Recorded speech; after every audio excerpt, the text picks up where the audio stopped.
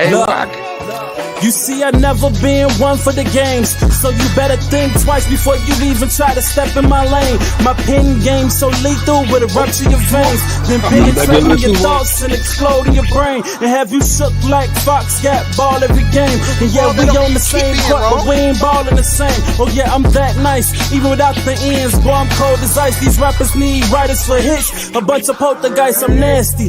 Even if you both, you couldn't pass me. Now give me the torch, but don't gas me. I'm everlasting, so I can't never let them quiet me. I'm the one that's known to beat the odds and put a strain on society. Yo, what's up? Welcome to the S.O.S podcast, the Strain on Society, the most honest hour and change of your day. Once a week, we coming to you live again at this particular shit. This time. Lucky we hear it all, motherfuckers. Well, we back on the day though, right? Yeah, we back though. Guess who's back? I don't know. Is that a thing? I guess he is back too a little bit now. Anyway, we back again. We might have missed y'all last week, but hey, look, 324 motherfucking weeks. Can some shit just happen? Pop up. We'll tell y'all about it in a minute. But before I do, this gentleman all the way to my far left, because it's that way. His name is. there you go. He's in the middle, right there. Wow, motherfucker. Hold on. He lost something. He can't find it. Hey, look, why I feel like this was the 3-card Monty. Oh, there it is. It's all the way over there now. That was theatrical. That was some theatrics. I give you. I gotta clap that one up. That was a good one. He put some effort and thought into 324. Just gonna put it out there. Missed the week, but we back. And the gentleman in the middle now, I guess that's where we going. Hey, look, all the way to the other right now. Oh, in the middle now, you see. Hey, look, you never know what orientation you're gonna get. All these shits we got going on now. The man in the middle, that's not me, but him. Yeah, he goes by the name of. I am Dion Asshole Professional. Hey, you know what's really professional and professional, and we are the S.O.S podcast. I thought I might have heard something. I don't know. Podcast. Oh, now we took time on that. Hey, look, we ain't gonna take time on that one. That was hey, look. That was the intro be different when you gotta like previously on. Right. You know what I'm saying? A lot of catching up to do. Yeah. A lot of catching up. Even though like it's like a previously on a show that don't never like need a previously on. There was 3 Martin episodes where you ever had to like know what happened before. Yeah. And the wedding, when he left. Shit, when is the other one? The breakup. The breakup. You had to know when he got motherfucker when he was at the We could barely hear you. You had to know the previously on when he was at the fucking retreat. Yeah, that's when he left. That's the what? When he left. He left? Yeah. He ran away. Remember? No, I'm gonna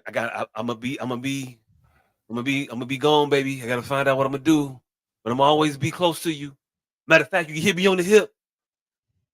555-381. Making it away when she can. Temporary layoff. Good times.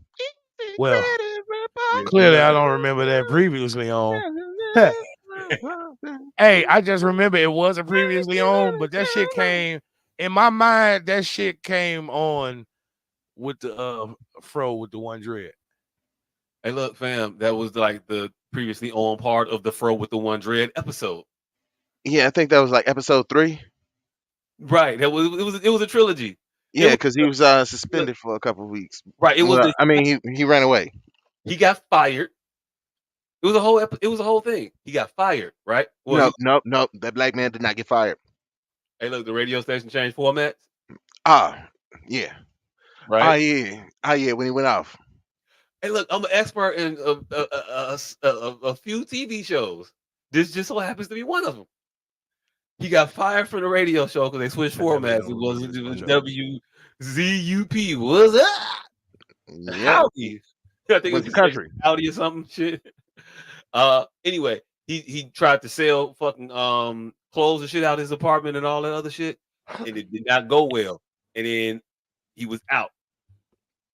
He Wait a said he minute. made the tape. He made the tape. Gave it told Gina, "I'll be back, baby, but I gotta, get my shit together." He went to the I don't know the cult name, but he went there with the big back bitch, and was about to get his brains blown till he realized can't do it. Gina, Tommy, Pam, and Cole all went up there to try to talk him into coming back home, and he didn't. He escaped when they said, "Yeah, we gonna use you to be my sex slave." He said, "No, can't do that. Got to go." And then he went back to Gina, but he kept the fro. And then he became a postman and a flow buffer, and you know, me and my buffer baby take over the world. He worked at Hoochie Burger for a while. Hey, was it just me? Even though Shanice was fine, I was kind of upset that Cole didn't end up with Big Shirley. Nah, see, that's just you. I want the best for Cole. Hey, look, Big Shirley had 4 Big kids. Shirley was the best for Cole. Big Shirley had all them damn kids, and they kept eating all cold food. Man, It was Cole fine needed shit. guidance, man. Cole and Shanice out here was, come on, that was like the blind leading the blind, man. Yeah, they gonna need some help, but hey, look, it's They counseling. were made for each other. It's social workers. Like certain shit is just meant to be. See, I think they was just across the line of getting help, though. You know, there's a 59 and a 61. 59 need just as much help as 61, but 61 don't qualify. Yeah, hey, look, 59 and 61, both the same motherfucker. But when you got two 59s, ain't That nobody equals 58, nigga. that they with a 59. You can't put a 59 with an 87 and be like, y'all gonna be happy. No, the 87 is gonna be mad that this motherfucker is fucking up the curve. But They Shirley not and gonna Cole be worked. happy together. But Shirley and Cole worked. They didn't work. They just worked together at the airport and not even in the same job function. It's like Big Shirley forever. Hey, look. I don't know why you put down this Big Shirley. On his big ass heels. Motherfucker really was like watching. He was watching What's Happening or What's Happening Now. And And that was regular Shirley. it was a couple scenes where she looked out for Raj, and it hit his heart a little bit.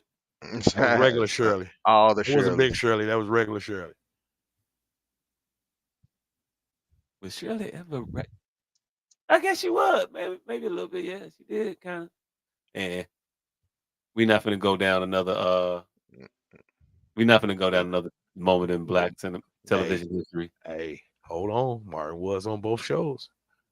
Hey, look, Martin was on both shows. well, he was And on What's Happening Now. He was on What's Happening Now. He wasn't on What's Happening. Yeah. Big Shirley was on both shows. You sure But Shirley, hey, look, Shirley- he was definitely on Martin.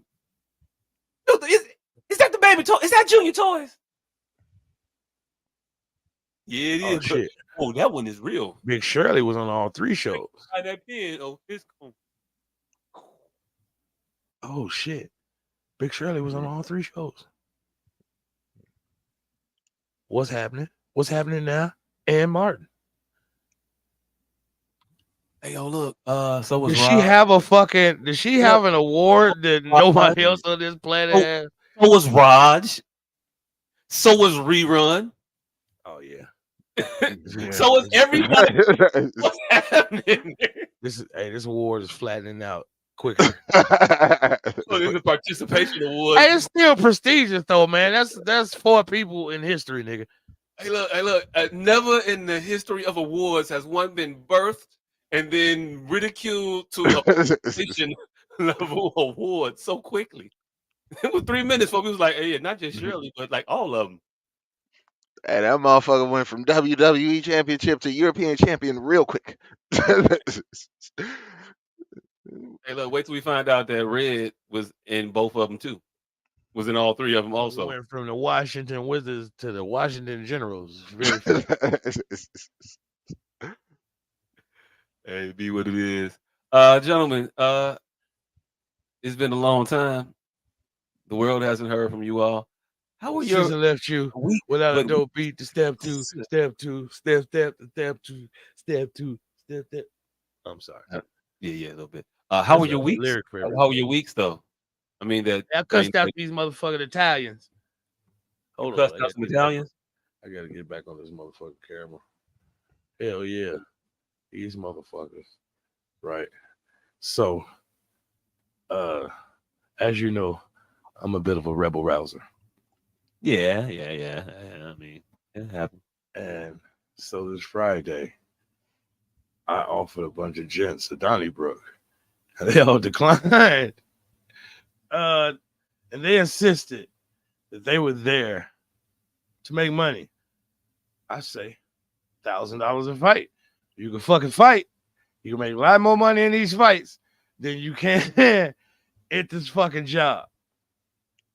You were trying to take it back to the more nostalgic era of Teamsters, yes. Well, doc. motherfucker could take the shit into the fucking bathroom. Cause what happened was, and I just be there fucking off.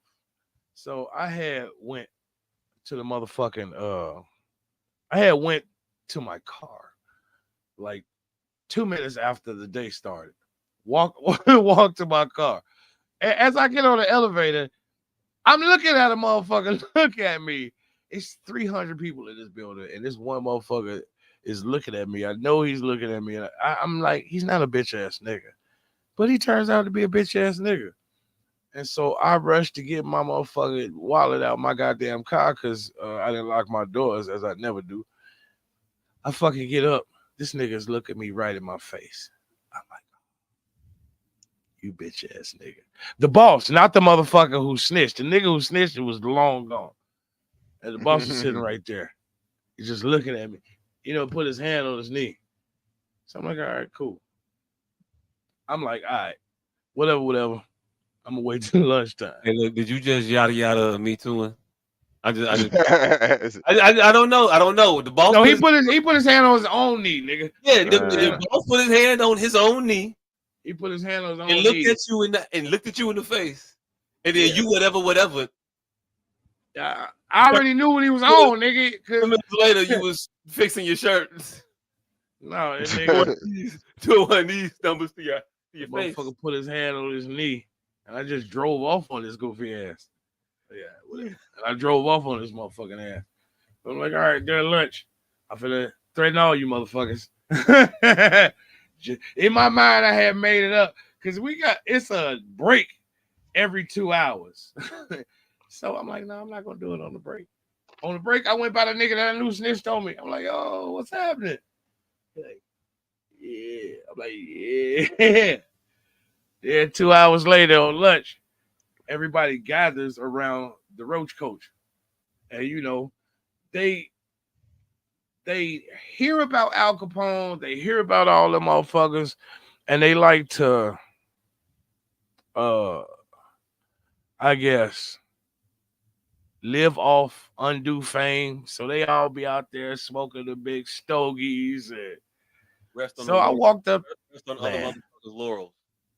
Nigga, I walked up to all these motherfuckers. I'm like, all right. So if you catch me doing some shit is one thing. But the next one, now they all standing out there. And I'm like, now the next motherfucker call you about me, I'm going to beat the skin off his teeth. So now motherfuckers start looking around and shit. I'm like, all right.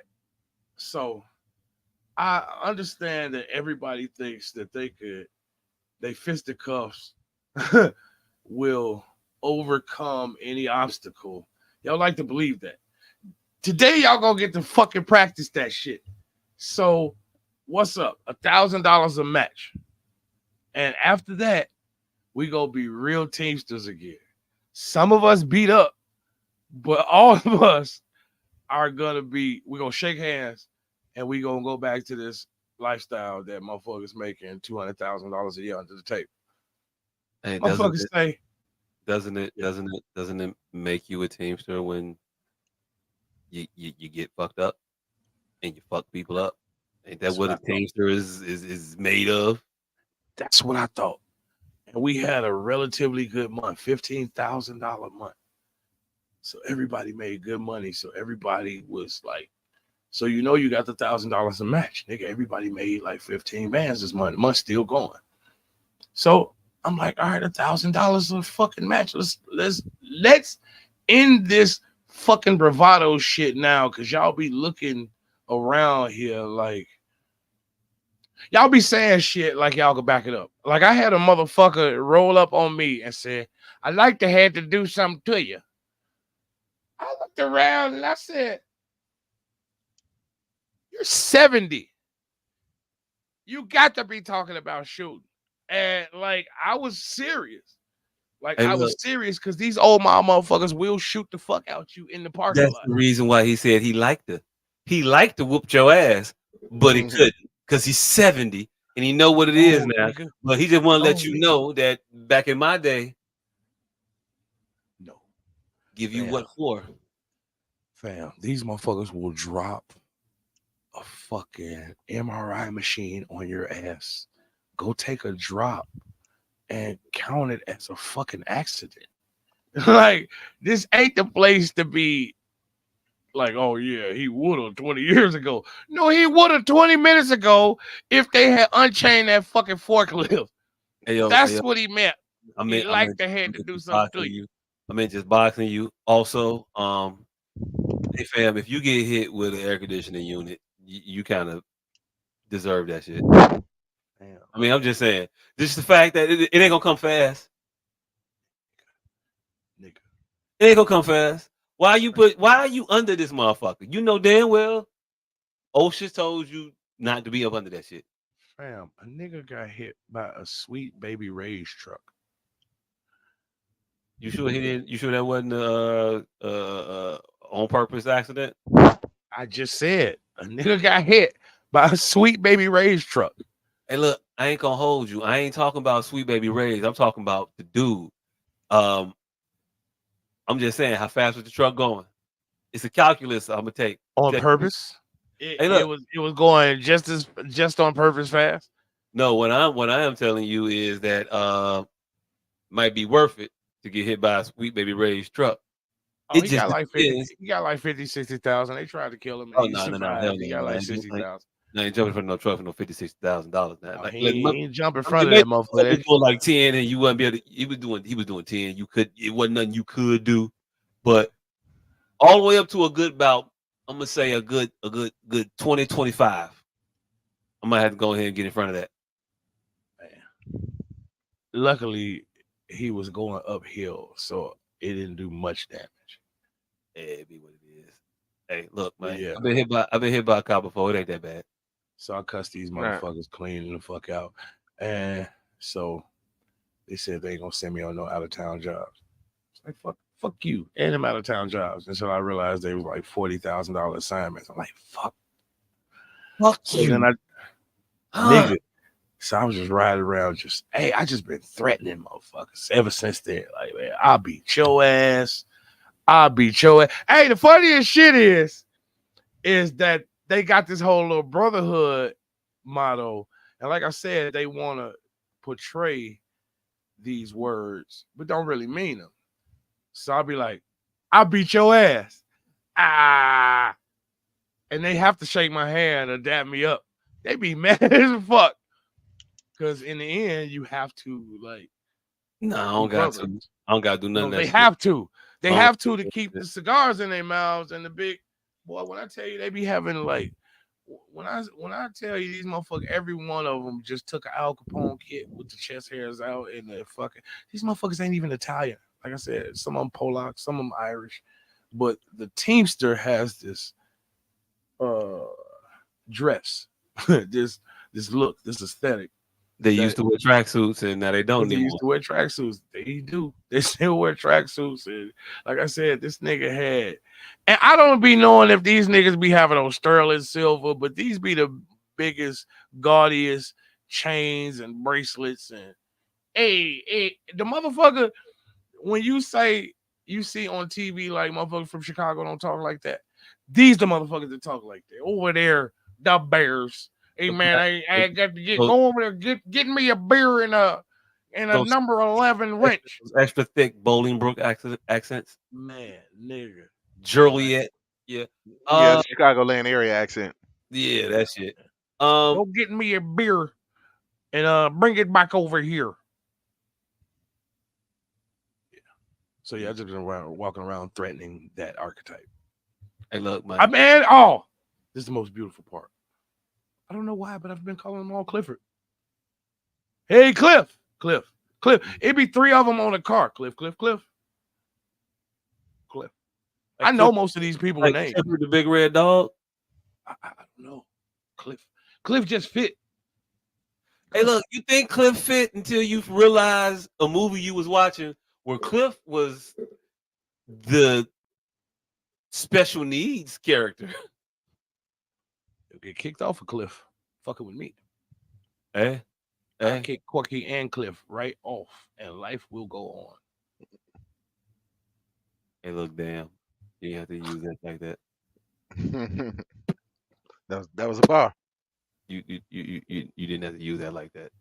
I will kick Corky off a cliff, and life will go on. That was dope. That was dope. I mean, that shit was. That was a bar. That was a punchline. That's advanced level shit. That ain't no 101. I could be a battle rapper. That ain't 101. That's 210 level. That's something to it. Oh shit! I let a Cluck fix my car. He took some parts. That's another thing that happened this week. Hey man, the Cluck will take some parts off your shit, and then now you be holding to that Cluck because you don't know what part he took. Hey, motherfucker said, motherfucker. It's called securing. It's called guaranteeing job security. Motherfucker took my tensioning rod. God damn. You want the motherfucker to run? You gonna have to call me back. You gonna need me because I got your whole air intake. Nigga then took hey, look. Hey, you didn't have to say the actual part he took, nigga. Oh, my bad. Shit. Hey, look, because I was going to say the actual part. You made it all too real, nigga. Hey, look, I told you, hey, look, I was going to make it realer because you shouldn't have showed me. I was going to say the part that he fixed and how he did that shit and how ingenious it was. I ain't never seen nothing like that forever. Nigga, I was at work when he did it to the motherfucker. Say I'm about to take some heat to it. I'm like, some heat to it. Gotta take some heat to it. This nigga then took 10 gauge chain and tried to manufacture I don't even know what this part is called. It's a pulley system from the transmission to the gear shift. It's just a brake line. But this nigga there, it's 10 inches of this brake line is static, and the rest is that fucking heavy gauge wire. This nigga then tried to turn that static part. He did try to make that static part out of fucking 10 gauge chain and didn't. He didn't. Hey, look, it did not work. ain't he gonna hold you. You ever had like a lot of paper clips and been really, really bored? Yeah. It looked like that's what dude like harnessed when he made this. And the funniest shit is he never put the battery back in, so I don't even know how he know the shit didn't work. He said, "Yeah, man, I tried it didn't work." Like, how you know? Wait, it didn't work. I thought that shit worked. No, nigga, or else my car would be running. Man, I thought you just wasn't finna like long term try that shit because that's not a metal meant for heat, and that's an area meant for a lot of heat, and it's gonna stretch and get bigger, and you gonna be on the expressway, and that shit ain't gonna go back into motherfucking 2. Man, hell no. It didn't work. Not the expressway. You're gonna be in the parking lot in reverse, gonna go, and then you gonna go back to drive, and you'll hear a loud ass popping noise. Nigga, I just changed cars. You're gonna go reverse again, and then reverse ain't gonna happen. Nigga, I just changed cars. Yeah, but luckily I had all 5 of my cars here, goddamn. But I just changed goddamn cars. Hey, look, you blessed because rarely does that shit happen when you at the crib. It's typically when you at least 15, 17 miles away. Whatever your insurance covers 100% of, you are not in the vicinity at. This is why I remain the good nigga that I am and even fucking help people that spit in my face. Cause you know when that shit happened, when I was bagging out of my house, that motherfucker went kink. You know how you make a 3-point turn? I'm making a 3-point turn. I go back, that motherfucker go kink. And so I go forward. That motherfucker say kink. I try to go back, and that motherfucker go forward again. I try to go back again. That motherfucker go forward again. He said no. I I said just put R. That motherfucker had yeah, a whole three. He had a whole Three Stooges scenario happening. nigga. I put that in neutral. That motherfucker went forward. I Right there. put that motherfucker in park. That motherfucker went forward. I'm like, all right. Pull that motherfucker back where I park. It just came from. Park that motherfucker right back. Said, Then won't I be tried to using back out one more time. That motherfucker went forward again. I just shut it off. yeah. It's Hey, been that, right for the answer. Look, you can't take IT. You can't take IT solutions to your car, fam. You can't hit the reset button and be like, give it 5 minutes, unplug it and then plug it back in, see if it works. No, nigga, that ain't how cars go. Hey, you know what's the retardedest part about this whole scenario? He came out there and he was putting it in gear with his hand.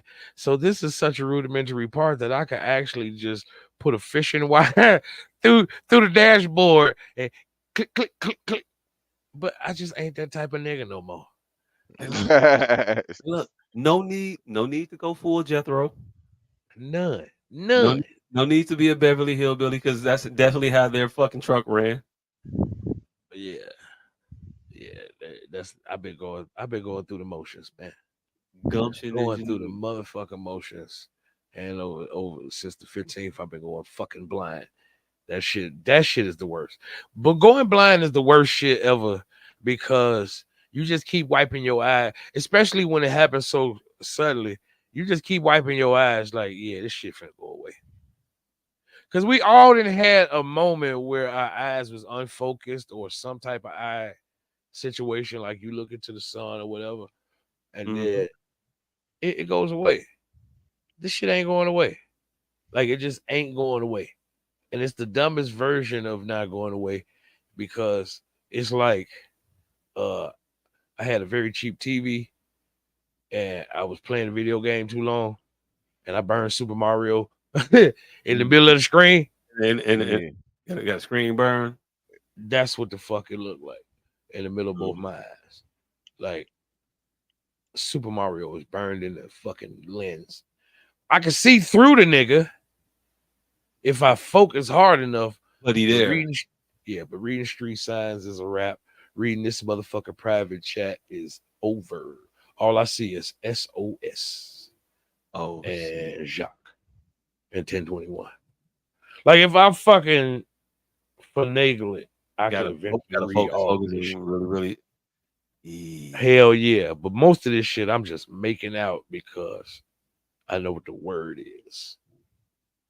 So this is a very interesting journey because as all of this shit, other than the eating thing, there's been no associated pain. So motherfuckers just feel like I'm fucking victim whining. I'm like, no, there's shit you can do about it. Hey, Yeah. I ain't looking for no sympathy. It's just actually what's happening right now. This is the And premise of events. yeah, and it be tweaking me at times because I'll be daydreaming. And in my Mhm. daydream, the shit won't be happening. And I'll be like, God damn, my eyes fixed. And then I'll snap out of it. Like, nope. Hey, look, dreaming that you have anything less than perfect vision is wild. Like, how you gonna No, keep? I don't be dreaming that I have left in perfect vision. I be daydreaming, and in the daydream, you know how you staring at something, and then you'll just start thinking about something else, but your eyes will still be focused on whatever you staring at. In the daydream, the shit won't be happening with my eyes, and then I'll be like, "Oh shit, my eyes is back," and then I'll snap out of the daydream, and snapping out of the daydream, I realized, no, this shit is still happening. I was just daydreaming. I was just zoned out. When I zone out, my I think I solved the question, do blind people see in their motherfucking dreams? If they started out seeing, hell yeah. Hey, look, I think they see in their dreams if they never seen before. I just think they have a very, very inaccurate picture of all the shit that's going on. Like, I would, nah, it don't look like that at all. But it's a nice try. Like, I was watching House because I'm watching House and I'm halfway a doctor now. But Mm, And it's they, crazy. I don't think they that had, at all. I don't think mm. you can make up input. hey, look, you think that, but they had a motherfucking a girl, right? She had some issue. She had Hey, a this was nigga, you start out by saying house. yeah, It's House. a TV show, nigga. Yeah. Hey, look, shit's Uh, real. You can't tell me this ain't based on a true uh, story. I don't give a fuck. Hey, look, hey, look, hey, look, hey, look. okay. I subscribe to what happened on SVU happened really You should somewhere in New York. rip from the airlines, nigga. Rip from the headlines, nigga. What are you talking about? These things are true. Don't fuck with my soap operas, my stories, whatever it is. But no, anyway, the girl had she had a fucking what would you call it? Hematoma. Whatever. It's Please. always a hematoma. Mhm. It's always that shit. Anyway, she had the exact same shit. I kind of lost what the fuck we was talking about. What was the ailment? Blindness. Blindness. Blindness. Blindness. Yeah. She was going blind. They couldn't see her shit. She had a boyfriend um He that was she going ended blind up too. cheating on with his father, which was wild. Anyway, she was going crazy and having these delusions, and then she went blind, and they couldn't see. They couldn't figure out. She was also in like a some kind of state where they couldn't. They wanted to know Is this what a she was. roundabout way of saying the bitch had syphilis? Nah, well, a little bit. I think she might have had syphilis. Anyway, what they did was they hooked her brain up to some. They hooked some nanos up to her fucking head, and they was able to tell this bitch to think about a thought, and she thought about it, and they were able to look at the thought that she was thinking on the screen, and it was like, "Well, what are you thinking about?" And she was like, "Johnny playing baseball." And the picture that they were seeing, it was like, "Oh yeah, it is motherfucker like playing baseball." They knew it before she said it. They just wanted to hear her say it because they all knew what they was looking at: a motherfucker pitching, a motherfucker batting. They knew it, and she did. She told them what it was. It was like, oh shit. Oh, I know what it was. She was hallucinating in her dreams, so she couldn't tell them what she was seeing. So they wanted to know what the fuck was going on in her dream because they thought that her dream was a clue to what her ailment was. And so, how housework. Well, thank God for Hugh Laurie. Thank God for Hugh Laurie, the only motherfucker to bring it together. Anyway, Mhm. so the technology exists. You can't tell me it don't because they have it no house. So if you're blind, you can think of some shit and it'd be images. I just think that if you had never You seen have to baseball, have input. hey, look again. Hey, I just think hey, if you had never seen baseball. You heard a lot of it, and what you envision running, looking like, and swinging a There's a bat. bunch of sounds in the dark, hold nigga. on, hold on, hold on, hold on. How do you explain the color blue Hey, to a look, blind person? none of the Bunch of colors are sounds gonna in the be the dark, same. nigga. None of the colors gonna be the same. It's just I gonna don't give a be fuck what you explain to them. It's going to be dark. it's gonna be dark, but it's gonna be shadowy figures doing the thing. Definitely wrong. Hey, look. Also, blue. They might describe to you what they think blue would possibly be. It's gonna be not blue, but just understand that that's what they think blue is because they ain't never seen nothing. But you could see what they ain't never seen because they mind and imagines things. at Because the old girl best, was imagining a thing, and you could actually read that shit. It at was the on House. best, It I'll really happened. at the And best, if you want to tell me that TV is not reality, then this podcast could just be over with right now. at the very best, I'll give you. They will touch since the Stay Puft Marshmallow Man. Like everything will be versions of various versions of shapes of the Stay Puft Marshmallow Man. Like I'll give you that, but even those will be dark. Hey, Just look. black, Hey, look. black. I'm not saying that the shit is going to be accurate. I am saying that the Stay Puft Marshmallow Man is going to be doing something that looks like jumping jacks and shot putting, and you're going to say, What are you thinking of?" And they're going to say, "Oh, pool." No, it's not what it looks like at all. And they're gonna say, "Oh, well, I'm blind. What the fuck do you think I think shit look like?" And then you're gonna feel like an asshole because you're gonna be like, "Well, yeah, I get it." but it gotta have some input. Hey, look, it's an input. It's just gonna be wrong, but they think of shit. Telling you they do. And all we gotta do is get the machine from the house to their brain, and then we'll see it. Man, but what I'm saying is, if I just say a random word and ask you, a sighted person, to envision it, you are going to create a vision based on your culmination of things that you've seen. Yes. Mine's gonna be accurate. You're No, gonna yours might not even be accurate. no I'm my, talking about if I just gave you a script of some the way things the you've machine never worked on heard of or seen before. the way the machine worked on House because she had seen this motherfucker play baseball, they were able to look at it and they knew because she said baseball. She just thought it. They saw what she thought. It's this, fam. Don't rain on my parade, man.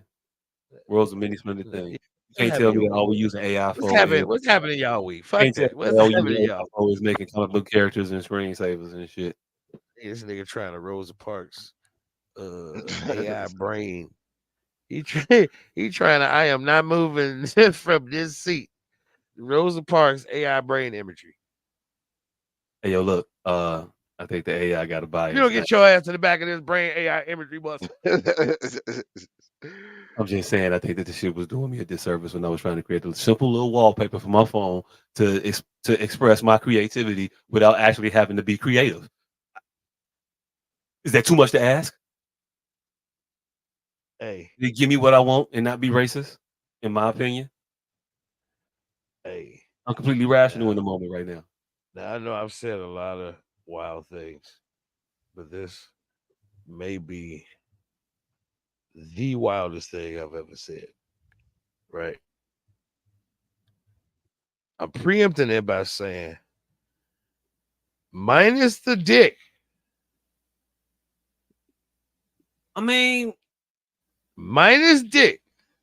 when is dick like the option? Like, when is that on the menu? Like, not today.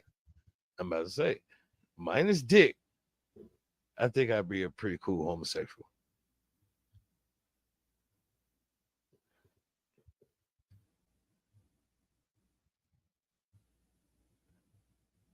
So basically, you be a good friend.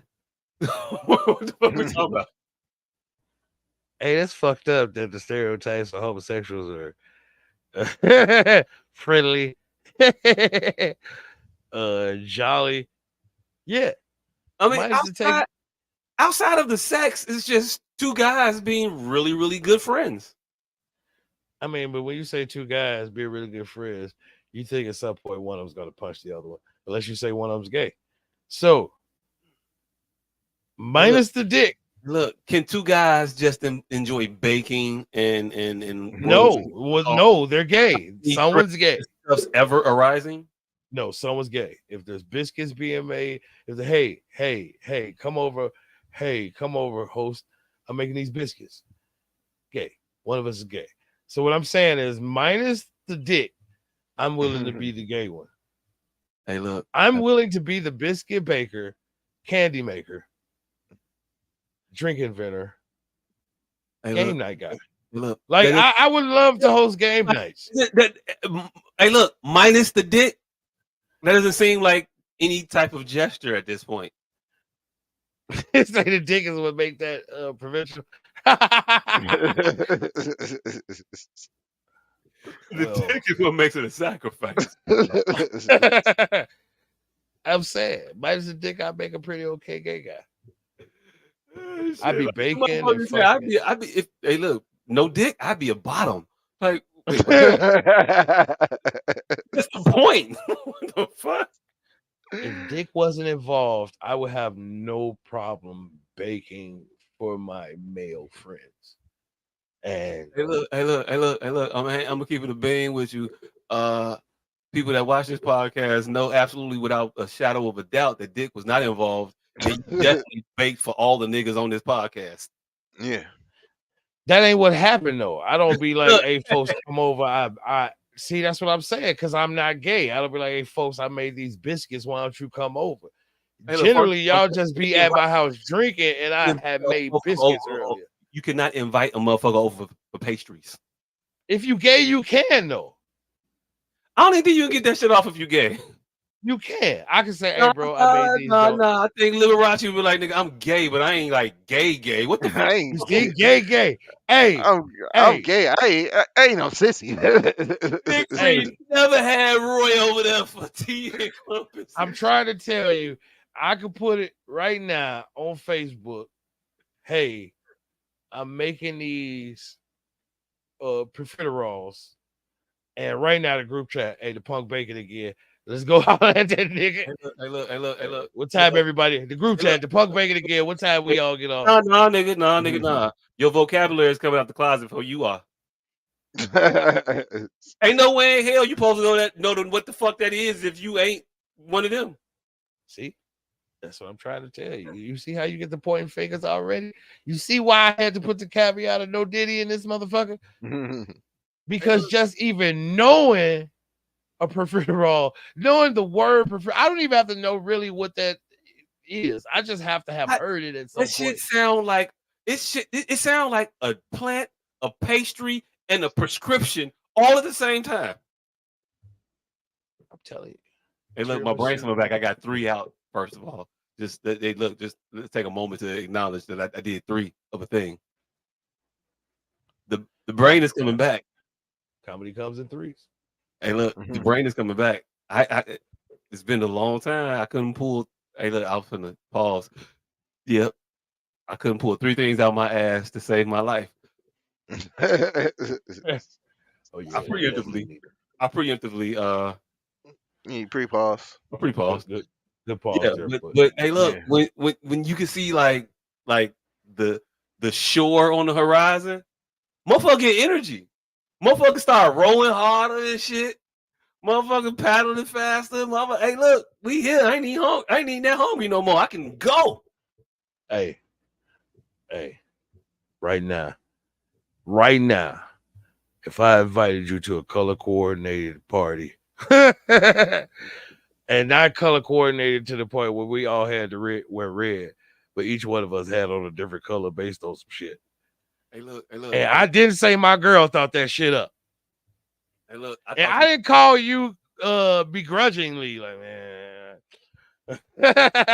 If I just call up all the guys, like, hey, Pistol, you were blue. Not the scenario. You were green. I already understand it. And I'm down. I'm telling you, nigga, it's a hard no. Pause. Yeah. Exactly. Yeah. That has to come from your gay friend. Nah. I'm cool with that. No, fam. Hey, look, no. I have no problem with that. I will give you the parameters in which that shit will happen where I will participate. If your gay friend invites you. Your girl call my girl and she tell my girl that I gotta wear some shit or like all the world's gonna end. And she makes that a point to my girl. And then my girl tells me I gotta wear a color and then I wear a color. Other than that, nigga, you not finna call me and be like, hey yo, purple, nigga. And I'm like, all right, let me get my purple together. Like, no, I'm not finna get no colors together for you, G.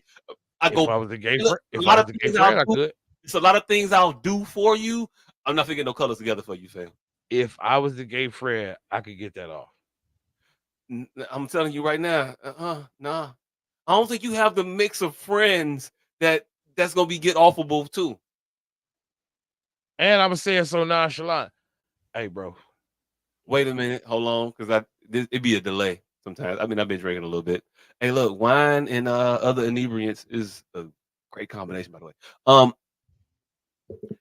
You said you would wear color. I think I heard you say that, Mr. Professional. Yeah, I would rock color. You let this nigga coordinate you, is what you said. I wouldn't mind. So hey, look, you know you ain't nowhere but a hospital. Wait, you saying you were letting heterosexual me coordinate you? Yeah, you say, hey nigga, finna do this fucking party. Hey, it's my birthday, nigga. We're doing this goddamn party. Nigga, went orange, bring a whole bunch of orange shit. Fuck it, I'm down. Hey, look, but nah, this your gay friend. This your gay friend. Dot. He ain't say that. What he said was, hey, look, you know, I'm coordinating my party. And I think that I want everybody to wear colors, and I think you would look good in orange. No, that's not what I said. Oh What I no. said What is you what he said. said. No, What that's I what. said is what he said. No, Hey that's man, the version of you we said. we That's how, said, that's how, hey, that's how hey, the other you said it. no, the other me Uh huh. said, hey, I'm gay, but I don't like dick anyway.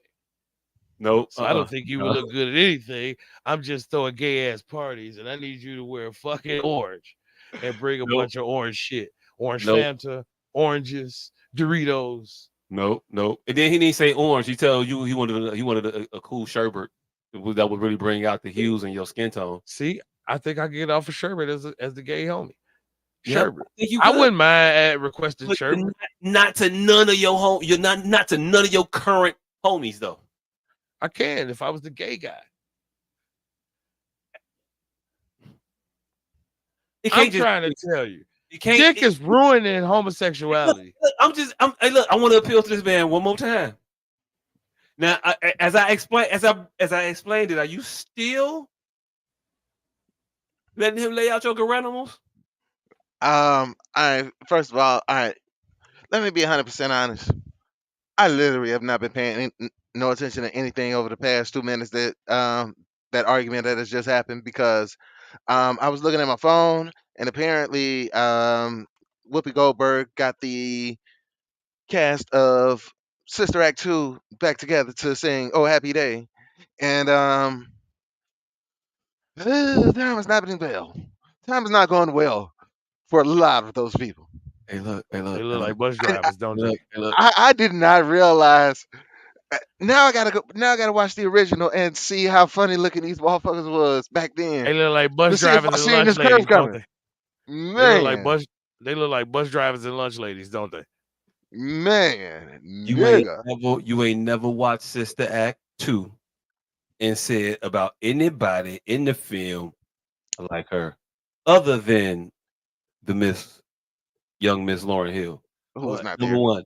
Number two, I bet they still waiting on the incomparable Miss, and I know I fucked that word up, but y'all know what I mean. Incomparable Miss Lauren Hill to show up to that Sister Act 2 reunion. She on the way. She'll be there in a minute. Just keep Hold waiting. on, hold on. Nah. I will say that Lauren Hill's friend, the one that she was rehearsing with, she was on point. hey, but here's the thing.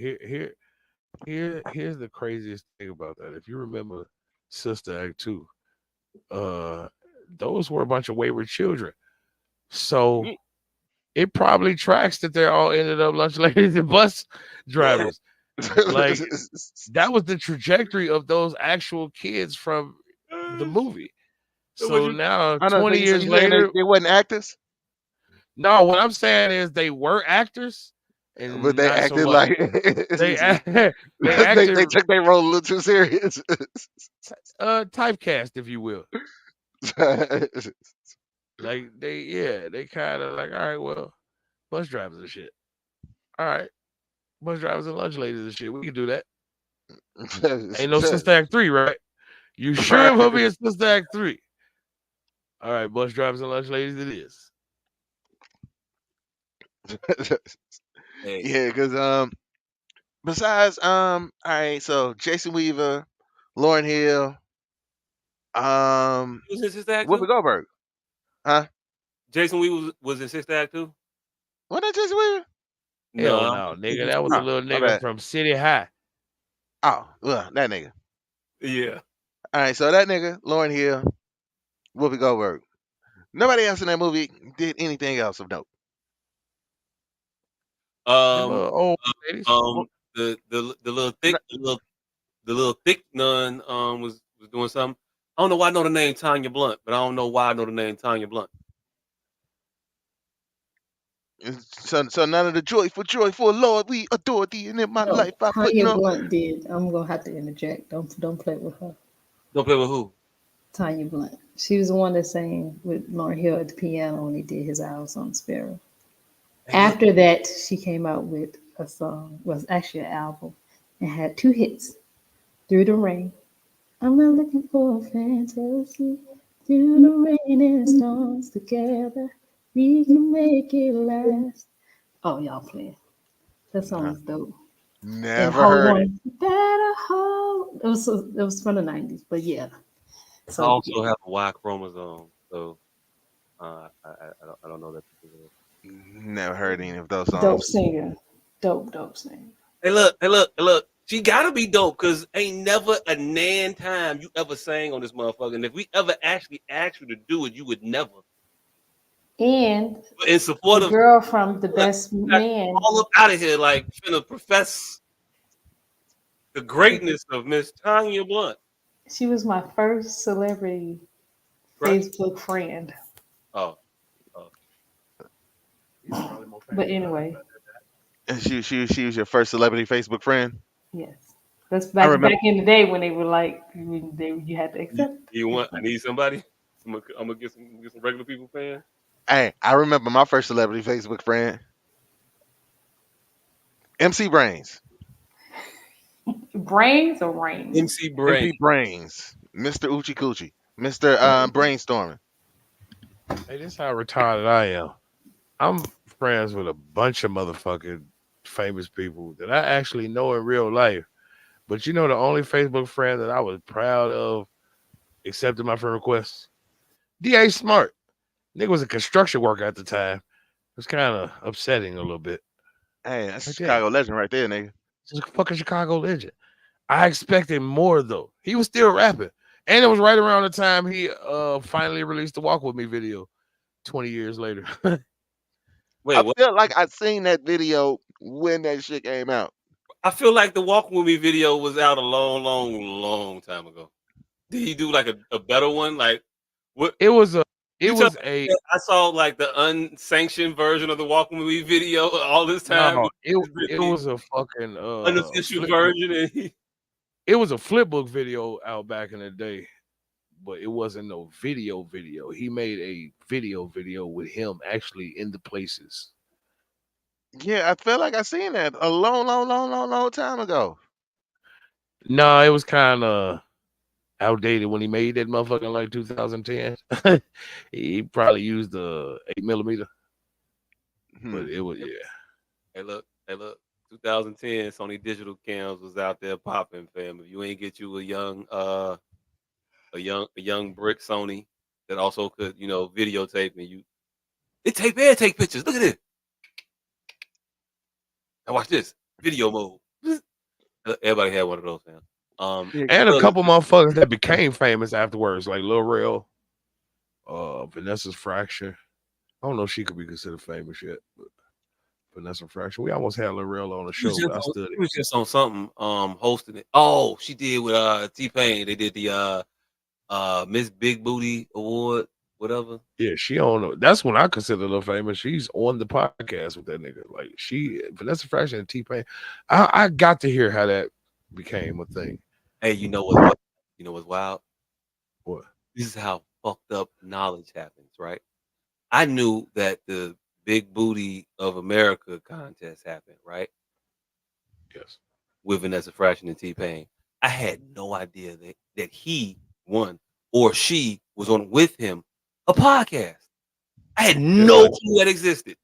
for like 2 years now.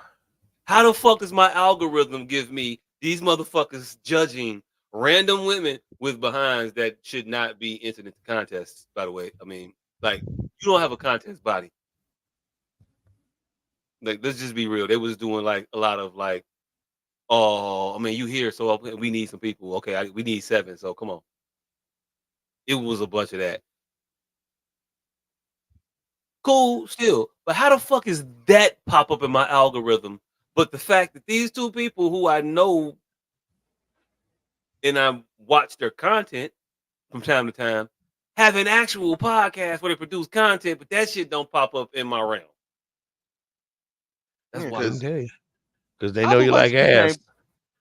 T Pain is actually hilarious. Nigga, T Pain is actually hilarious. Vanessa Fractions is actually studious, and they go well together. Podcast is one of those very. Hey, everything. I'm comparing everything to Young Dro now. Like Young Dro, Young Dro. I'm Uh, clean in this bitch. Now I'm yes, finna show the lean in this bitch. nigga. I forgot what I compared him to a couple weeks ago, and it was the most apropos thing I've ever compared any two things to. in my entire adult life. But Young Dro is the greatest thing that we don't revisit ever on the planet. Like Young Dro, every time we come across Young Dro, like damn, he fucking murdered that. Yeah, you did say that. Yeah, that first album was dope as shit. I agree. Yep. Yeah. Oh, all right. Young Dro is the popcorn, the theater popcorn of rap. You never really have a craving for it, but every single fucking time you encounter it organically, you be like, this shit is fucking amazing. And it never disappoints. Why don't I do this more? But as soon as you walk out that fucking movie, you leave that half bag in your fucking car never to be thought about again. Until the next time, somebody's establishment is spending $45 on overpriced drinks and popcorn, shoulder lean, wafted right back into your fucking head. It's like every fucking time. Anytime Young Dro drops some shit, you like, God damn, why don't I fucking listen to Young Dro? And then as soon as you stop saying that, you stop thinking it. Hey, you know who else is like that, but not like that, but like that though? We never had the highs of Young Dro, which is wild to say when I hear it out loud. Who? Ace Hood. Nah. Every time I hear that motherfucker's rap, I was immediately annoyed every time Ace Hood voice came out of anywhere. Like, yeah, my day is not going to go good. I'll give you that. Ace Hood is like your nephew. That's dope. Like you pat him on the head, like yeah, that was dope, but you don't want to hear it no more. Ace Hood, I will give you every single time he dropped. Like yeah, that shit was cold, little nigga. But I don't want to hear it again. I'm never. Him and Jody Breeze. I'm never gonna read it. I'm never gonna. I'm never gonna click. I'm not gonna favorite it. But it was. I liked it. I liked it, but I'm never gonna. Him, Jody Breeze, and Lil Zane. Them three motherfuckers. And you be like, this nigga said Lil Zane. Lil Zane in it. Lil Zane. Fam. Like, have you heard? Say you don't know from Lil every Zane? fucking. Hey, say you don't know every. I don't. Fucking staccato of fucking his verse in Anywhere. In who? Anywhere. What's Anywhere? We could do it all to the bedroom, to the floor. Oh, hey, look, when it plays, yeah, I can tell you. I know. 112 C to you. What kind of feeling do it bring to you? I pump hard till you say I'm being mean to you. Hey, look. That's what Lil Zane. Two player, what I bring to you. Those were the. If you wanted, we could do it in the Black 500 with the top down. Lil Zane was the man, fam. I know it when Lil Zane say it. I don't know it when you say it. That's how not it is. Like when he with the music and everything surrounding it, it'll fire back the synapses. But it's a synapses. Jody Breeze. Why Jody Breeze. The same reason ain't penis side or whatever. Testicle. Penises and not peni. Penises. What? But it's a penis. Hey, look. Why it ain't peni? I'm just saying it just shit just. Why the fuck it ain't testicles? Testicle. No, I'm saying testicles is one set. Testicles would be a couple sets. Testicles is two. Testicle. Right, set. If you got three, it should be weird, and we need to give it a different word. Two, more than two. Testicle. Hey, look. Testicles sound like a pair of nuts. No, testicles sound like a verse of the Bible that the book of the Bible they weren't really sure of. Return your books to Testiclivius, verse 1, chapter 12. They found that about 3 years after they made a medical journal when they was like, wait a minute, hold on. We already used testicles. We already let John go, and that's kind of dicey right now. Well, the situation. But yeah, that shit crazy though. But yeah, Lil Zane, motherfucking Ace Hood, and goddamn Jody Breeze. Them three motherfuckers. It's like, all right, little nigga. Good job. Keep it moving. And you know who else? Chingy. Nah, you did a good job, but I don't ever want to hear that shit again. Nah, Get the fuck that song. Nigga. These motherfuckers we talking about right now. Whenever you hear a new song from them currently, you be like, yeah, I like that shit. but then you never go back, Fam, never trying to hear it again. fam, I ain't fam. heard a Chingy nothing, You and just hear Chiggy's antics and you immediately turned off. But I yeah, guarantee you, you if don't I even hear I Chingy. guarantee you, all of Chiggy's hits are higher Mm. in your likes than you think. And, And and, and let throw on fighting in the club right now. You gonna chingy over Nigga, there, if you hood over put there, on footy over what there. what colorway, you man, remind yeah, baby. no, that shit was cool with Jason Weaver. Yeah, I'm gonna let one call. Yeah, hey, look, and that was my that But shit do was you cool. understand? That's like his 10th hit, nigga. He got Nah, it 9 was. other hits harder than that. Hey, look, yes, he did. Those were hits, but they were novelty hits. He got one that you will be able to play and be like, yeah, I want to hear that again. And I'll hear it, but not right now. Like, surprise me with it later. Like, that's how And that works. all I said was Nah, he nah. makes songs that you go, yeah, nigga, that was cold, but I don't want to hear that shit again. I just put him in that catalog. That's it. I'm not saying he's a masterful artist. Jody Not Breeze, a masterful Little art. Zane, Chingy, motherfucking and Ace Hood, all in the same group.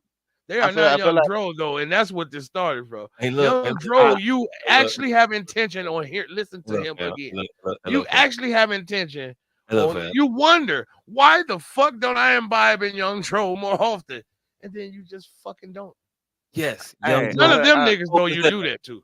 but at no point does Little Zane make my Mount Rushmore of mediocrity.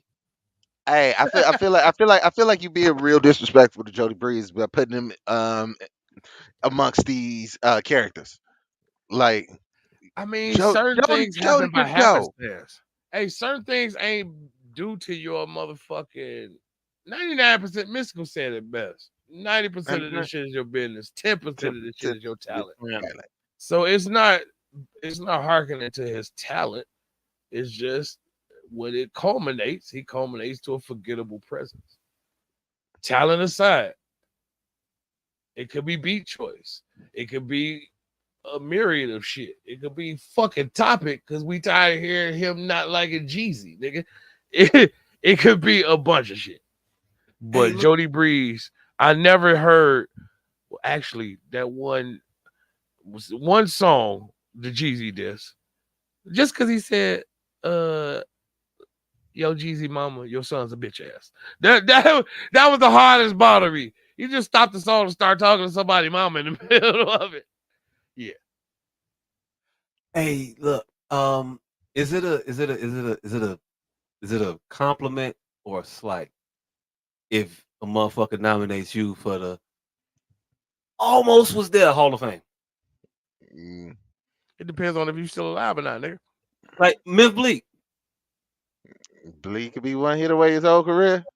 that I, motherfucker. If there was ever a candidate for the Hall of Fame, Memphis Bleak. yeah, I think it actually should be called the Memphis Bleak Award. Hey, look. Is that an honor or a slight to be? Hey, Yeah, the annual Memphis annual Memphis Bleak Award. Hey, look. hey, Memphis B I would Leak. prefer. I would prefer to be the first recipient of the Robin Award than be the namesake of the Memphis hey, hey, I ain't never Bleak forgave that nigga. Memorial Sidekick Award. Hey, I've Like, I never don't forgive. know. Nah, I've, I don't want I've to. never, I've never forgiven Memphis Bleak for saying clean and things. Never, never. I will never forgive that motherfucker. Hey, That motherfucker said we are riding clean on them things round here, and I've never forgiven that nigga. Hey, look. that's what you're gonna go with, Bleak. Hey, look. You're It's not fucked not up. gonna slang it. It's fucked up how your worst moment could also be your best moment. Cause hey, look, round here is like that's a high point for that motherfucker career. That's what he Man, did it without that. that He shit was is like making a making nails a on a making a chalkboard. statement and a step out on his own. I don't know. Hey, I Hey, still think that one of the greatest things that Jay Z ever did was Memphis Bleak getting what 3 great verses out of Memphis Bleak on Volume 2. That intro was cold as fuck. Intro. Um, Intro was cold. Nah, this Bleak ain't nigga. This shit little nigga Bleak. Before I see you motherfuckers live from the on the street. street. Hey, at 9 I used to geese hoes for Easter clothes. Come on. Hey, look. Hey, look. Hey, look. Bleak killed that intro. Killed it. But does he lose points for the best song on his album not fucking featuring him? Nah. I mean, because also he was still Memphis Bleak, Nigga. You but can't. to Hell no. You not. Jay-Z is Hold on. not finna intro Hold my on. goddamn. What was the Jay-Z stimulation package on Bleak shit? It was, Dear on, Summer. it was anything Dear on. Summer, I know you're gonna miss me. Though we've been together Oh, like Nike Airs and Chris T's that as was on dots Bleak with shit. polo fleet. Yes. Yes, nigga. How the fuck is the coolest song on your shit gonna be not featuring you and your intro? I thought that Hey, was on like a MTV something. nah, Oh, that was Bleak on. fuck did too. shit. Until that album got pressed. Oh, Hey, when Jay Z did that verse on Folk Master Flex, Bleak was like, "Oh shit, that's cold, that's cold. Hove is the goat, Get a look Hove at is the that. goat." And then next thing you know, it's on Bleak album, and all of a sudden, Bleak like, "Yeah, this some bullshit, nigga." I didn't know you was finna put it on my album. Nigga, Right, wasn't nobody finna buy this shit if I didn't do that. hey, look, hey, look, hey, look, Tata true. didn't even buy it. hey, look. If you bleak and you look when Jay give Beans a stimulus package song, you get that motherfucker anything. I do anything for you. And Bleak get a recycled as Flex freestyle verse to sit on his And album. it's shit on your fucking album. It's a cold verse. Hey, look, Not I just a cold verse, the beat, The the beat, whole yeah, thing, nigga. How the motherfucker came in, like the in theatrics summer, behind it. yeah. Made this It nigga was a think that it production, wasn't even on a Bleak album. and this was when Jay was quote unquote retired, so this was the Jay Z performance that motherfuckers was gonna get for the year. Hey, look, but it's the effort. Like he he tried to do for Beans what he did for himself for Hard Knock Life. That was effort. That was thought. It was like No, it was more of an asshole move for Siegel because that nigga did a video for it, and then only did one video for nope, no, he did two videos for no, because you don't do a video for Bleak. no, he did one video for Beanie Siegel first album for the Truth. I think he only got one video, and then Jay Z did the other video. Hey, They look, all got wait, one video. no, he got more than one video for the Truth. Nah, I don't think so. I don't even remember the one video. I remember Freeway got a video. Anything's a video. Yeah, Um, Jay-Z was in uh, anything? yeah. video for anything. I feel it's a video for it. I really, hey, look, uh, Mac Bitch. No, that was the second album. That was the reason. yeah, that's the reason. Wasn't was it Stop Chill? I think it was Stop Chill. Nah, I shit. remember Too late. Freeway. I thought Freeway got the He, only he Jay-Z. had no video with Eve for the Philly shit. Nah, Yeah, yeah, nah, he had no. He nah. I'm sure Eve did the Jay-Z was on. video. Nah, had I a, he had thought a, Jay-Z was only in Freeway video. What do you mean? I thought he said he Jay-Z, the thought Jay only was video he only in appeared Freeway. in was in Freeway video. I thought that was the biggest talk about that shit. He was only in that one video. Yeah, but no, He we wasn't talking in about nobody shit. no, but we talking about videos that these albums got. Oh, you just talking about videos that the all right. The album got. You You're talking right. about the Jay-Z stimulus package was him appearing in the video. He only No, did that shit in the he Freeway finished video. that because that motherfucker giving you a song for your album that he just did. And then I'll play you the single. There you go. It's for your album. You ain't even own the fucking song. Yeah, and he did a vid. He made a video for anything. Yeah. It And I'm was trying to think of how many actual Beanie Siegel songs from the the truth. The region. truth. The truth had a video. That was one that was in jail, right? I speak the truth. You know what I'm giving Yeah, you. I think they had a video, and then ooh, fuck, it was something else. That was it. Only 2 videos for this fucking album. On that first album. But we yeah. were I know talking he about had like 3 on that second album. No, we talking about the first album though. Yeah, yeah. He had the he had a couple on the reason, couple more on the Uh, reason. 'Cause he let's had the one with see. all of state property on the um and two more. He had one with Memphis Bleak. I think was the video for that one. Yeah. Nah, that was at the Man, end of the that was at the end of the Memphis Bleak is video, was and that that what it was for was? Who on What? Yeah. Okay, No, no, I don't even think it was for Who on What. I think it was for the song they had on Bleak album. that that shit. Yeah, Well, that well, yeah, that's was it Swiss? Made that shit? yeah. Memphis Bleak is. Oh, you thinking Murder for Life? That's the song Yeah. with him and Ja Rule. Oh But yeah. God damn it, what was No, Bleak's no, no. Him song? and Beans got a song with that same ass little like do shit, don't they? I don't think so. God damn it. Hey, Yeah. hey, hey. We ain't even told about what happened in you niggas weeks. Oh yeah, we haven't. Oh, We done rabbit hole down rap music. All and right, so like hey, and I had a pretty productive ass couple. Well, pretty eventful ass couple weeks too. hey, look, hey, look, hey, look, hey, look, hey, look, hey, look. I was gonna say because first of all, motherfucker, don't try to claim you was productive on the backs of these other individuals.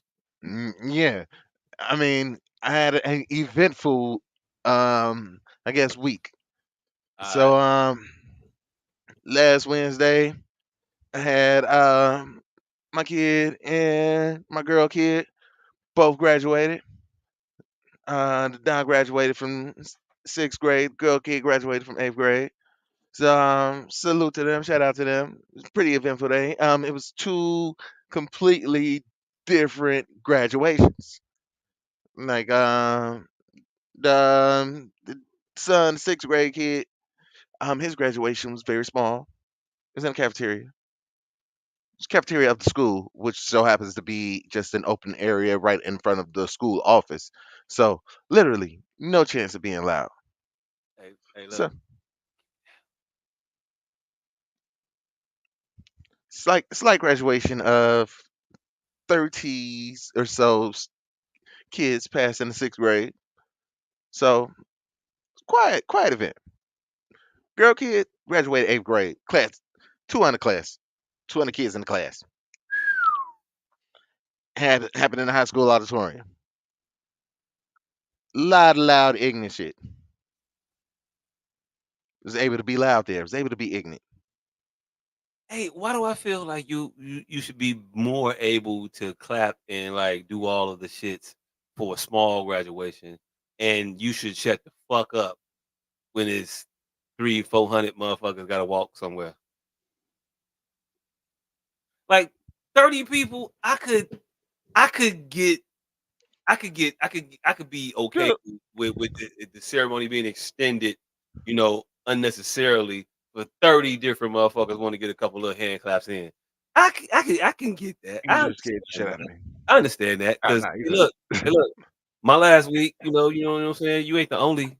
Well, oh, while you muted, he's not the only, graduatorial experiencer here. You know what I'm saying. You know, you know what I'm saying. Pre-K graduations count too. Yes, they do. You know what I'm saying. You know what I'm saying. Yeah, Salute. We'll talk about that in your week. But yeah. still, Young, in my week, hold up. um, Youngest Van Lord did this shit. I don't care about it in my week, but Youngest Van Lord did this shit. he did. Yeah. Salute. It's been graduations all around. You ain't even let nobody know that that the youngest one did the walk across the stage. Hey, look, first of all, they didn't even let these motherfuckers walk across a stage. They had the motherfuckers No. walk across the floor in front of the stage.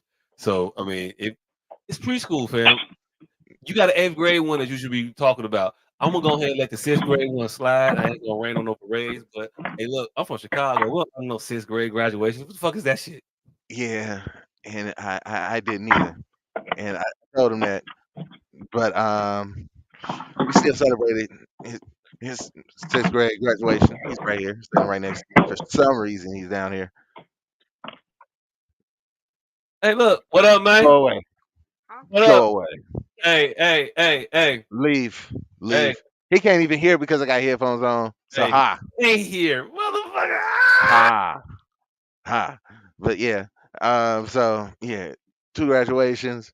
Eighth grade graduate, sixth grade graduations. Quiet. I, I did the eighth grade graduation. Did the yelling, and then yeah, and then the I want to say, oh yeah, the very next day, um, I hit a pothole, blew out two of my tires, and dented a rim. Drove into a hole in the middle of the fucking earth. They got. Hey, look, you're supposed to be avoiding all this shit now that you're not a resident of the land. Yeah. Ah, nah, see, I was over there though. I was over there because I work out that way. So I was on Oh, my way. I was on my way to work. I On my way to start working. and look, those of us familiar with the roads around these areas, you know what I'm saying. Jay Z got a line about knowing the barrios and the potholes of the cities and where to avoid. When you familiar, you familiar. When you know, you know. Nah, you kiss my ass with that shit. These big stupid ass holes in this fucking ground. All right, so here's the thing, and this is where it gets all fucked up. Um, hit the pothole, 127th, going west, somewhere between Halsted and May. They say it's Sangamon. This is where it was geo mapped to be. But you know where that is? You're familiar with that area, right? What is on? It's right on the border of Chicago, Cal City. So I calls the police because I need a police report because I need to tell somebody about this and I need to pretend that somebody gonna cover this because that's what they're supposed to do. Hey, look. Where you was at was a lot of not my job. Oh yeah, I got all of that because I called. All right, so I called the Cal Park police and I told them where I was. They were like, "Oh, that's considered Chicago. You have to call the Chicago police." So call Chicago police. Come on, how's that? These motherfuckers say, "Okay, just come on into the police station, fill out a report." I say, I can't come to the police station because I have two flat tires. My I car, can't go nowhere. my car's immobile. Yeah. And they was like, okay, well, just hang up and call 911 and they'll send a police officer out. I'm like, but I called the police. Like, so apparently I'm not I didn't call the police. I called the police station and apparently I can't do no uncut police calling. You I got gotta to have a follow the man. proper protocol. You got to go through the proper procedures. Right. You I didn't realize the bureaucracy that in which you were dealing gotta, with. I gotta make sure these operators get their cut. So the police officer told me to hang up and call 911. They in the union, fam. You can't be fucking up the union shit. I can't be taking no calls over here. Hey, hey, the man with no name would tell you right now, motherfucker, come over there try to plug up an extension cord without proper certification. I don't give a fuck what you do in your house, nigga. About these streets. Around these streets, you are not qualified to plug in this extension cord. Around here, you need an 837C certification. Do you have an 837C certification? No, Back down over there, this shit fuck up. I got 40 years of experience of plugging in extension cords though. Yeah, yeah. Hey, But look, is you look. certified? Look good. Take that shit to your crib and have at it. Like the motherfuckers told you. Hey, look, I can't call no tow truck for you. You gotta call dispatch. Dispatch gonna call me, and then I can call a tow truck for dispatch. But I can't call no tow truck for you. Even though Man, dispatch is gonna transfer you to me.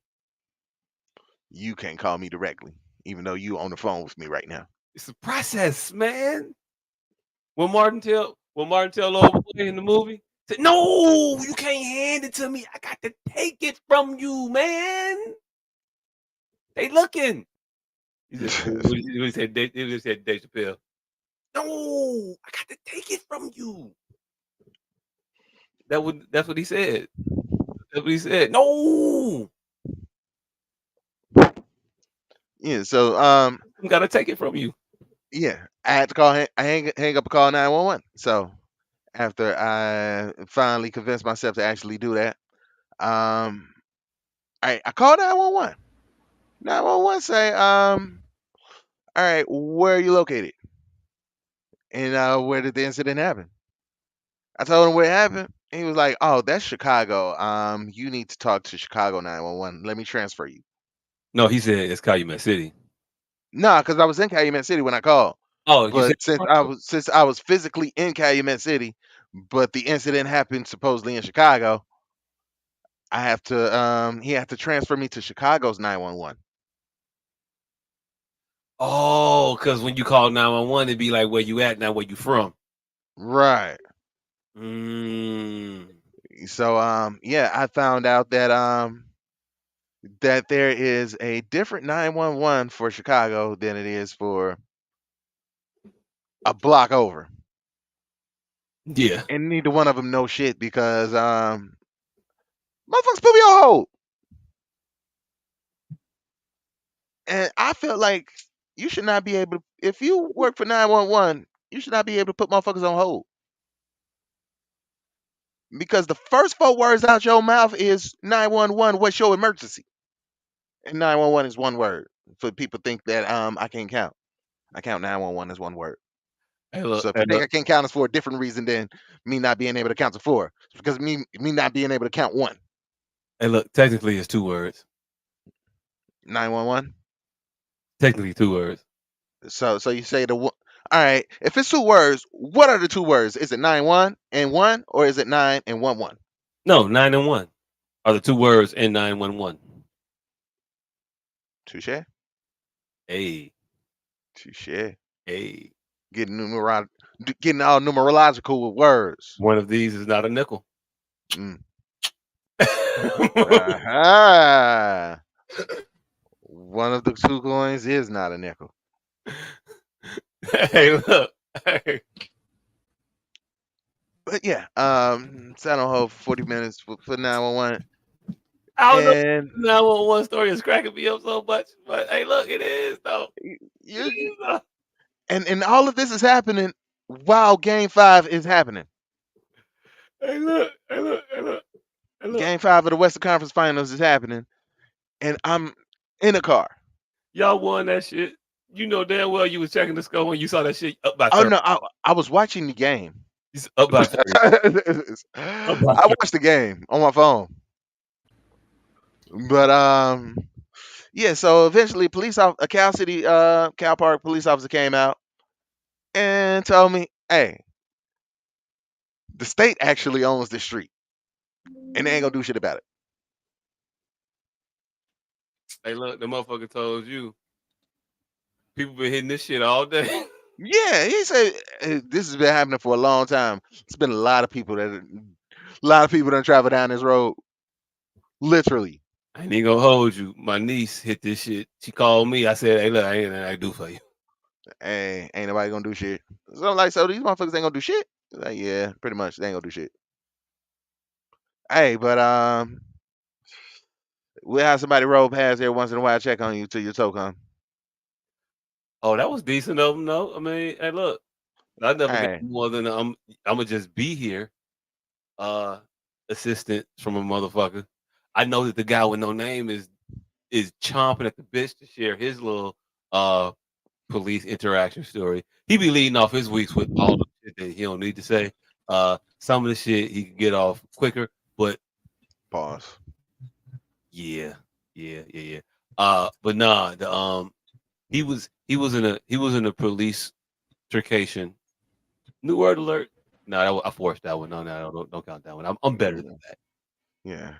Hey, look, I ain't gonna hold you. Wine and other inebriants is a good combination of shit. I ain't even gonna hold you. I don't really like wine. Hey, Wine look, always give me a headache. wine cool. I fuck with wine. This is a little Merlot shit, and it's decent. It gets you different than the whiskey, and then different than the tequila. I feel like I'm floating right now. Like tequila, I'll be happy, but I know I'm like inebriated. Whiskey, Wine get you that kind of drunk that you don't want to be. Nah, wine is the kind of drunk I'm liking this kind of drunk right now. Yeah, Somebody, because it's off wine and it happened in 2 glasses. But wine gets you half a fifth of Jack Daniels drunk. So had you done it slower over that Jack Daniels and you got to thinking about your life the entire time while it was building up, this wouldn't have been a pleasant drunk. But because it happened so fast, you're like, hey, it's like a bitch goosed you. hey, Hey, look, I'm hey, look, married, look, bitch. look, hey, look. Here's the difference. I tell you this right now. Here's the difference, and I'm gonna keep it short. Whiskey would have had me harping on that shit, and wine got me like, nigga, I don't give a fuck. I'm Say what you telling gonna you, say. because it happens so rapidly. Whiskey, whiskey, it happens mellow and it sneak up on you. That wine jump on your ass. Like I said, it's like an old lady goosing you at church. Hey, lady. Hey. A old lady goosing you in church is crazy, but also who ain't had it happen? I haven't had it happen. Hey. You ain't know that happen? No. No. Also, He's an innocent. He's an innocent. Don't you I've been. ruin our asshole professional and tell him those were not innocent grazes against his ball sack. None Hey, of look. that. Hey, hey. Also. Pause. I thought we already said we was talking about old ladies. Nah, but don't ruin no asshole professional. It's just weird to hear. Yeah. Oh You know what I'm yeah, saying? Motherfuckers be chopping shit up, sound that bites. is You know, pause worth.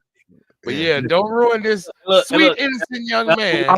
Is he Hold thinking? on. In this Hold on. immature, while we in this immature state of life, also your name could be. Hey. No, Hey, look, no. don't forget. Definitely not. Look, Jess, Definitely not. hey, look. You know how you see a motherfucker just see some shit for the first time, but they don't even want to admit it yet. I No. saw it. I saw it. Because I didn't even see it till just now, but you didn't see it till like just now, and now you can't unsee it. No. I You know what? definitely Look can't at me. unsee it because I know what Look at the this bottom of means. your window right now. I know what this. Hey, I know what it says. God damn it, I know what it means. And also, let me hey, say for the record that I ain't been to church since I was 8. hey! I'm gonna shoot you some bail. I'm gonna shoot you some bail. Asshole professional. I think crosses the line like old dirty bastard. Like it don't. You know what I'm saying? It's so out there. It don't even have a ring to it. Like so, nobody can say no Diddy. It don't even put me in the mind of no Diddy because it doesn't have homosexuals like rings. Pause. It doesn't have any. It doesn't have any alliteration. It's just a cold hard fact. Hey, so like, if it had to be a different like interpretation of the name, but like to mean it, but just placeholder.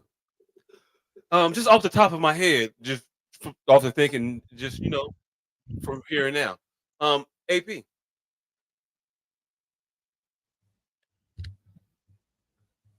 Hmm.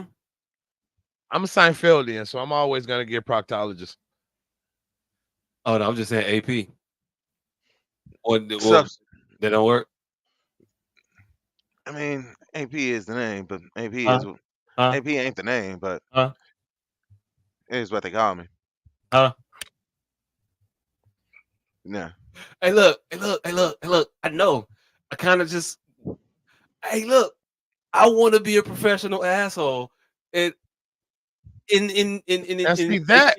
Now in, see that Yeah, trying. needs that a sound, that pause. sound that sounded weird. Yeah. You That need to needs pause a that. pause. Yeah, you See, need to pause that. Look, hey, see, look, hey, look. asshole Asshole professional professional, and a but a professional professional asshole are asshole. two different people. Hey, look.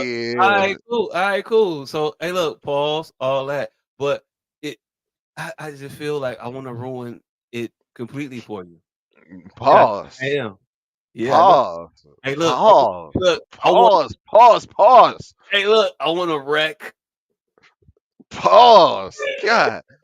I God ain't finished. damn it. No. No. I'm finna go. Hey, I'm finna fucking go because I can't describe. can't say exactly the words that you were trying to put together because it's just so fucking. It's so fucking disturbing. Like, Hey, look, hey, look, hey, look. So, Hey, hey, hey, look. So for so yes, yes, you realize what he's trying to say. Don't, no, hold yeah, on, hold no, on. yeah, I'm no, finna get yeah, even don't you worse. dare. Hey, I'm finna get even worse, and I need a setup.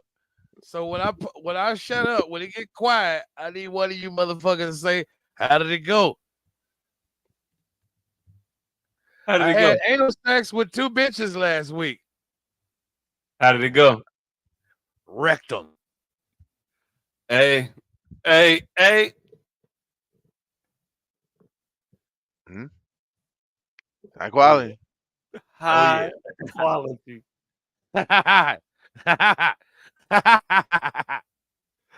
Rectum. quality. Hey, look. Hey, look. Hey, look. Also for alliterative purposes, your AKA rectum wrecker. Rectum wrecker. Are we still on the weeks? It's an hour and 30 minutes in. We are. At this point, yeah, um, I just want to come up Yeah. with other random ass, weird ass wrestling monikers for this man now. But yeah, shout out to the kids for graduating. My kids and apparently yours because you went to your kids graduation and behaved like a miscreant, huh? No. I behave very well. I have you. No. First of all, hey, look, it wasn't me. It wasn't me. It wasn't me at Oh, the graduation. oh, oh no, Um, you wasn't at the graduation. at the graduation. Hey, look, we have a theme at this school now. Um, when the oldest boy graduated, my mama had the issue where she was gonna have me on my king shit, standing on business, cause she Trying, trying. cause she has opinions about decorum and how things supposed to go. You know. Um. Mm. So yeah, it was an issue at that point. You know, my mama was doing it wasn't. I ain't had to fight the nigga, but could have went there because my mama talked shit, and I'm a son, so I'm definitely not gonna let you talk shit to my mama. But Right. Oh. So see, y'all. All right. You say the oldest kid. The oldest kid is fifth man, grade. So his yeah, previous graduation was the kindergarten graduation. yeah. So y'all was about to set up kindergarten graduation. Is No, no, what no, you're no, telling no, us. no, no. It was the pre-K graduation. Oh, his pre-K. Yeah, his pre-K. Y'all was about to send up the pre-K graduation. Not y'all. I can't be. Hey, look. First of all, do I get sent up charges for like? Yes. I shouldn't be getting dinged for sending it up for having my mama back. Yes. I should get good son credentials for having my mama back. What we talking about? You do get good son credentials. You also get the moniker of the nigga that sent up the goddamn pre-K graduation. I mean, yeah, maybe that, but also like for his mama though, Yeah. reason matter. But no, I didn't send up a graduation. No graduation was sent up. Same of minds prevailed. Everybody was mature, and actually nothing harmful got said because that man showed hella restraint. Because uh, I might have cussed my mama out if I wasn't her son. So if it had been you. Had it been some other random lady talking, because she was talking to him about his mama, and it was like, hey, look, Ooh. it was a Mexican mama standoff. No, with Ooh. no Mexicans No involved. Mexicans. Yeah, Ooh. Ooh. That's tough. his That's tough because he would have had to fight for his mama honor, and you got to fight for yours. but his mistake was he was supposed to let it be a mama one on one. Oh, he tried to jump in? I mean, that's what happened. That's what the initial kerfuffle kind of stemmed from. My mama was trying to check his mama, and he interceded and stepped in front of the check with his chest, and he ate the bullets. But it was just like if he wanted to respond to him, Then you would have had to step out. I would have had to have stepped out. But neither one of us would have had to have been involved had you just let these two elderly women. Mama to mama it out. mama, the grandmama, the You only grandma. saying that because your mama was winning.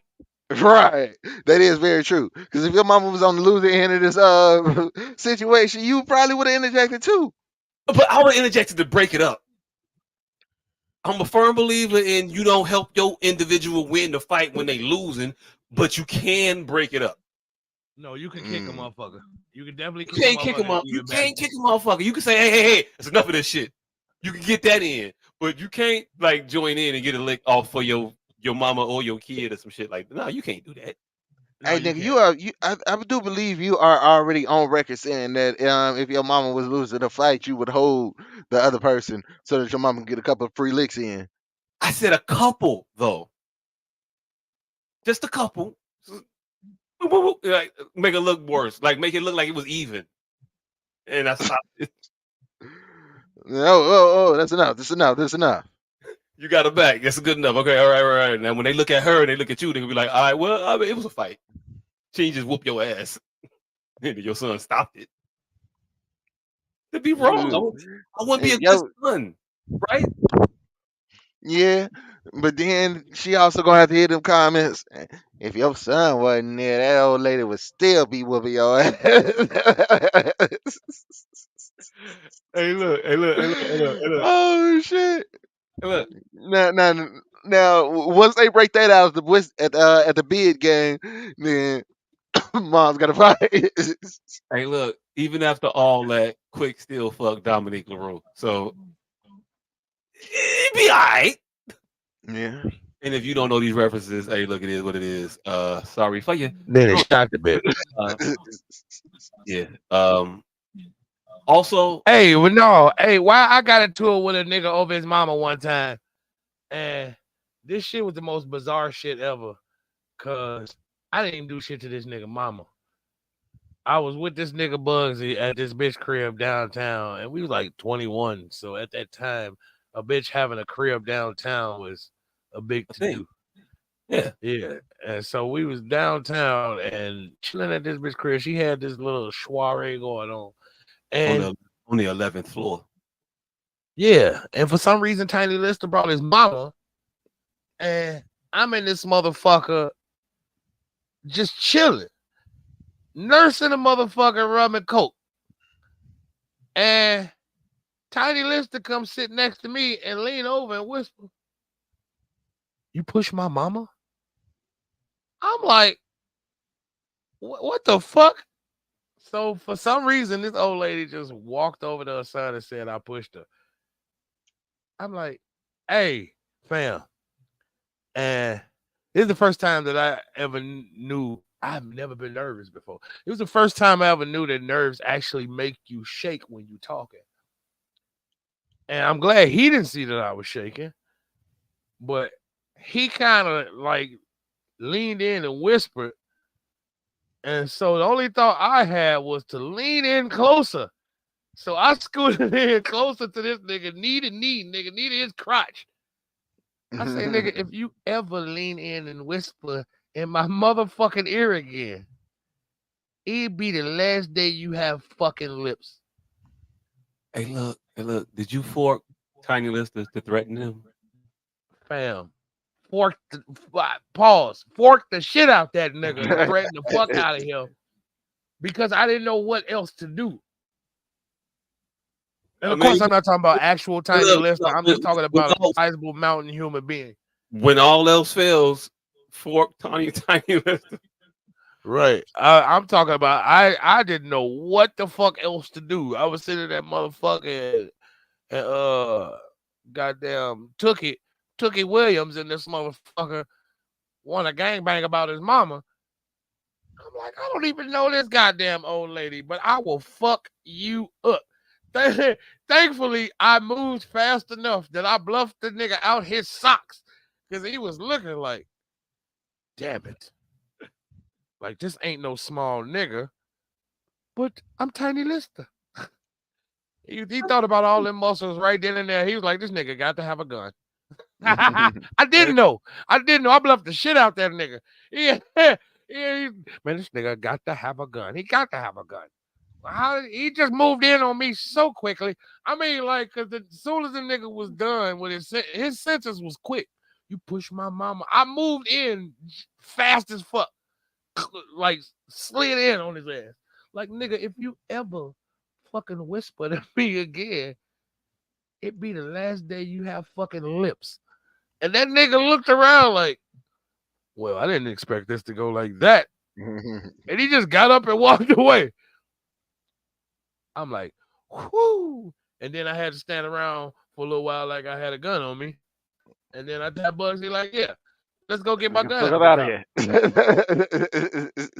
Like, yeah, let's go fucking get my gun out the car. You said this place was safe. It isn't safe.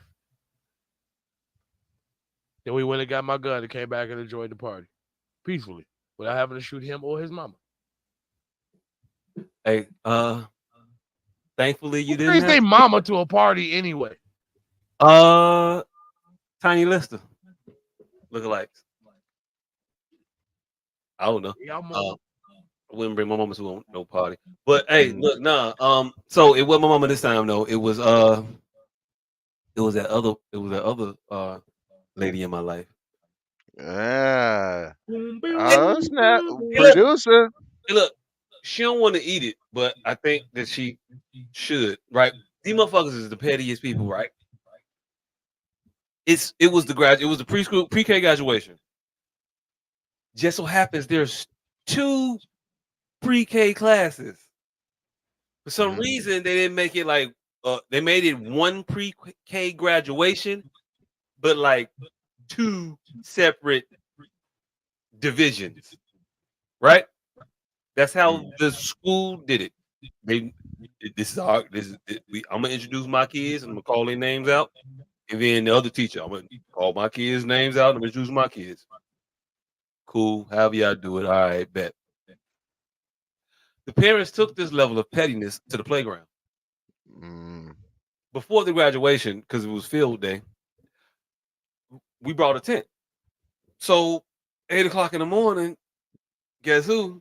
Setting up a motherfucking tent in the yard next to 2 peas. 2 peas in the ground. They stand You for said pre-K because there's 2 pre-K classes. I don't think nothing of it.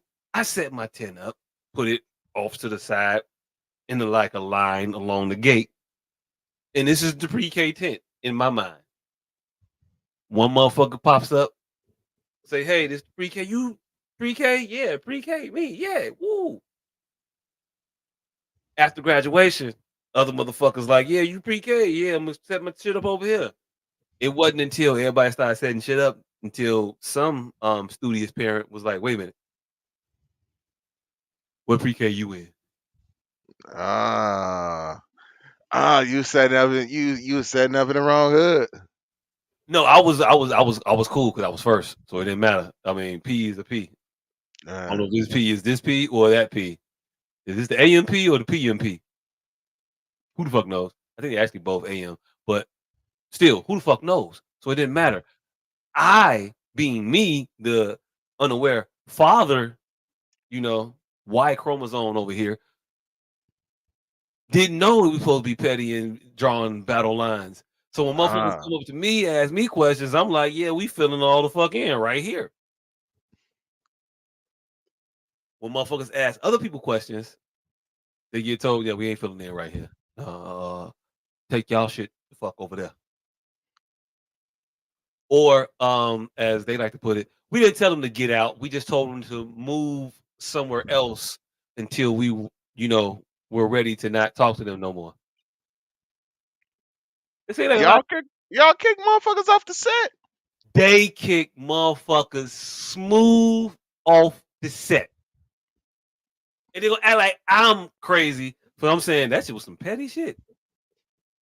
And then didn't even realize that the other motherfuckers had actually brought shit too.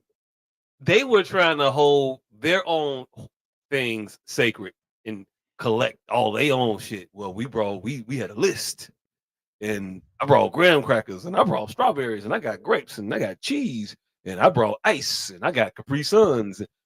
whatever the fuck everybody brought. I don't know, whatever the fuck the details was, but everybody brought something, and everybody acted like ain't nobody else bring nothing, and don't nobody else qualify. Right up until the other motherfucking pre-K broke out their snow cone setup, Ah, they and other had some motherfucker shit. was like, "Oh shit, y'all got snow cones? Uh, hey, we all, hey,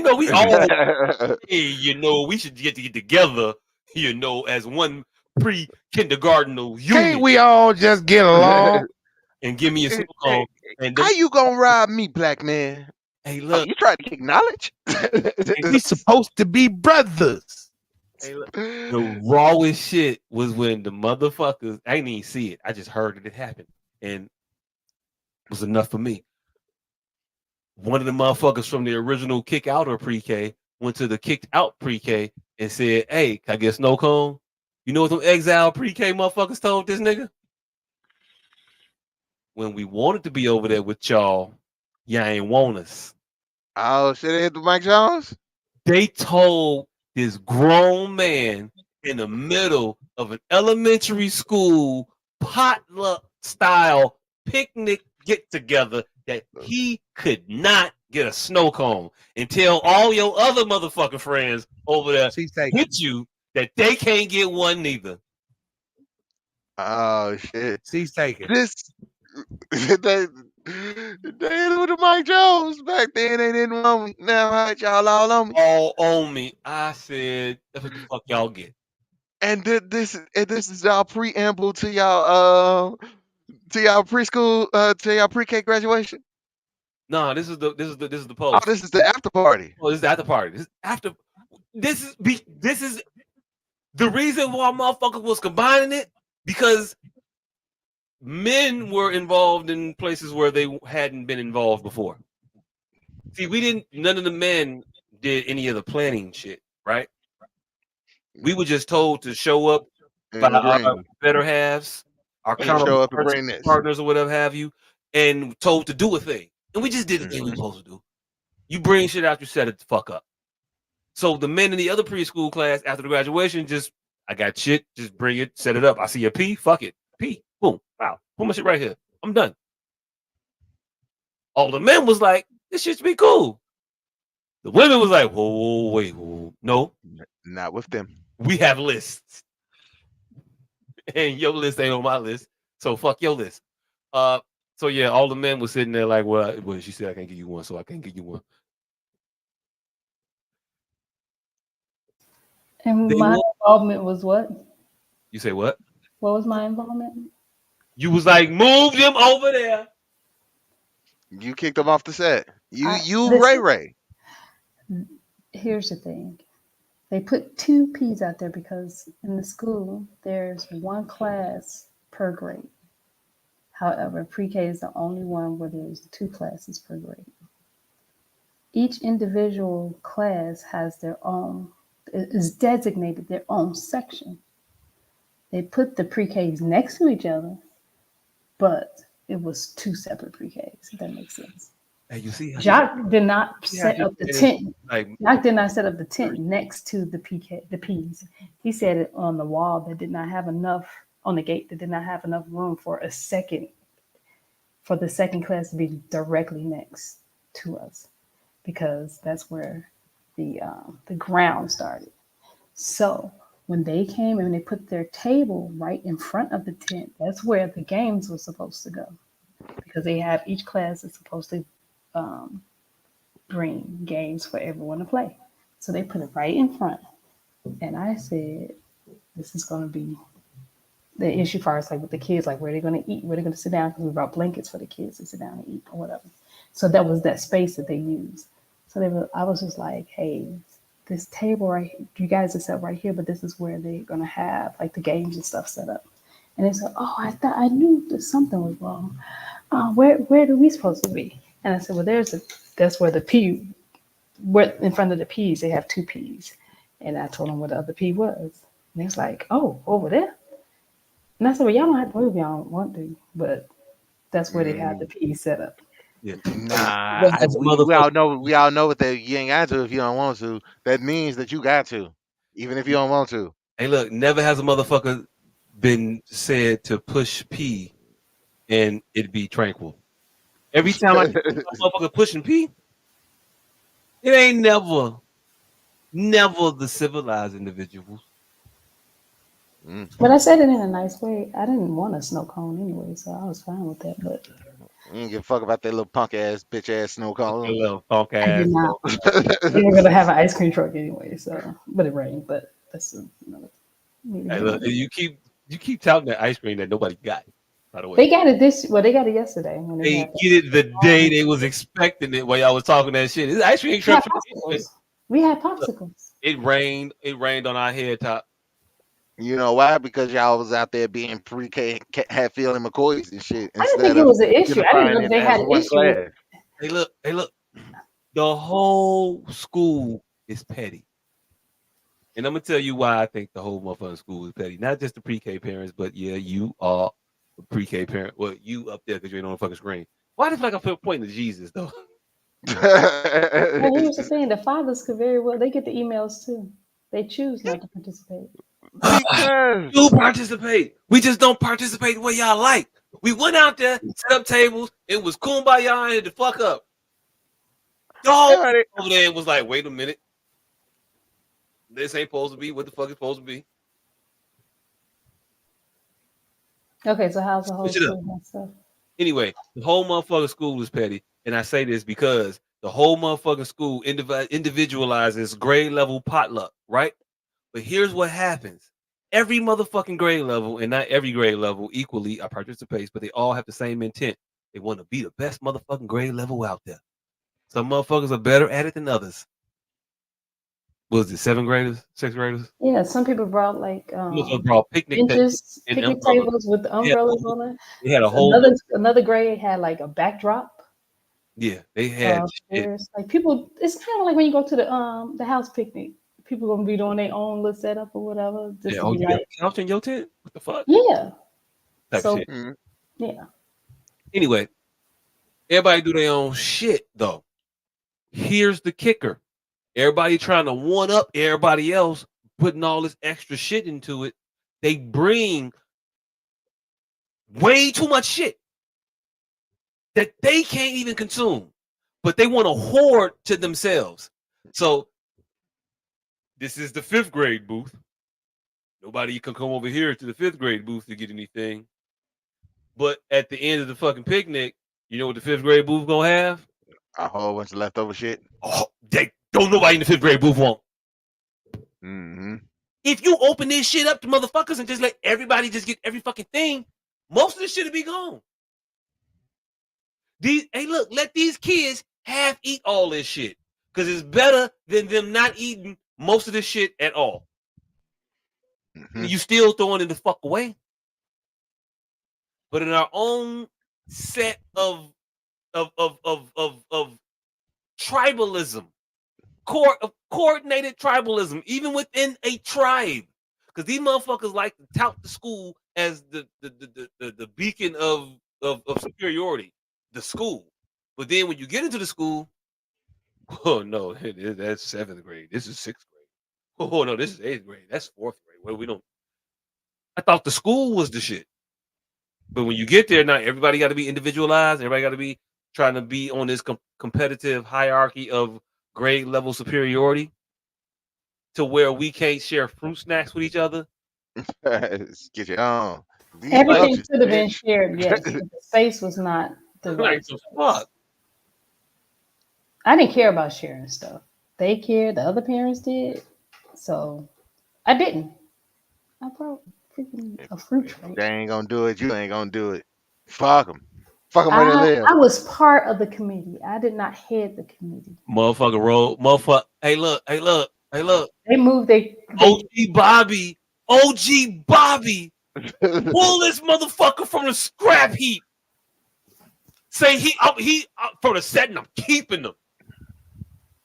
And then when the set do some other shit, the same set that was gonna let you go. Hey Bobby, gotta have Guy has some friends in here, Bobby. Deuce, Bobby, Deuce. Come on, come on, come on. Don't be Ray. Not Ray. What was his name? What was the fucking name? Let's see, Ray.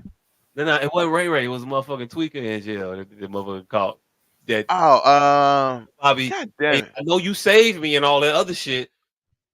Well, I But don't know what you you're niggas trying to don't give a say. fuck about me right now because you on the outside of them niggas now. What are you God trying damn to it. say? We referenced this nigga way too motherfucking much for me to not remember this nigga What was his name. name? I don't know Yeah. what you're implying. From the movie South Central. No, I she know, don't. but I don't It's know what loco. Just all my shit was too Loco. far to Loco. unmute. Man, God damn it. local. Thank you very much, man, with no name. what were you implying with that? Loco. Back. Hey, look. Yeah, I couldn't remember that. Yeah, but yeah, y'all. You was not Free that you was a not goons. that you was a hype. I'm not trying to say you was a hype. I know, I just don't But understand. oh, well, mob mentality rules, and people will go with the mob against their own greater loyalties or instincts. Oh, Loco, I didn't care. I Loco didn't think that that's what I knows didn't think that Bobby that was Johnson, perception. his own instincts of being a loyal member of it to an individual. I But get what you're saying, but I didn't think that was the perception. So I didn't think that me telling them where like the tables were, because that's what they typically tell us where we go. I didn't think that that was coming across as being like hey, look, we want to be. Candace, you knew they ain't had no tent. I didn't. They could There have put, was no room under the could tent have that we put they, had. There was definitely no room they there. could have put their table with their food on it under the tent, and it'd have It been was not. fine. It was not room. It was definitely room, 100% room. People in our fifth grade class, when we were in classes, sometimes people bought their own tents. Everybody bought their own tents. Like maybe it's not right, but You gonna argue it for was it not anyway. enough room. It was not You enough gonna argue for it. room for Maybe it's not her right. table to fit Argue under for the it tent. anyway. I mean, under the tent. We'll be on this all night, but it wasn't enough room. I didn't think. I guess. I don't know. Speak about motherfuckers trying to squeeze people out though. We got topics. Oh shit. 2 hours in. Man, man, Joe. Hey, look. Hey, Thursday morning we got topics. What we talking about? Hey, look. It's technically still Wednesday night. It ain't late enough to be Thursday morning yet. Yeah. It ain't late to be Thursday morning yet. We almost there yet. We almost there. But anyway, almost there. No, it was better say wait the first time, but fuck it, we here now.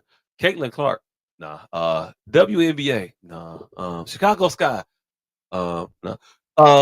Chinady Carter. I don't know who. Kennedy. I don't know who we should kick this. Hey, look. First of all, I was told that wasn't a K sound no more, and then It's definitely not a case. then we broke it down, and I was like, okay, maybe her mama wasn't stupid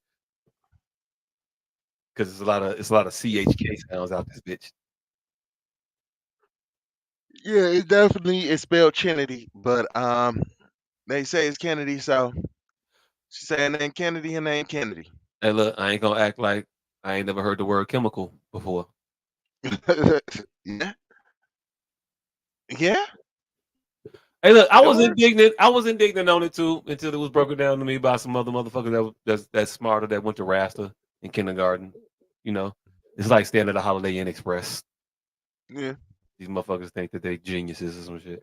Anyway, so why the fuck WNBA, ain't it chemical? WNBA action is fantastic. Caitlin Clark and the Indiana Fever were playing Angel Reese and the Chicago Sky this past Saturday, Sunday, whatever the fuck it was. Y'all don't care. Yeah, it was fucking Sundays, loser motherfuckers. Hey, look, y'all don't care what day the game was. Anyway, motherfucking game happened.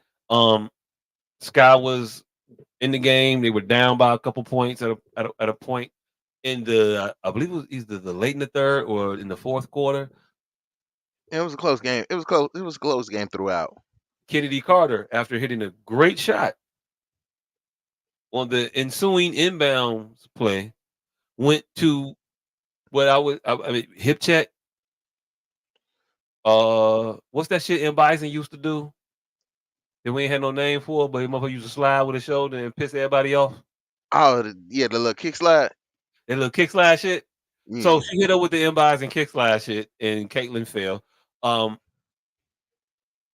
and people were like, "Whoa, it happened." Um, Mm, we got the video here for you all to check it out. You can see it for yourself. I don't think I was putting any sauce on it. I might have Motherfucker been. just decided to hip check my goddamn parlay. The fuck wrong with her? Hey, hey. She slid that bitch right out of third. Yeah, For for no, no reason. the play wasn't going on. For people who listening and not watching, the play wasn't going on. The ball was about to be inbound. And she jumped the route, putting it nicely, I guess. Uh, Yeah. but she showed a Before lot. the pass was thrown. She Yeah. showed the tackle this bitch. Like she played DB. And she thought I could separate her from the ball. Only problem was she hit her for the ball got there. It's called pass interference in Mm-hmm. football. In basketball, that shit should be a flagrant two, non-basketball move, and you eject it. Yeah, Um, but they only hit her with flavor one. no, they didn't hit her with a flagrant one in the moment. In the moment, they hit her with the common foul. Mm-hmm. In the moment, we all looking at that motherfucking play. That's not a common fucking foul. It's not. The play we looking at right now when Angel Reese got clotheslined by I can't remember who it was. But I believe that was a flagrant. I don't believe that was a common foul. If it wasn't, it should have been. Either way, the WNBA has an issue with adjudicating fouls appropriately, apparently. And Kennedy Carter has an issue with, I guess, Caitlin Clark, or I guess other basketball players in general. Yeah, Both on this her. ain't that first. Yeah, right. It's not our first rodeo, right? Yeah. Yeah, the book on her is she don't play well with others. She was the one that got cut for the conduct detrimental to the team, right? Twice. Yeah, two times. Twice. Yeah, that's how she ended up on the Chicago Sky. I ain't even gonna hold you. Old girl can hoop. I appreciate all that shit. I fuck with all that goon behavior. I'm with it. But I'm gonna call it goon behavior. Yeah, Um, if you a goon, be a goon. Say you a goon. Be Ron the fucking Meta World Peace Artest out there. I don't know his real name, so I just say all of them because yeah. Nobody knows what he is now. Rest in peace, Michael Jackson. right, because it's Chad Ochocinco Johnson. Because reasons. Um, yeah, motherfuckers tried to say that this play that's on the picture right now in the steel was the catalyst for Kennedy Carter's reaction in her in Bison slide. They saying that Caitlyn elbowed her. But if you could recognize what's happening here, this is a basketball play. This is basketball happening. They're moving in the act and effort of basketball. Mm-hmm. The play in which she, quote unquote, let me put my fingers up, retaliated was not a basketball play. It was not a basketball move. It was not a basketball intention. It was, I'm going to fuck you up. Yeah. To the, Like, at least do that shit when you boxing out. like later in the game when Angel Reese did it. Yeah. And she didn't hit it hard, but in Caitlyn flop. Hey, look, we only call out the truths here. I know y'all thought y'all was going to get like a particular skew to the events. No. Caitlyn flops like a motherfucker. Caitlyn tries to play a little bit of the victim every now and again, but this ain't that. And this conversation ain't really about Caitlyn Clark. This conversation is about the WNBA and their embracing of individuals' resentment of Caitlyn Clark. I never heard Kennedy Carter's name before, but now all of a sudden, Kennedy Carter's a star. Being an enforcer or a goon or whatever have you, but she's a star. We know her name now for whatever reasons. They're happy with that. I don't think she's. So I think she's known now. Her name is known. Should be forgotten in like a week or so. Nah, she can hoop, fam. So she ain't gonna be forgotten in a week. She gonna drop another 17 points on somebody, and they gonna say that was a high level point output. 15 to get you in the All Star game in this league, fam. So the numbers got to be in perspective. That's when she was in Atlanta. 23 points, 4 rebounds. I think that was a game, but I think she was dope with Atlanta. I think she was decent with the Sparks. They got rid of her and kept a motherfucker like a Lexi Brown. Well, not kept. I think they traded. I don't know if they traded. I know she was on the Sparks. No, she got waived, so she wasn't. They wouldn't trade. But she was on the Sparks. Kennedy Carter. Lexi Brown was on the Sky. Lexi Brown is now on the Sparks, and Kennedy Carter is now on the Sky. They're I know both. nothing. They're both guards. I know nothing about this backstory. Oh, I know. It ain't in between the two of them. It's just telling you that Kennedy Carter is not like a scrub. Also, Lexi Brown. I think you a scrub. If you don't know who she is, she's the woman from Gil's Arena. She the chick Hmm. on there that be talking all the shit with these motherfuckers that besides Gilbert and uh what's her boy name? Brandon Jennings. Yeah, We don't give a fuck about none of y'all that be on there. Real talk. Y'all just talking shit. Y'all wasn't stars and it wasn't gonna be that for you there had not been for Minnesota fucking up your career. Had not been for New Jersey not seeing your fool. Nah, nigga, no, you just won that. It's okay. None of y'all was that. Two of y'all could have been that, just weren't. They seem to be accepting it. Is what it is. Lexi though, however, doesn't seem to fit that same bill. She be in that motherfucker all the time talking shit about people and talking about how great she is at basketball. I think she had like 0 points last game. She's a starter, by the way. yeah, Yeah, yeah, yeah. Big squadoosh. Can't talk shit and not score. yeah. Anyway, um, back to the lecture at hand. Um, Kennedy, you could be a star in your own right. If you want to bust her ass, bust her ass. But you can't fight her and then act like that's not what you're trying to do. Because right after the game, she went to the press conference and had a lot of attitude and refusals to answer questions about said Caitlin Clark. But Hmm. then immediately goes on her Twitter, Instagram, whatever the fuck it was, and now you got a lot of Caitlin Clark commentary. Well, enough commentary to get a news headline. She said, Hey, besides 3-point shooting, what does Caitlin Clark bring to the table? I don't know, a hey, million jersey sales. hey, I'm not mad at her about that. Like, if you have a statement to make, I say yes, do it on your platform instead of theirs. That actually is a really smart business move Why is it a smart business move?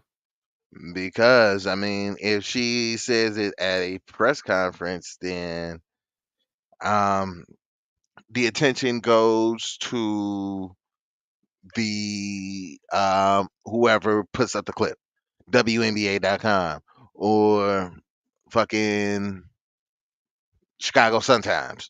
Yeah, yeah, it does. But Yeah. They're gonna get those outlets are gonna get a lot of traction. But yeah, what else happens is those outlets with a lot of traction are saying your name. So now people with the exposure to you from those uh sources, now they can go to your page, go to your Instagram, go to your Twitter and see about you the person if they like you or if they hate you.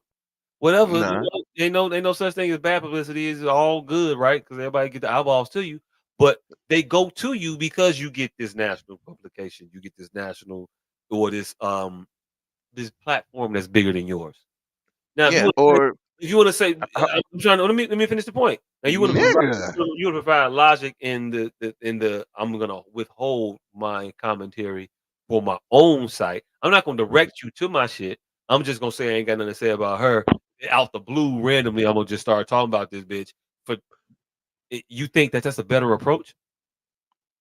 Yeah, because I mean, she is still getting the exact same attention as she would if she had said it at the press conference.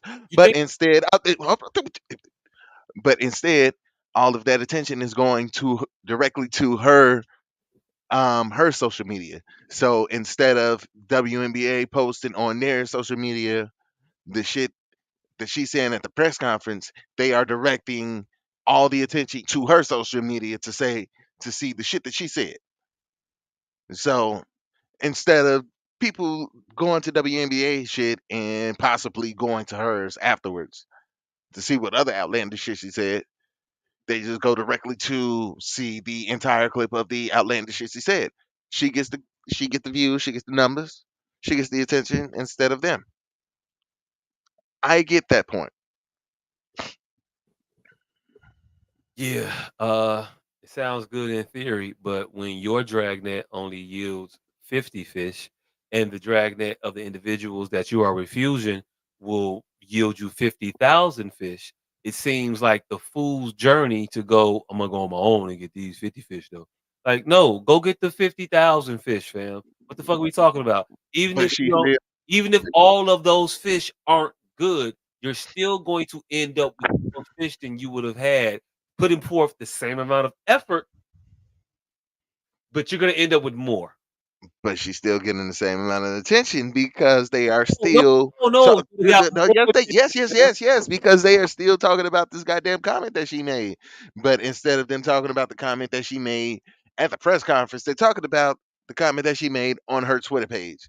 So everything is, instead of being via WNBA.com when they're talking about it on ESPN or any other things, it's via Chimity Clark, whatever the fuck fam, her name is, because she Car- fucked up my goddamn parlay. I fam, will fuck up her name. fam. Carter is her name, and you didn't Kennedy fuck it Carter. up accidentally. You can't get it right. No one can get it right. Do you know who would have got it right? The reporters that actually are charged with having some type of some type of uh uh uh not authenticity, accuracy or integrity behind their reporting and what they're saying, they would have said her name correctly. But the fact that nobody went to their the media sites, the ESPNs, the fucking Fox Sports, the I don't know any other big conglomerate sports entities, whatever. But any of those that would have covered your story, they would have said your name correctly. Motherfuckers can't even say your name right, and we went to your page. I didn't go to our page, I and didn't either. Point I'm making and even that if they somebody went to her page and didn't even bother to figure out how to say her name correctly. Because on her page, you know what you're not gonna get? Most likely, is her saying her name a bunch of times. You know what that motherfucker that went to her page didn't do? Go up to the top of that motherfucker and see this profile information and pronounced however the fuck you supposed to pronounce it. You know they got that shit on there now. But nobody does that. They gonna go right to the motherfucking tweets that some other media outlet covered. So, but now that they're covering your tweets and not your actual comments, you don't get the full benefit of that exposure while getting all of the negativity that you would have gotten for said exposure. Motherfuckers don't write you off as a brat, as combative, as a thug, what have you. But had you made your comments at the podium when you had the benefit of the bully pulpit, you could have said whatever the fuck you wanted to say about Caitlin Clark. You could have told motherfuckers that she hit you with an elbow before and maybe you lost the ball. You could have explained it away and you could have made yourself not a thug, not a goon in the eyes of the league at this moment when you have the most spotlight in your career on you at this time. But no, you chose to take this moment and piss it away. I don't think she pissed it away. I think she did. I think we gonna hear about her for a week and a half and never again. I'm fam. We have not even cared enough to figure out how to say this bitch name correctly. Hey, I would have It's cared the those- exact same amount, even if she would have sat at that fucking press conference and talked 20 minutes about how much she hate Caitlyn Clark. I still would have felt the same way. You ain't gotta talk 20 minutes about it. You might have felt the same way, but some other I think she'd have got more motherfuckers to her cause, her side, her to boost her celebrity, which is the only thing that's gonna keep her in this game. Because I don't give a fuck if you scored 19 points. They ain't even a fucking they ain't her season. That's what she got in this game against those people because she was charged up. But no, this was against Seattle, right? Or was it against the Fever? No, it looks like her averages. No, this is season high. This is not her averages. This is for a game. Oh, Her season high. averages, No, that's the average. that is the game. This is a game. Pull up her averages. She gets like 5 points a game, fam. It's not impressive. Maybe All even right. 4. So that's 1964. Okay. All right. So that's the summary at the top, and then the entire box score at the bottom. All right. So yeah, she was having a good game.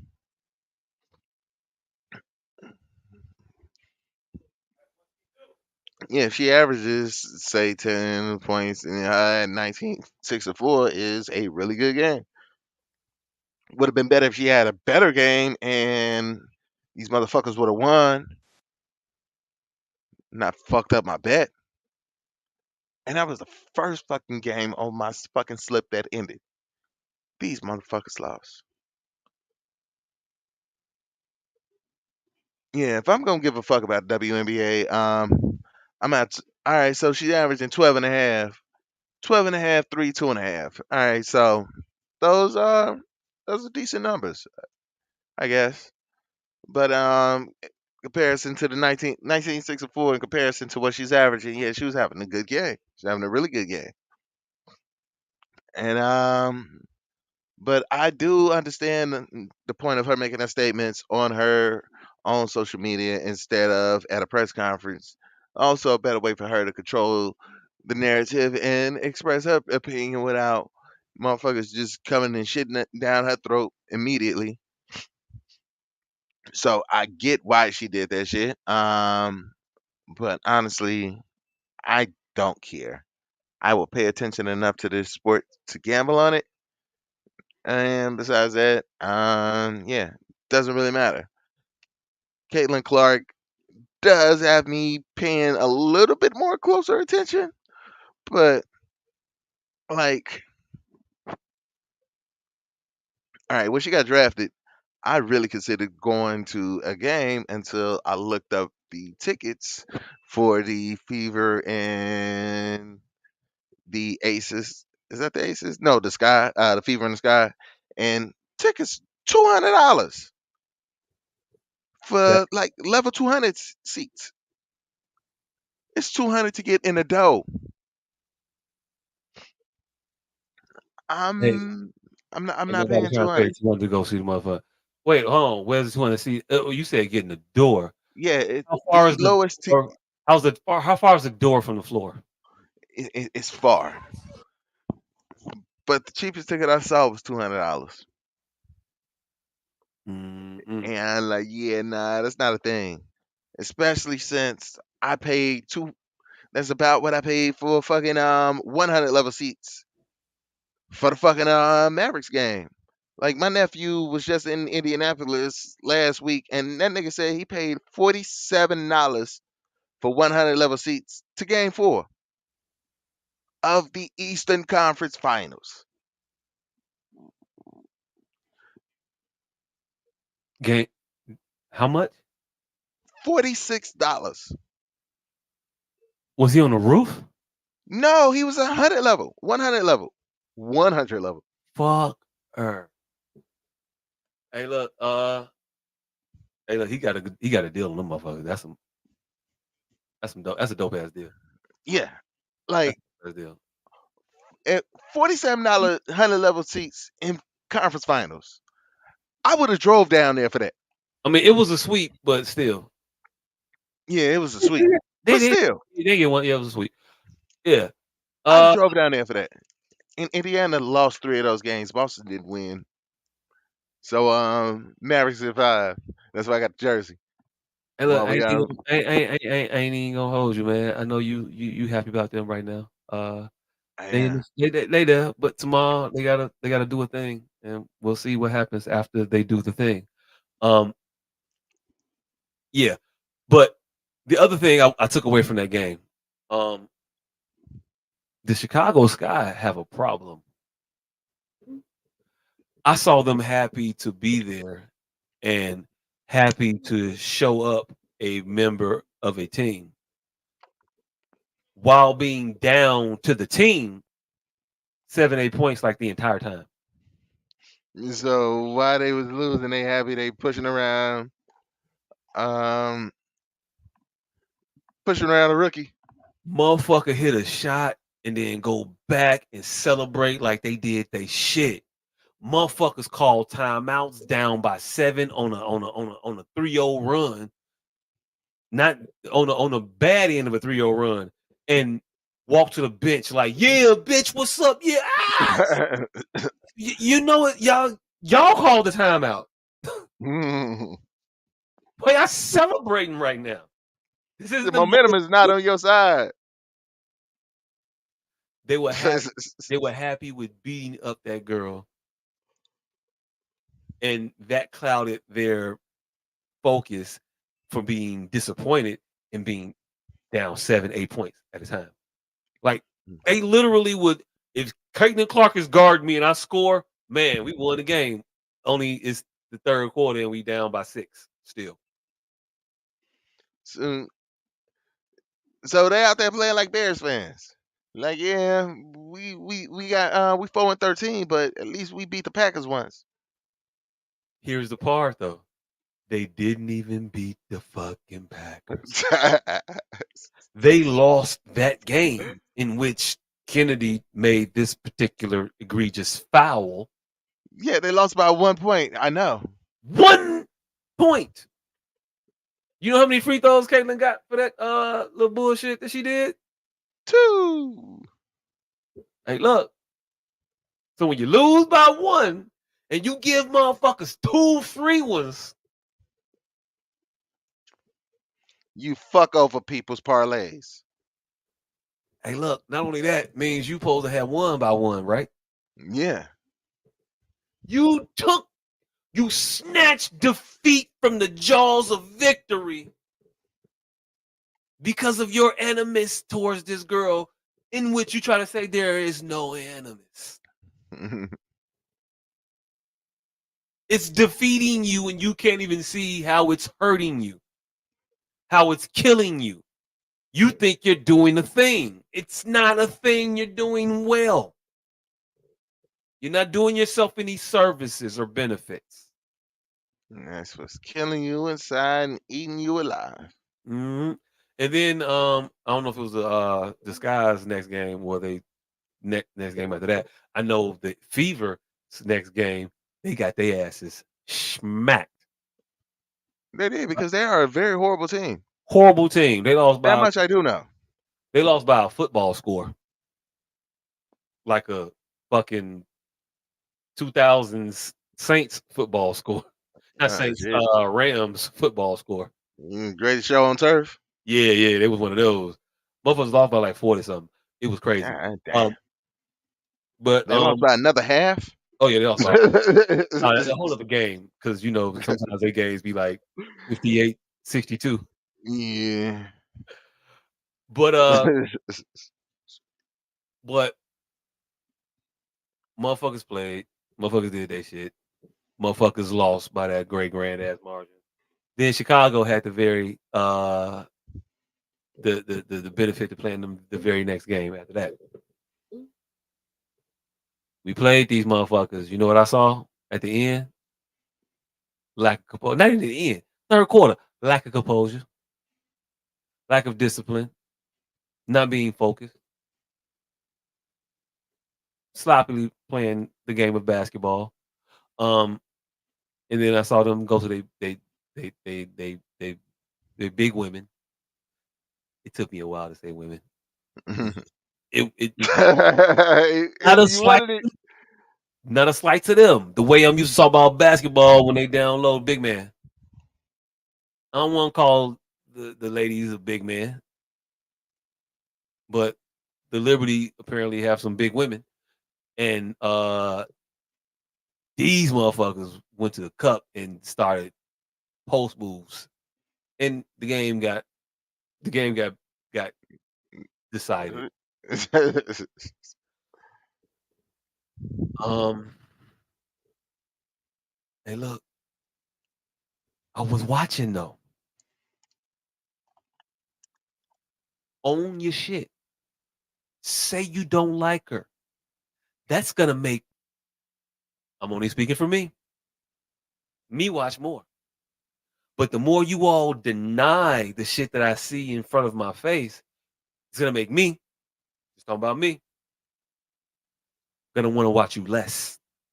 Because it's annoying to be lied to when you know you're being lied to. You can lie to me all you want. I don't have a problem with being lied to. I have a problem with knowing I'm being lied to. Mm, It's insulting. mm. I ain't never been mad when I got tricked until I found out I was tricked. But during the tricking process, you cool, was happy. Ah, I follow the queen, 3 card money. I did right there. Boom. Good time. Y'all fucking up my good time. All this extra shit. Don't lie to me. Don't tell me it's not a fucking scam when I know it's a scam. I'm just not gonna play the game. If the game is just to be out here to participate, I know that the basketballs just barely fit through the rim. Great America. I'm aware. That's We're the game that I'm all signing up for. we're all aware. But we sign up for the game because we know the game. When you try to change the rules of the game in the middle of a motherfucker playing, that's when people get upset. When you try to lie about what the fuck is happening in the game when we can see it with our own fucking eyes, that's when motherfuckers get upset. That's why the backlash is happening to you all, WNBA. It's not because people think you're thugs. It's because people think you're thugs because of what they see, and you tell people don't believe your lying eyes. No, embrace what the fuck you are. And Angel Reese, you gotta stop. You're not the thug. You're not the boogeyman. You're not the big bad wolf. I know you want to be that, and it's admirable. You want to be the lightning rod for all that negative energy, but that's not you. You didn't go up and hip check that girl into fucking stage 3. You didn't do that. When it was time for you to get physical with her, you did it in basketball fashion. You boxed that bitch out and put her on the fucking floor. We cool with that shit. That's amazing. Own that shit. Say these bitches just can't hang with me. They too fragile. But when you say you want to be the player that motherfuckers is trying to call you the dirty individual, I guess I'll be the dirty player and all that. We're not calling you dirty. It was Chinady. Chinity. Chinity. We look, you ain't gotta be with her. Or at least you ain't hey look, be with her. You don't gotta condone her bullshit and act like it's good. Mm. Tell her when her bullshit is being bullshit. And I'll give you grace and I'll say that your congratulatory stands to her when she walked to the seats. Wasn't that? I ain't see what I saw. But there's a part When of me you that lie. saw what I seen. Um, we here for you. It's in y'all hands. Y'all got it. All you gotta do is hold it till Jordan come, and the sport is gonna be incredible for it. Y'all are Bird and Magic right now. And Juju is coming. Juju Juju getting there. is coming. All you gotta do is hold it to the. She right there, but y'all gonna fuck it up, and we not gonna be interested in seeing Jordan. We not gonna care.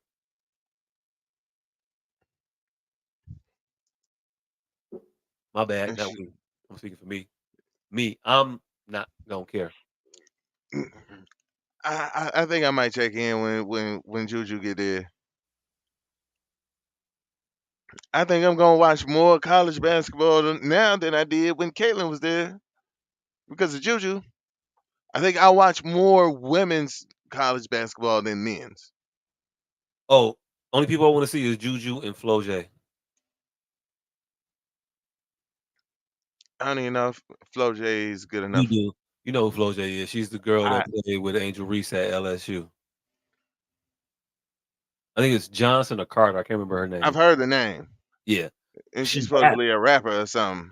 And she yeah, she can rap.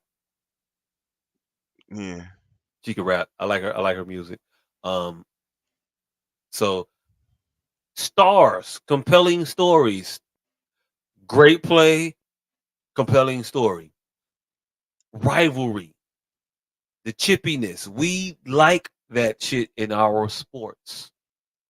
You all have been trying to hide it for so long that you've done the sports you do a disservice.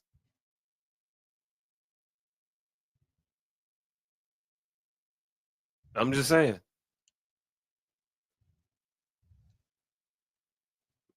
When Kobe and who did he fight?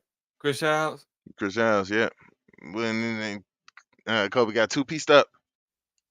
Chris Childs did that shit to Kobe. He had a plan. Sinead, I need you to have a plan. If you're gonna go at the face of your league, you need to have a plan. Just saying, do better. I don't know. Yeah. That Yeah. shit bugged me. Did you see the shit surrounding that though? What's it? So there was a lot of motherfuckers that had shit to say about Sinead doing the hip check shit. I went to first take. They talked I about it. did. They talked about it in a segment, and in that segment, one of the commentators, Monica McNutt, McNugget. I don't know. I ain't even trying to be funny when I say McNugget, uh, because I want to say Nugent. I'm not exactly sure what her name is. You keep calling her Eminem, and hey, look, I'll get to Eminem in a little bit. I know that's your boy, but he got some explaining to do. Um, but she was on there, and her and Stephen A. got into it a little bit, and she ended up telling this motherfucker, "You went with me shooting in the gym," or something to that effect. Yeah. She said that you could have been using this platform years ago. Years ago, you weren't talking about the WNBA 3 years ago. You could have been doing this, all while ignoring the fact that, hey, look, y'all ain't really been all that compelling. The fuck, Yeah. you want motherfuckers to just come watch you for no reason, just cause no, do something to make be noteworthy, and then we'll come watch it. But anyway, so she was all up in arms about it. She was actually we were talking about the topic of Caitlin Clark and people's feelings towards her around the media sphere in the league and how there's a difference. She went on to say she was trying to like defend the league stance towards we're not jealous of her. We just kind of resent that you all like her so much when she ain't really done nothing. And I don't know how that translates to I don't hate her because every time I try to translate it and use my decoder ring on that shit, I hate that bitch Like we hate that y'all like her and not us.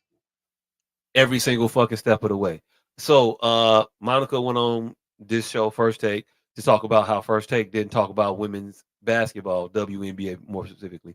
Um, like you don't understand you on here?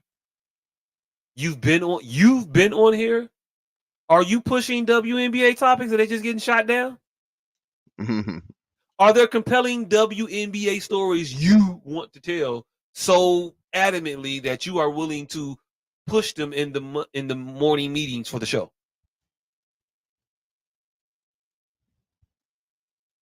Because you're there regularly, so why aren't you talking to these girls?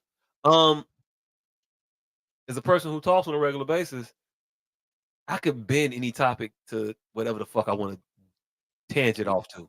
Yeah, yeah, it's definitely been proven. You'd Prove it be like a mother. surprised. You'd be surprised how many fucking RKO's out of nowhere to Joe Biden we done seen. Hey, look, out of fucking nowhere. But don't act like I'm alone in this shit, because you could tangent like a motherfucker. Also, this is Oh, not just me. indeed. I'm not just a tangent spurt. I'm Oh, just true a client. indeed. I run with a crew of motherfuckers that know how to my AD is in full HD. all day. So yeah, it ain't just me. But Monica, pick up that little McNugget and run with some tangents and relay some shit and analogize it to the WNBA and this motherfucker you saying do some cold ass shit yesterday, day before. And the mentality of this motherfucker that did some shit that compares to this other individual in the sport. Right. If y'all had a Kennedy Carter out here and you sitting here talking about Draymond Green bridging motherfuckers and doing all kinds of flagrant foulish shit, and you ain't draw that back to your own flagrant foulish motherfucker in the WNBA and talk about how exploits will put the Draymond Green shit to shame. Mm-hmm. If you're Adam. not doing that with your time there, I don't know what the fuck you're doing. And I don't know how you can sit there and blame somebody else for not doing the thing that you could have very well been doing. You had the capacity, and I believe you have the ability to do it. I've never heard you get on here and talk about how Stephen A. Smith stifles your voice. That's not a comment that you made. You never said that he censors you in the topics you could discuss. You're not saying that he doesn't listen to you in the meetings about the shows and what the topics are going to be. You're not saying any of those things. So when you say, Stephen A., you don't talk about this shit like you're supposed to, or you're talking about it now, but you want to talk about it 3 years ago. You ain't talk about it now when Caitlin Clark comes around. Well, yeah. I'm going to talk about this shit in my own time. You talk about it in your own time. Add a motherfucker so the ignorant niggas hear you. Make it make sense. That's all you gotta do. And you can be talking about the WNBA. You can slide WNBA comment into a goddamn NFL segment, to an NBA segment. You can't try hard. Physicality, like the physical, whoever the physical person is in your league. I don't know them because you don't say their names. Because you don't speak of them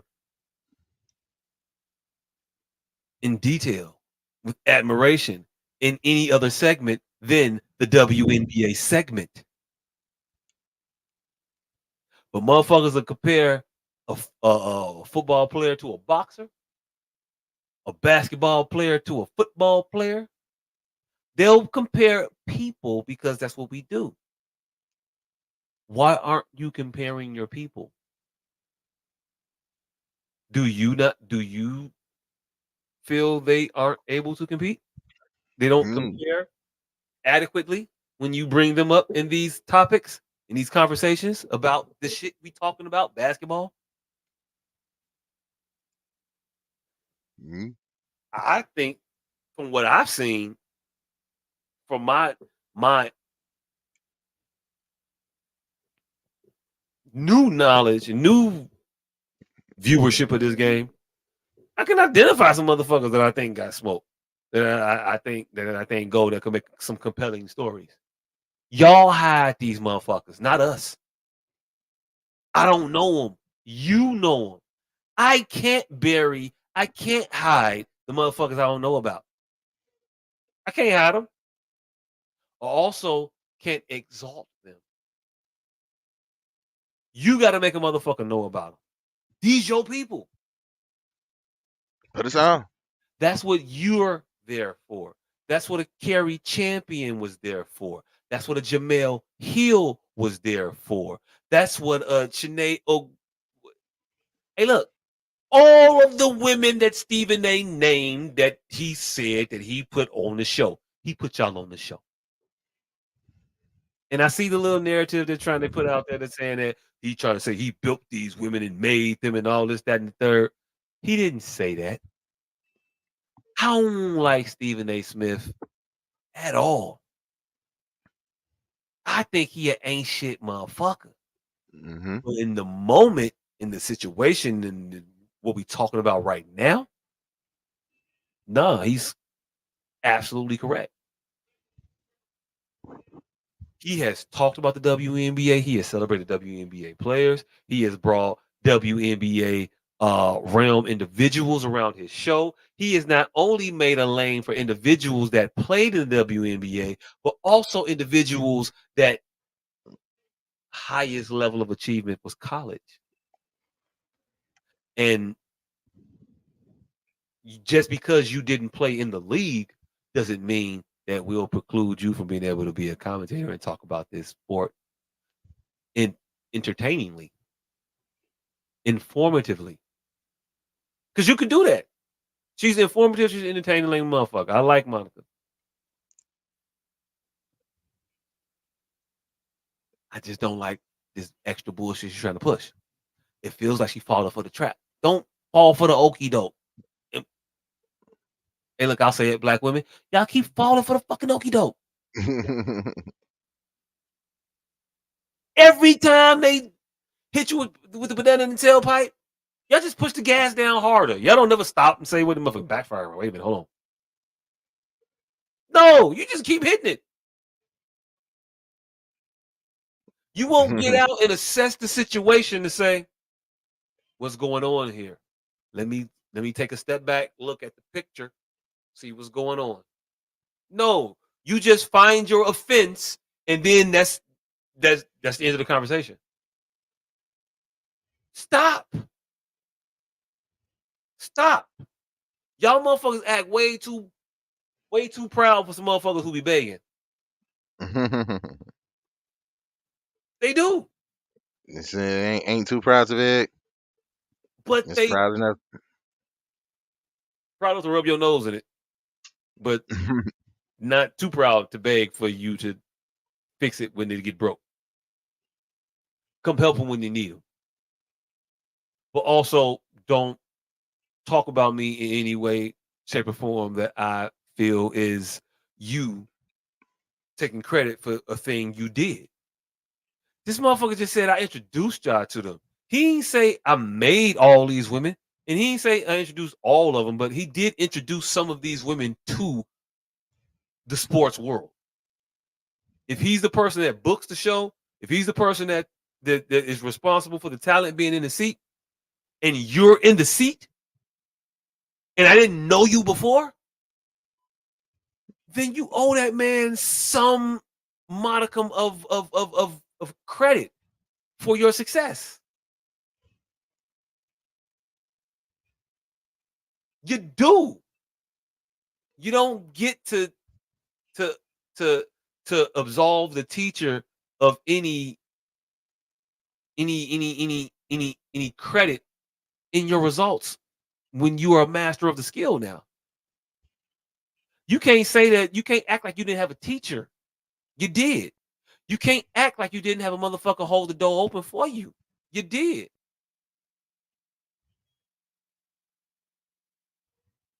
If not for him, where the fuck would you be? Maybe great, maybe not. I ain't seen a woman leave ESPN yet and be better off for it. Have you? Ooh, Robin Roberts. Hey, look, I don't even remember Robin Roberts being on ESPN, and you went back Yeah, at least 30 years. yeah. Robin Roberts used to be on Sports Center. She was a host, and then went to Good Morning America. Hmm. Definitely made the come up. Hey, look, shout out Robin Roberts. You the one. Now for this new crop of ESPN analysts, this is Mm. Um, that's I want to say Jamel. I don't know if her platform is bigger. Well, her platform definitely isn't as big now as it was, but still doing her shit. I used to listen to Jamel Hill. I gauge Jamel Hill on just from my own personal standards. I like her less now that I know more about her. Oh shit. Fucks with Jamel. I used to fuck with her heavy. Now I kind of like I tolerate her. I'll check some of her shit, but it's like, she got an angle and she never relented. She doubled down on that motherfucker. In fact, and it's just like that shit ain't always present. That narrative ain't always there. Also, you're not the change in which you act like you want to see. You're not. You're not bringing about the thing you're supposed to bring about. Y'all, you just want to play and look like you're doing a thing. You and Carrie got on TV talking about how y'all was out here with your podcast, your show, right? You had a show.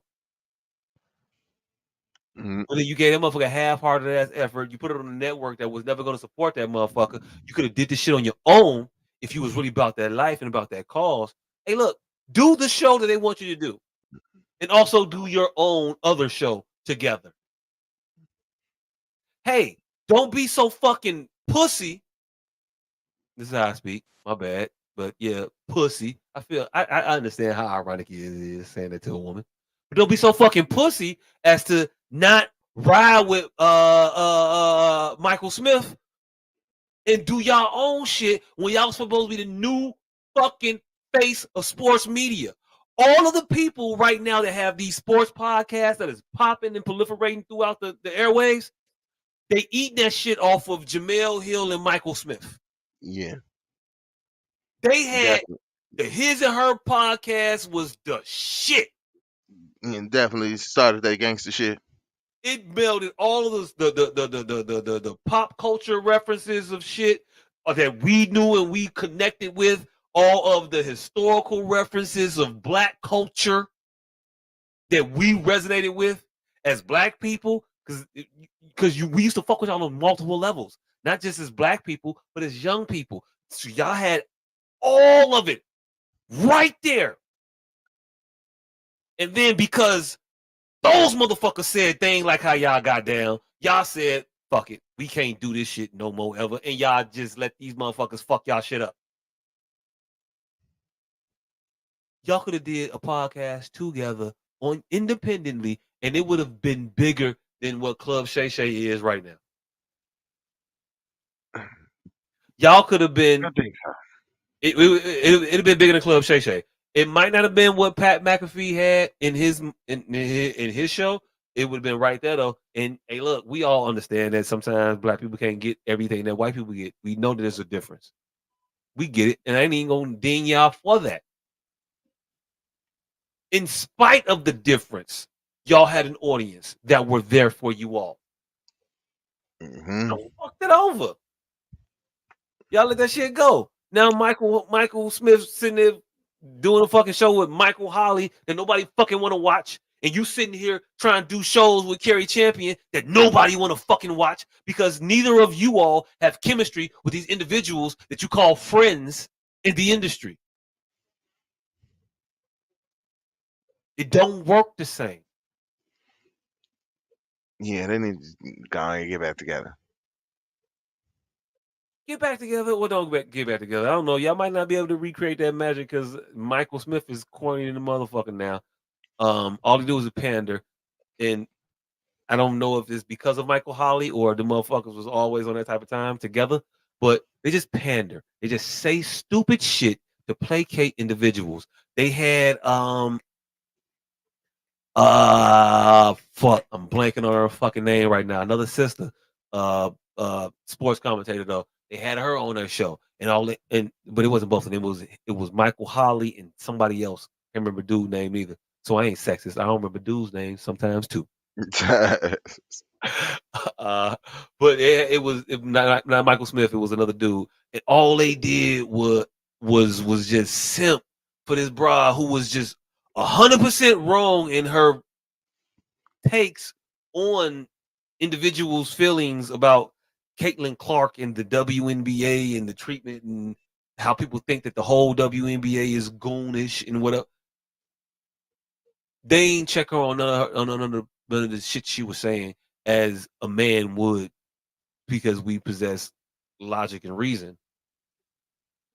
Y'all went on the emotional shit and just hit it with no facts, all feelings.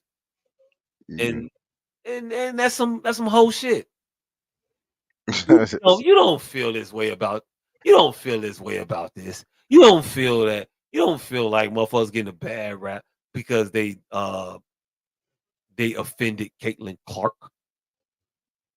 You really don't think that this girl is getting all this attention because she's white. Y'all do know that a motherfucker that don't even watch the sport that's just become superficially interested in this motherfucker knows that the current MVP is a white girl. The motherfucking face of y'all league, the MVP is a white girl, not the rookie. The motherfucker who won the MVP last year. She's the new hot shit. She should be the motherfucker y'all celebrating, but y'all not because you're focusing on the Caitlin Clark. Y'all words, not mine. That's what y'all saying. Y'all don't focus on the people that are in the WNBA to focus on Caitlin Clark, but you want to position it as a race issue when the MVP is also white. If this was a thing to proliferate white women in your league, they do this shit for the white MVP right now. Mhm. It ain't cause she white. And I'm mad that y'all ain't got what the fuck drew people to Caitlin Clark to begin with. We liked her because she was talking that shit. We liked her because she brought pop culture into her realm of existence. She did the "You Can't See Me" shit. That's a pop culture reference. She brought that shit in and she got that to relate to other people, then related that shit to her. That's why we fuck with her. If y'all don't understand, that's why we like her. That's why we were drawn to her because people wanted to root for her, people wanted to root against her. It's about the story. You all play a fucking game. Understand that. Absent the story and the drama behind the game, we don't give a fuck. Nobody cares. Make a story, compelling story. The NBA gave you the blueprint. They gave you Magic versus Bird. Yeah, they had they Dr. J's.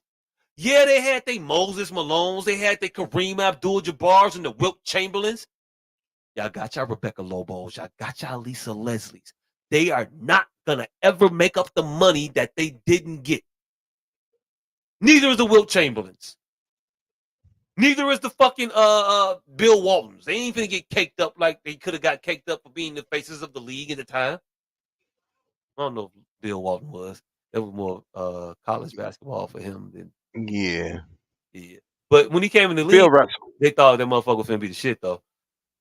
Bill Yeah. Russell, yeah. I don't know if he was the face of the league, but just the most dominant motherfucker in the league. Because he did come up in a time where, you know, nigga, give my popcorn. Like, wait a minute. You just call me a nigga? Like, I couldn't say, wait a minute, you just call me a nigga? There was a point in time where, hold on, wait, what the fuck you just say? Wasn't a thing. Mhm. So, yeah, that was Bill Russell time. What the fuck you just say to me? He had to grow into he had to become a 6 foot 11 inch grown ass man before he could say, what the fuck you just say to me? It took a while. Yeah, he couldn't do that when he was 5'7". Couldn't do it early. Believe you me, he wanted to. What the fuck you just said? He got a lot of derogatory statements in this direction. But all I'm saying is, y'all got y'all history. You currently have your present that is going to build your future. Let them. Let them. Let Angel Reese come in and be Angel Reese and not this motherfucking character that y'all want to make her to be. She don't need to be the villain when people like her. Yeah. She doesn't have to possess the personality of a Draymond. She could be fun loving and wild and carefree like a Dennis Rodman. Dennis Rodman didn't make no statements about shit. He just did Dennis Rodman and then went and played basketball. Y'all want her to make statements about shit she don't need to make statements about. Talk about people she don't need to talk about. Let her be the character that she needs to be. Let her be that wild woman on the court. Because the game is less about skill than about being energetic and I'm a fierce competitor. Yes, that go getter. She's a go getter. She is a Dennis. She's a Dennis Rodman. She's also played her game is like a Draymond Green as well. If you want to set the high pick and roll with her, you could. I think she'll roll. She'll draw the attention, and she could pass out. She could pass from the top of the key, and she could pass out of the post as well. She needs some better attention to her footwork. Um, hey, look, everybody got shit they need to work on. Y'all got y'all bird magic. Y'all got y'all Mike in the wings about to come.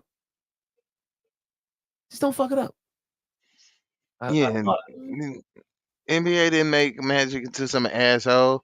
They had that motherfucker just running around smiling, cheesing and shit. Being a personality, a nice one. People like you, Angel. Stop trying to make them not like you. I don't know. I don't know. Uh, but yeah, you got the energy. You have the charisma of a Magic Johnson and the energy and work ethic of a Dennis Rodman and the skill set of a Draymond Green. Not a bad combination for a potential face of the league player.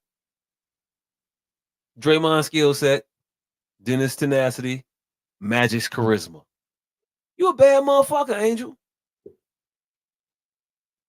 Don't let them fuck you up. Don't let them saddle you with enforcers that don't know their role. Also, don't in the middle of a game cheer up your enforcer for hitting that bitch. Best case best case scenario, you become influential. And now you find out it's not in the way you intended. Motherfuckers don't want to sign players that play like you. Motherfuckers want to sign players that protect their star players. Hmm. You know you're gonna fuck around and give them that message. And then they're gonna sign more yous, they're gonna sign more hers. They're gonna sign more motherfuckers that need to check people because they're gonna feel that that's the need thing they need. Because of your actions. You want to be the checker motherfucker. You ain't gotta be. No reason for her to come out that very next game against the Liberty and get that tech, get ejected. No reason. Other than she want to embrace the villain role that she talked about the day before the press conference. She literally said, I guess y'all want me to be, y'all want me to, she said, y'all want me to be, y'all want me to be the villain? I'll be the villain. Fuck it. She didn't say Well, that verbatim, but that was the sentiment. we don't want you to be the villain. Some people do. Not the people that have her long term best interest at heart. So, hey, I don't know. I don't know. You got anything else on that topic? Um, I'm I'm surprisingly siding with Stephen A. Smith because yeah, he could have been using this platform for that 3 years ago, but why would he? He wasn't entertaining. He wasn't interested in it, and nothing was drawing him into it. So no. And now Caitlin Clark is gaining more people's interest. I find it weird that people are upset about people who are just starting to watch the WNBA, not knowing much about the WNBA. Like these people, like people like me who just are looking at this shit surface level. I don't know shit about this shit. So when I talk about it, I'm gonna talk about it like a nigga that don't know shit about it. But my interest in it is helping growing the sport. So yeah, when people first get into it, they're gonna sound fucking stupid. Mm-hmm. And I feel like WNBA is like the fans of the WNBA are making it harder for motherfuckers to actually enjoy this shit. It ain't the fans. It's the players. No, it's the fans too. What the fans telling you? The fans are like, all right, well, you're paying all this attention to because now Caitlin Clark here, but y'all didn't know about Wu out the band. She was out here killing, or this, and this. This motherfucker was out here killing. So, y'all attention to Caitlin Clark is fucking stupid. Is that the Learn about the game. is that the fans or or some of the players and most of the commentators? It is a lot of the fans, a lot of the commentators, and some of the players. I haven't seen it from the fan side, but I'll take your word for it. Hey, look, they need to get that shit together. At the end of the day, um, get out of your own way. Stop thinking that everything is a fucking slight. It's not. It's just how this shit works. You want to be in the sports realm. Well, this is it. The talk is harsh. The criticism is great. And hey, look, the privacy is minimal. What we talking about here? Y'all not even at the point right now. Y'all ain't at the point yet where you need to like check into the pseudonyms. Again, we can't pronounce your actual first name. We don't even know it, and we're not even googling it to really check. Did you Google it? I don't know. I can't remember if you did or I not. still ain't look. Exactly. It's not important. It doesn't matter. We know who we talking about. Everybody do. You can change that. You can. Not know where you're trying to go about it. Because we're gonna get tired before we get interested. Uh, Hmm. we just gonna be like, nah, fuck this shit. Never mind. Before we get hooked. That's what you're gonna do. Kennedy, you ever been fishing? You ever drop your line in the water and you get a bite? Do you just yank that motherfucker out the pond at that point? You finesse it with the reel. You pull a little bit, you whine a little bit. You whine and you pull a little bit. You're finagling it. You're finessing it. You're not finessing shit. You're not even trying. They're just snatching. They're just trying to yank shit out the water. Being mad when you come up with a bunch of fucking seaweed in the broke ass line. Because you done fucked around and caught that fish on the current and you ripped through his mouth. Nah, it didn't came off the hook. It ain't even fucking live no more. The fish ain't even get away. You killed the fish for no fucking reason. You didn't even know you killed it. And you still hungry. Still hungry.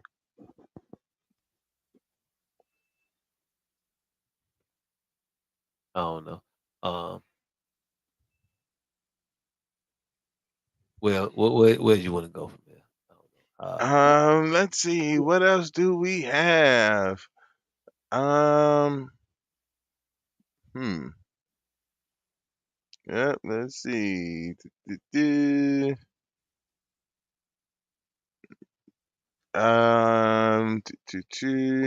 Joe Budden on the Breakfast Show discussing domestic incident with his ex the bester.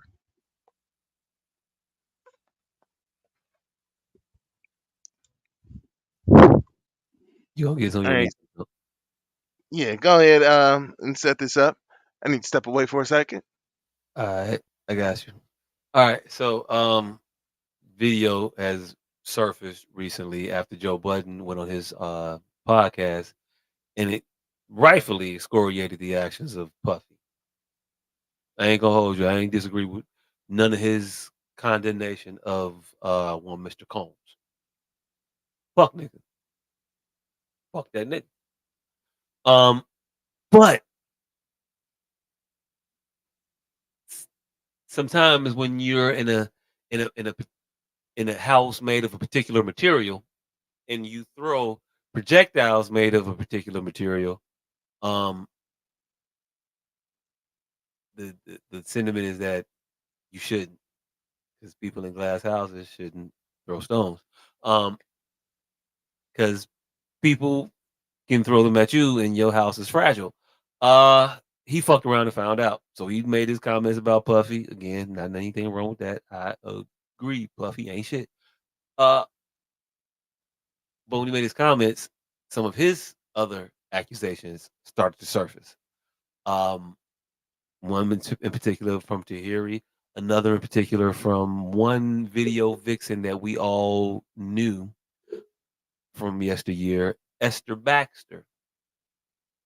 And this interview was old that he stated this shit in. It was a while ago. But in the interview, he says that, he didn't do the things that were alleged. And what was alleged was that she said that he sat on her stomach, causing her to miscarry her unborn child that was actually his, according to her. Now, he says, I ain't sit on her stomach. I sat under her breast.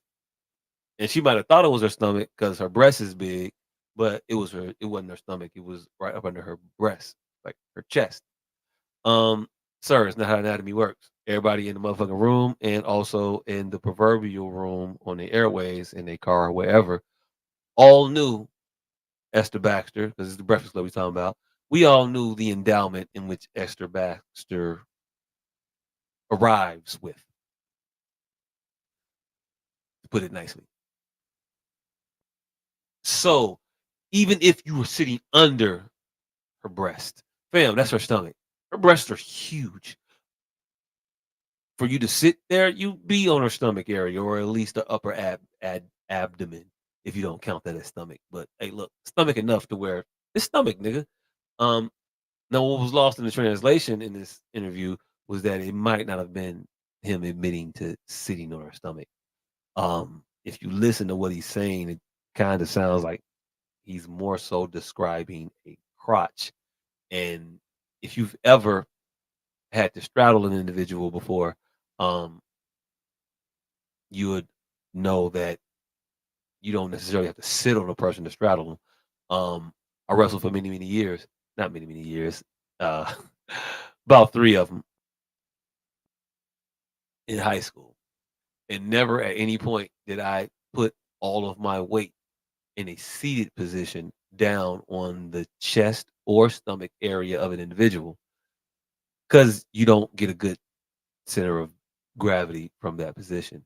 Um, so I do believe that it was more so a straddling than anything else. But hey, Joe, you still gonna get this speculation, and you still gonna have to get the process of the benefit of the doubt. Meaning, I have to actually doubt you to give you the benefit of said doubt. On the screen right now, y'all seeing that picture of Esther Baxter and Joe Budden. And like I said, she's endowed, definitely. So she's on her back, laying on her back. Those things up top. Come on, fam. You want to sit on her chest. Um, you were straddling her, I would say. And I've straddled people before. And you don't have to put your weight on their chest. You don't sit on them. That's not a thing you do. Am I here? Am I back? I'm back. Yeah, you don't sit on them. That's not a thing you do. You can't sit on those. You don't sit up on them. You just don't. And Joe, that was disrespectful. Just period. Like, why would you do that to those? Yeah. Really, my nigga? Come on now. Whew. You don't do that. You don't do that to those. Take care of them. For the You next cherish motherfucker. those. For the next motherfucker, that's Yeah, you keep those safe. you keep them safe. Yeah. Joe just said some bullshit, and he wants to defend his name and say, I ain't do nothing that you did accuse me of. And hey, look, Joe, it's a nasty situation. You should tread accordingly. You don't have the opportunity or the room for a slip up. You know. But if you want to play a producer, you can go ahead and play the clip. I see it up here now.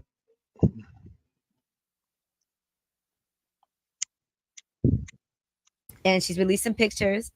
One of them did make people sick because there was like a fetus in the toilet. No, it made me sick too. All right, is that a real picture? Is that really that's wait, is it really what? Is that really like her fetus miscarried in the toilet? That's what she sent it to me as. Okay. Now she's saying that you beat her, you strangled her, and you sat on her stomach and caused her to lose her baby. We actually have that for audio. a half hour. Hold on, we have the audio. We got into an argument, and it just basically ended up choking me, so I couldn't breathe, slamming me up against the door, like in the closet doors. He threw me on the floor, grabbed me by my wrist, and sitting on my stomach for half an hour while I was 3 months pregnant. Went to the hospital where I found out that I lost rush my home, daughter. and I go in the other room, and she's in the bed, and I say, "Wake it up." Wake it up. What are we gonna do? And she was like, "What do you mean? I'm asleep." Just like real arrogant. Mm-hmm. I'm like, "What are we gonna do? This ain't gonna continue like this. Right? What are we gonna do?" So I dragged out the bed. Mm-hmm. I definitely did. After a couple more lines of that arrogant talk. By her feet, hair, arms. No. My feet. A little light drag. Little light drag. Nothing. A little light drag. You wanted to have a conversation with Esther Baxter. Little light. You drag out the bed. A nice king size on a beautiful plush carpet. Okay. Like on the floor. Please. Again. It does it again. And she does it again. Damn. I jumped up like Thor. Right. Or Iron Man or somebody. Right. Objection, Your Honor. Watch your mouth. And I ran so fast into that closet because the closet is like the size of a room. Right. And I ran in there and I hemmed up and I said, "Yo, are you out of your mind?" How'd she get all the bruises? Makeup. I don't know. Come on, Joe. I'm telling you. So the police were called. You were arrested that day. Listen. Slow down because it gets crazier than that. So we're in the closet. Whoa. And I got her pinned against the wall. Right. Like, and I asked her if she's crazy about 3 to 4 times. Mm-hmm. But she's kicking and she's punching and she's swinging. So as I got her hemmed, I got to try to like back up off her, but she's still going and her stamina is unbelievable and mine's isn't. Right. So I put her on the ground. Mm-hmm. I don't throw her on the ground. A pregnant woman. But I'm much stronger than her. All the more reason you're digging a deeper hole for yourself. No, he Joe. placed her on the ground. Listen, I'm just He's telling, saying that she's going crazy. At no point am I saying that I haven't done anything wrong. Okay. And at no point am I saying that. Okay. But I certainly haven't done what's being said. So I put her on the ground and I do get on top of her. Do I sit on her stomach? No. What do you sit on, Joe? I would like to think that I sat on what she's got. Oh, it's my mom. No. Obstruction in the court. What's the word? Disruption in the court. Objection. Disruption in the court. Forget it, Charlamagne. Forget it, Charlamagne. Wow. So Esther's got. He's definitely describing. So I'm thinking to me, I'm sitting right underneath her breasts. Are they? Joe, you're not stupid. Are they real breasts? No, Joe. No. Yeah, they're real. Are they real? Okay. They're real. Underneath her breast. So that's where I'm at. But listen, underneath her breast is her stomach. But listen. No. Listen. If she's pregnant and we just left the doctor, I know where the baby is. Number one, and number two, I'm not sitting on her applying my 194 pounds on her stomach. So I have her arms, and all of the pressure is on my 2 legs. So I'm not sitting on her at all, really. But I have her on the ground. Straddling her. So I have her on the ground. Restraining her down, right? And I'm saying to her, yo. Well, Joe, you wouldn't know anything about being in a good relationship because you're never in one. And every girl you date accuses you of girls saying that they beat them up. And then I didn't sit on her stomach. I sat under her breast. Asking about Esther Baxter, and like it was like the illest spin I ever got. And I don't remember what you said, but I remember it was the illest spin I ever got. And I just shut the fuck up after it. And that's when I knew. I said, he is a master at manipulation. So did you beat the shit out of Esther Baxter? No. What did you do to her? Nothing. Did you sit on her and choke her? No. She said you sat under her breast, on her stomach, and you choked her. What she said. Did you do that? No. What did you do to her? Nothing? Nothing. She made up all of that. We'd have to ask her. She's not present. Oh my God. This is the fuck I'm talking about. I asked the motherfucker, did she make up all that? He said we would have to ask her. We would have to ask What her. the I'm asking you. You can't ask, but I don't. Hey, look, fam. If I ask you, did you whoop her ass, and you say that's what she said, did you whoop her ass? I mean, you had to ask her. That's what she said, though. Oh, so you beat her ass then?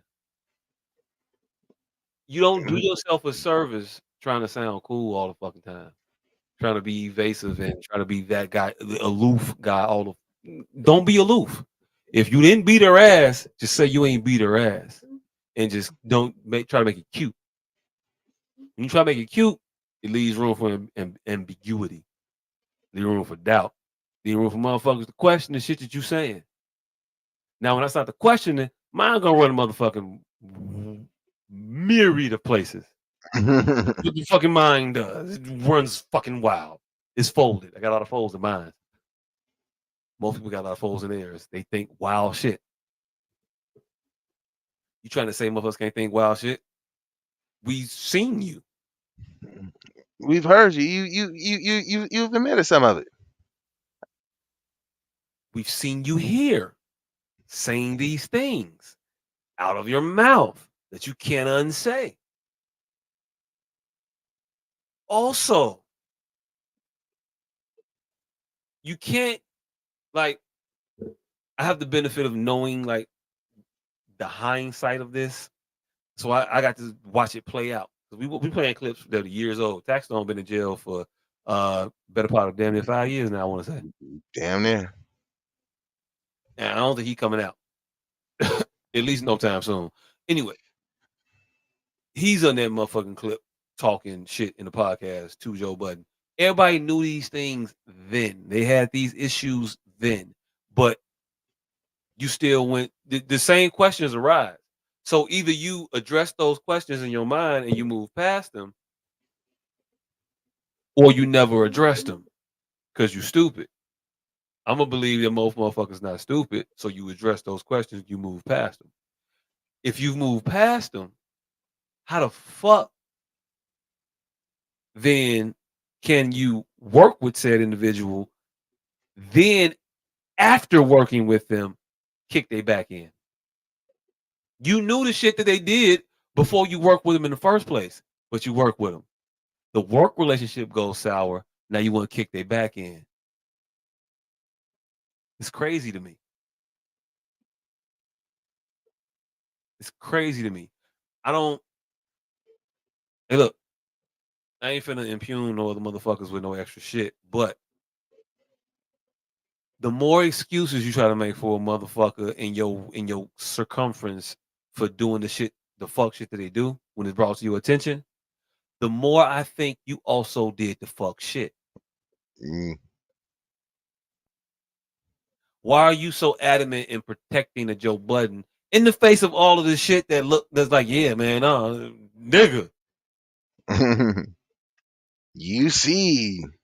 Nigga, do you really wait, hold on. You believe that? You believe that shit for real? Oh, I can't focus you no more. At a point, some of the wild shit this motherfucker say gotta knock a pause into you to where you wherever the fuck you at, on air, not on air, nigga. What? And from these individuals, I don't get enough nigga what moments. I don't get enough nigga, huh? About no real shit, anyway. About some shit that may be a little bit personal to them, on some literally personal, my wife, my situation type of shit, or when Charlemagne's terms, he got a wife, but I don't think anybody fuck with him about that. My media empire deal, whatever. You know what I'm saying? If nobody ever checks you on your shit, are them really your people? And if you never checked on your shit, are you really in check? Most motherfuckers we see out here doing flaw shit don't have people checking them, helping them identify these blind spots or these spots that not even necessarily blind, is obscured. Oh, me pull your coat, fam. You ain't really catch that, but yeah. When you say that shit that way, this what everybody else feeling, fam. No. We thought that you meant that because you said that. We think you think this way because of that. At a Yeah, point, it's always needed. motherfucker got to realize I need to be better and make a change. And I cannot be mad at the motherfucker telling me I need to be better and make a change. Don't be upset. Embrace it. Take it. Turn over a new leaf. Hmm. Hey, I don't know. All right. It's nobody in particular. That's everybody. But it's wild that he's the one that's coming out against Diddy with his own background. Yeah. People don't recognize their own glass houses. They don't. They would chuck whatever the fuck they want right from the living room. Sure did. Mm-hmm. But hey, rock out, do what you want to do. Just know I support you when you're right, but when you're wrong, I can't. I be quiet though most of the time. But just understand, I be knowing that you niggas is fucking up. All right. So, do you have a responsibility within your circle?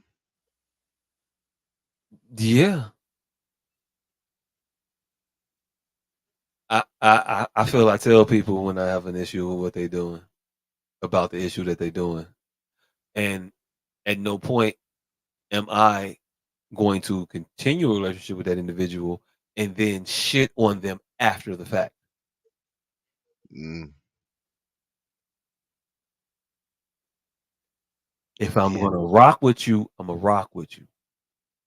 I won't condone what you do. I won't make a place for you to do the bullshit that you do. And then when motherfuckers come at you, now I'll flip on you. I'm gonna flip on you before motherfuckers come at you. I'll make a space for you to be safe when you're supposed to be safe. But when you're doing fuck shit, I'm gonna call you. I'm gonna say you're doing fuck shit.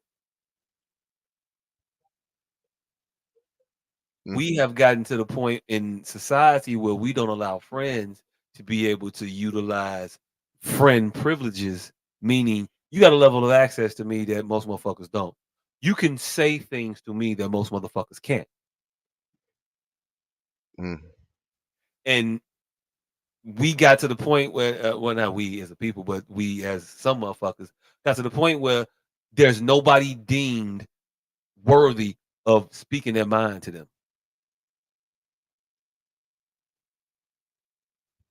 other than the motherfuckers that they put on the pedestal above them.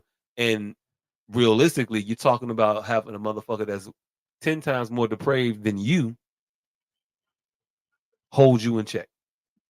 Try to hold you accountable. They're not gonna do it. They don't hold themselves accountable, fam.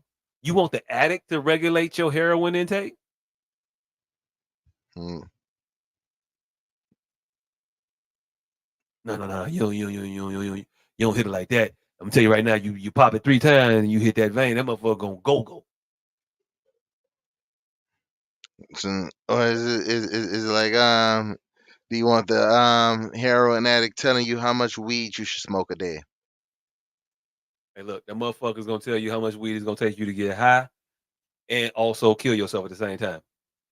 There's not gonna be a smart suggestion there. Yeah, you might listen to that motherfucker and get high. That motherfucker can get you high. Can they keep you alive? Can they give you skills and tools to do all the shit that Kendrick is gonna help Drake's son do in 10 years, 13 years now. How old this boy is? Nobody knows. I mean, he debuted what 4 years ago? Was Pusha T and Drake like 4 years ago? Hey, look, man, I don't know, 4 years, 3 years, 2 years. Time is funny now. Funny than the motherfucker. All I know is when I see Whitney Houston bathroom, or I see Drake with Usher gloves, No. I know it's some darkness there. It'll never be the same again. The level of trauma and hurt that exists in that realm. I don't even go back to revisit that shit no more. I will listen to it because it's dope, but it's dope in the vein of, ooh, do I really want to see this nigga beat the shit out this motherfucker for the 79th time? Nah. Yeah. But then Sometimes. when it's raining, yeah, I'm gonna I'm gonna watch that shit. Oh shit. 83? I'm gonna get it 83 times now. Say right day, nothing to do. Schedule with the right schedule. Yeah. Hey, you know how many times I saw a motherfucker ask another motherfucker who's the master? Oh shit. And that was a movie made by a music producer. Soundtrack's fire. Scenes was a little wait, what? You can't put bars on the scene, Barry. They had his work. Just give it an 8 count. No, this ain't how it work, Barry. Ain't no 8 counts in this shit. Oh shit. Damn, Barry Gordy did. It's called Barry Gordy's Last Dragon. Yeah. Yep. Hey, I did want to talk about our friend from the great state. I think he was in Michigan. Oh, oh, the world's greatest Uber driver. World's greatest Uber driver. I ain't gonna say his name because I don't know his name. I know his name, but I can't remember it right now. I think it's Scott something. But also, why say his name? He been embarrassed enough. Yeah, it's an entertaining story. This motherfucker was back in court again this week. Yeah. Hey, look. So if you ain't familiar with the story goes as this: man was driving and he had one of those court appearances that made possible via Zoom. Shout out He to the happened to pandemic. end up being behind the wheel of a car when his name came up, and he told the judge, "Give me a minute, let me park my shit right quick. I got you." And the judge obliged, held on, and then proceeded to reveal that the guy in question was driving on a suspended license. Story hits, goes viral. Guy gets a response, and he says, "Hey, look, no, it wasn't supposed to be like that. I got ties in the church, and my license wasn't supposed to be revoked. It was supposed to be taken care of a couple years ago. I don't know what the fuck happened." Fast forward to I think yesterday, whenever fuck the case went before a judge. After old boy got out of jail, he bonded out after 2 days because he Went appeared, before appeared the to his same judge. he appeared to his Zoom trial for driving on a suspended license, telling this motherfucking judge, "I'm almost there. Let me park right quick." Nigga, it's a driving thing. Yeah. Yeah, you're going to court because you're not supposed to drive, and then you are in the court session while driving, and also using a cellular device, which is very much illegal. Doing all the shit, had you had a license, you would have known that you're not supposed to do while you Like operate the motor vehicle. you are in front of the judge not only committing a crime that you are on trial for, but you're also recording yourself committing a whole new crime. Nigga, is your camera on? This camera was on. Like nigga didn't have the picture up or nothing. Have it in driving mode. None. Wasn't hands free. Didn't have the goddamn phone on the mount. You could have at least put the phone on the mount on the dash. Motherfucker gonna hold it. So you ain't so right now I got you on 3 citations, sir. This is just what I see right now. That shit crazy. Producer, is this the first video or the second video? after he went to court, and he's back in court now. First one. Hey, you ain't gotta play the first one. Play the second one. But you know what? Play the first one. If you can look for the second one while you playing the first one, I'm gonna look for the second one too. I thought I put it in the chat. I'll have the second one available, ready. No, you do this one. I'll do the second one. I have both of them ready. Oh, you do? Man, you the man. Whoa, man, my bad. Go ahead and play this one then play the next one after that. Versus Corey Harris. Township. Assistant Public Defender Natalie Tate for Mr. Harris, who should be present in Zoom. Mr. Harris, are you driving? Actually, I'm pulling into my doctor's office, actually.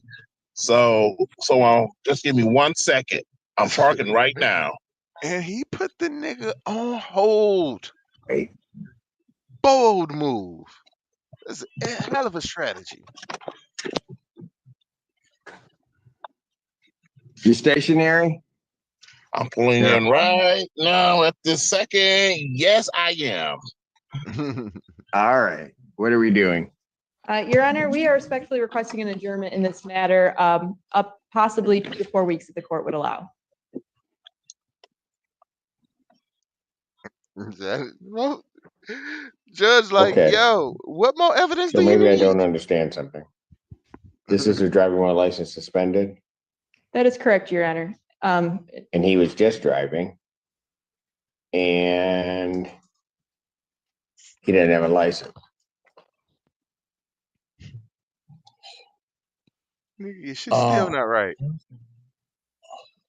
Is with the charges, Your Honor, yes. No, I'm looking at his Yes. record. He doesn't have a license. He's suspended and he's just driving. That is correct, Your Honor.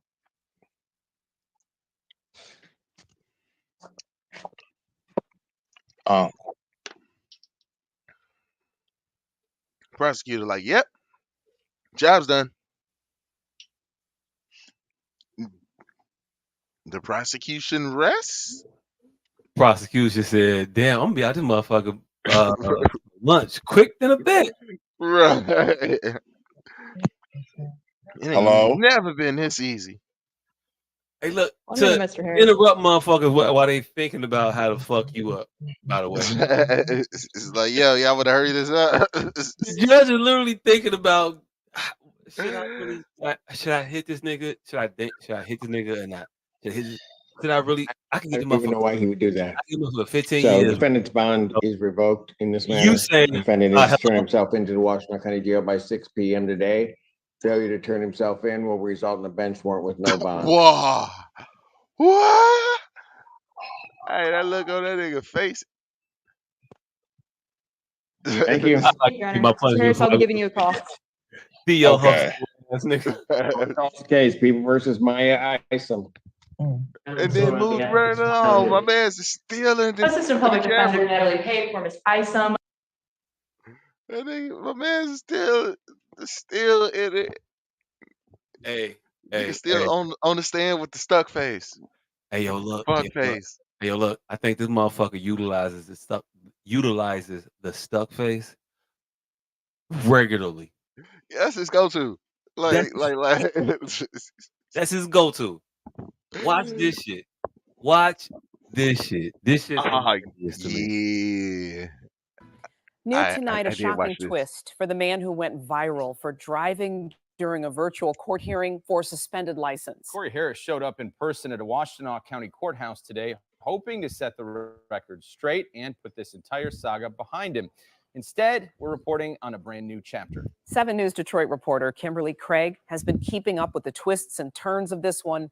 She was in court today as it all unfolded. Hey, the motherfucker got fingers crossed on the back of his goddamn. Today, the Yo, judge look, started pause off it, by pause slamming it, pause Corey it, Harris, pause it. saying he even had a valid. Pause it. I'm Go gonna ahead. get Go him one ahead. and say good Go luck. Go ahead and go back to the shot of him with the yellow shirt on with the peace sign. Well, not the peace sign, the fingers crossed. If not, never ever a motherfucker was guilty. They being accused of is the motherfucker wearing a fingers crossed shirt. You ain't literally you sitting here telling everybody, damn, I hope this shit. Ooh, I hope this work. I hope this work. Hope this work. Judge, I ain't know. He's gonna. I'm giving the end in the way. He's pleading stupid. He's pleading stupid. That's his. That's not the technical thing he said, but in all actuality, he's pleading stupid. Go ahead. He's going all in too. All in on the dumb. With the twists and turns of this one, she was in court today as it all unfolded. Well, nothing went the way Corey Harris thought it was going to go in court today. The judge started off by slamming Corey Harris, saying he's never even had a valid driver's license. And the afternoon ended with Harris going to jail. Person that needed to be blamed is the person that he was staring at in the mirror. He didn't do what he should have done. The judge came ready to set the record straight with Corey Harris, who has Judge claimed wrote that he that. thought the That's definitely a suspension on his pre-read. driver's license Front of the shirt was says, removed "Trust 2 years me." ago. That court and its friend of the Hold court on. Pause did it. nothing Pause it. wrong. Pause it. Pause it. His driving Pause it. privileges were Front of the shirt says, "Trust me." Back of the shirt says, "Finger" is a picture of fingers. Definitely has a whole different connotation now. How the fuck do you show up to court with this shirt on? This gotta be the dumbest nigga in captivity. Oh my, what the fuck? You start off the court case by showing up to court driving on your suspended license, and then going to court about the driving on the suspended. Driving, you're in court now because of driving on a suspended license, driving while in court on a suspended license, and the original suspended license. You're there for three things. The license was suspended originally. You got caught driving on a suspended license. Hence this court case. Then you do the shit you did then. Three idiotic ass. He had the trifecta. And on top of that, you stack this shit with the Uno fucking reverse. Trust me. And then when you get the benefit of the reverse and you turn around. Fingers crossed. So even if the judge was like, "Hey, yo, look, all right, you know what? Suspended sentence to me. I think he learned his lesson. You know what? I'm gonna go ahead and let him ride out." And you go to turn around to shake up with your lawyer, and the fingers crossed. So, hey, look, the only motherfucker that the Trust Me shirt works on is the juvenile lawyer, by the way. And I don't mean juvenile in the stuff that comes before his court. I mean, he got to be literally Harry Stone. Only one that can get that off. Oh, he gotta be that motherfucker for you to walk in there with the Trust Me shirt, with the Don't Trust Me on the back. Right, psych. Who's not catching that, fam? It ain't. I don't know. I ain't never been to court in a sentencing situation, but some about what he say before he bang that gavel don't mean it's actually like written in stone. Even after he bang that gavel, if you do something, he could say, "You know what? Fuck the gavel bang." I know I said 10, 12. And it's just that. Put a little something extra on it. Put a little something extra on it. In the famous words of a motherfucker that has said this shit, and I won't reveal who said it, before they got sentenced, judge gave a motherfucker a lenient time. Let's say 2 years.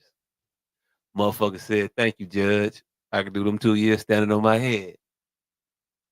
Judge said, well, let me add 2 more to it, see if we can get you on your feet. That's turning 2 to a 4 the wrong way. Yeah, wrong. That's what this motherfucker with the eyelashes, and it feel I don't know why it look like he got eyelashes. That's how his glasses been. That's his glasses. But hey, look, cursory, it looks like eyelashes. Anyway, that's what this motherfucker didn't get. At no point in time does he take the situations that he finds himself in serious. I wouldn't wear the Trust Me shirt to work. Like, I don't know what the casualness of the casual day is, but the Trust Me shirt, I'm gonna leave that in the drawer. I'm 100% never wearing that to court.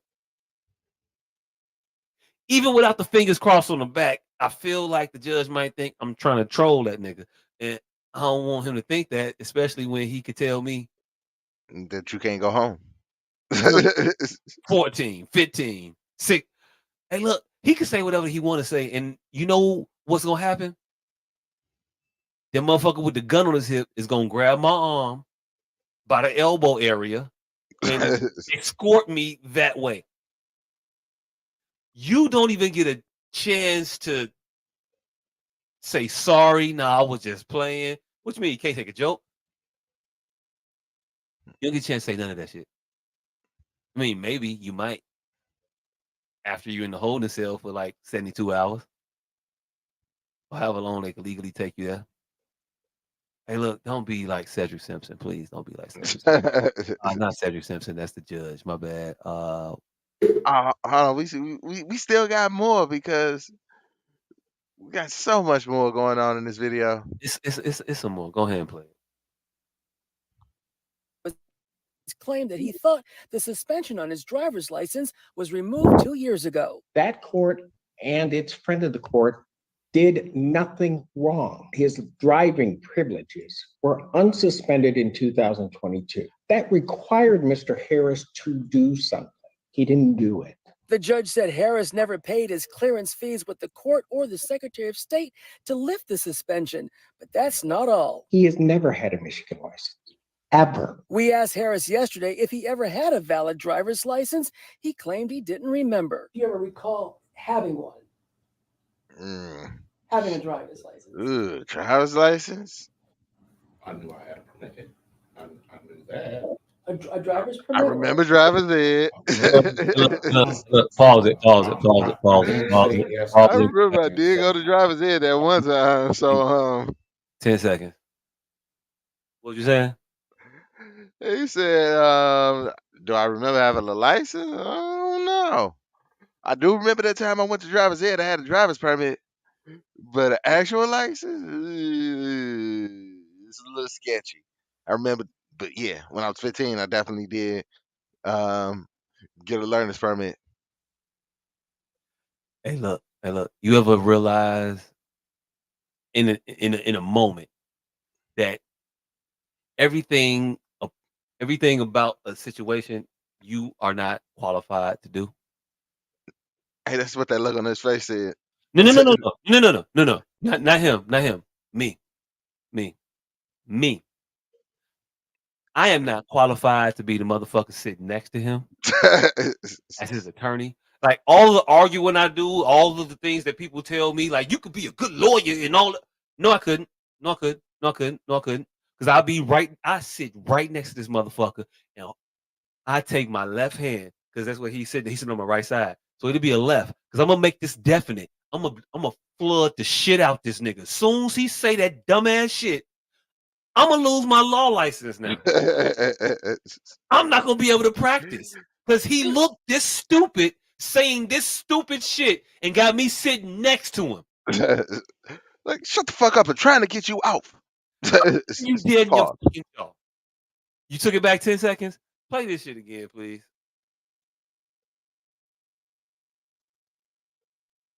I don't know if you took it back 10 seconds already or not, but yeah, 10 seconds. Listen to this shit. I knew that. A little bit. Another 10. Because that's the line. Right there is when I would have right there. He has never had a This nigga and then quit. We asked Harris yesterday if he ever had a valid I can't be driver's your lawyer license. no more. He claimed he didn't remember. Never recall having one. Having a driver's license. I knew I had a permit. I knew that. A driver's permit or? I believe. I don't know. I can't say yes and I can't say no. And that's odd because the Pittsfield Township police officer and prosecutor said during that October traffic stop, Corey Harris knew what was up. This motherfucker was like, he can't say yes or no, but the police definitely said no. He has never had a license. Fam, I'm finna argue how you gonna suspend the license that don't exist. All kinds of shit. And you gonna sit here and say, I know I had a permit. I'm gonna hook off on you and then gather my briefcase shit and then walk off. I'm going to leave. I'm gonna right over on the side of the, and then I'm gonna pick up. I'm gonna get my briefcase. I'm gonna gather my shit. I'm gonna put all my notes in it, and I'm gonna just walk out. I ain't gonna say a word. I'm gonna just leave, and everybody's gonna understand what the fuck just happened. And ain't nobody in that motherfucker has sympathy for your green mile-esque ass. This motherfucker just gonna walk out of court mumbling. Can't believe this stupid motherfucker got me over here trying to represent his dumb ass. I'm like, goddamn, wasting this bullshit. I'm not gonna be able to finish a cuss word. I know how I cuss. I know how I cuss. When I'm mad, I don't really cuss. I be trying to cuss. I just don't be cussing. I just be punching shit. The fuck is this shit? Hey, look. All of the jokes I make about Trey.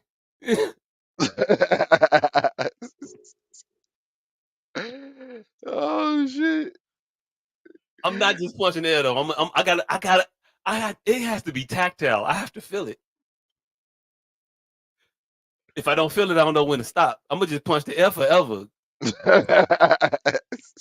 Fuck around, throw my shoulder out. No. I'm trying to get this anger out. I'm not trying to hurt myself. But if I gotta be this nigga lawyer, fam, I'm not gonna be this nigga lawyer. Go ahead.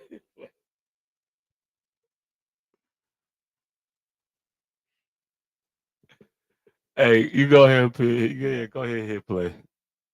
At least twice during this traffic stop, he acknowledged to the officer that he did not have a valid license.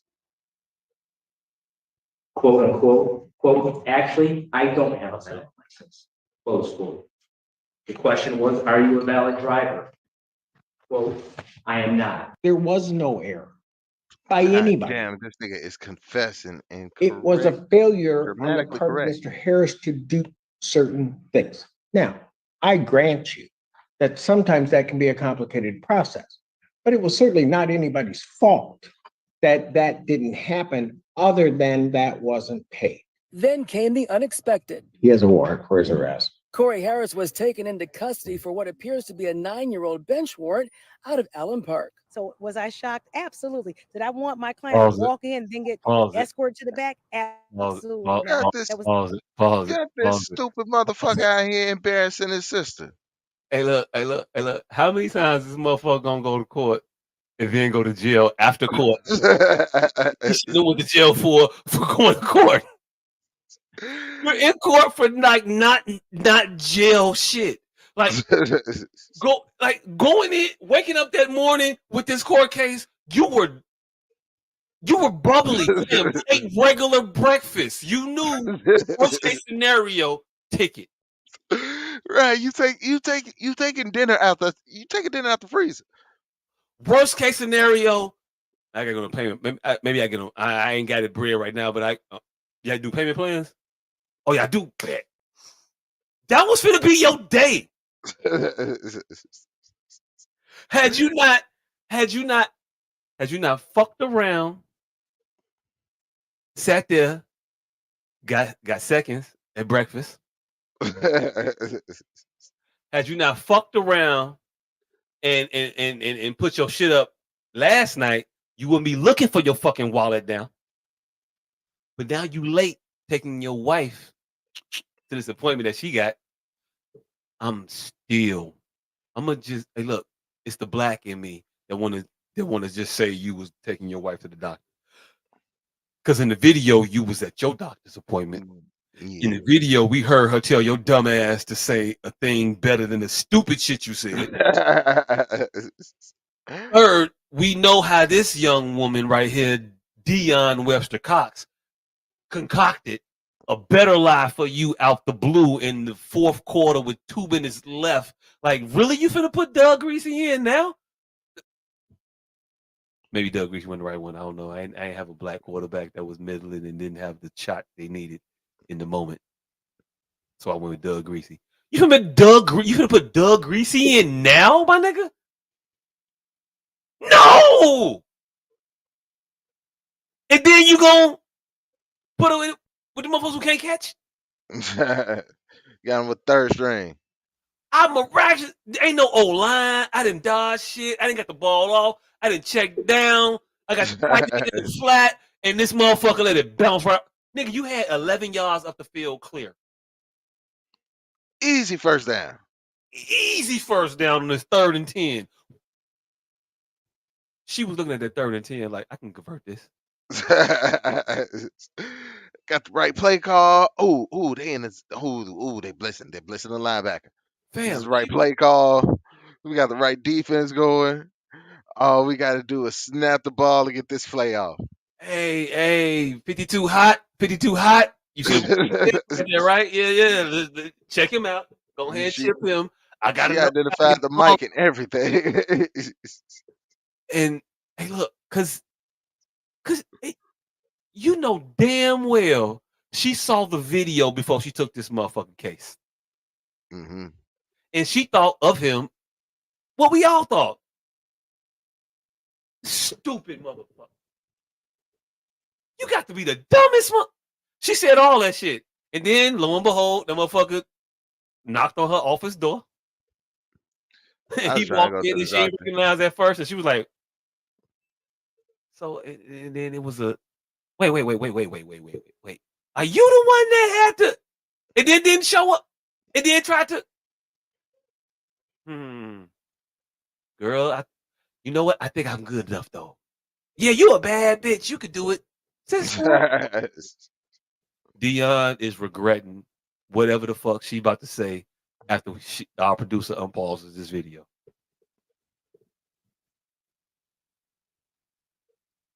It's not the plan. The shocking thing about it, for driving while license suspended, that he didn't take care of. It should be something that a lesson for all of us. Handle your business. At the end of the day, handle your business. In Ann Don't Arbor, let your Kimberly business handle Craig, you. Pause it. That was his lawyer. Yeah, he out there embarrassing his sister. Hey, look, she have nothing. At the end of the day, y'all, just handle your business. I mean, don't be like this, nigga. She tried the PSA on the courtroom steps. Don't be Oscar. About her own client. She had nothing left to say about this movie. She just left fresh the fuck out.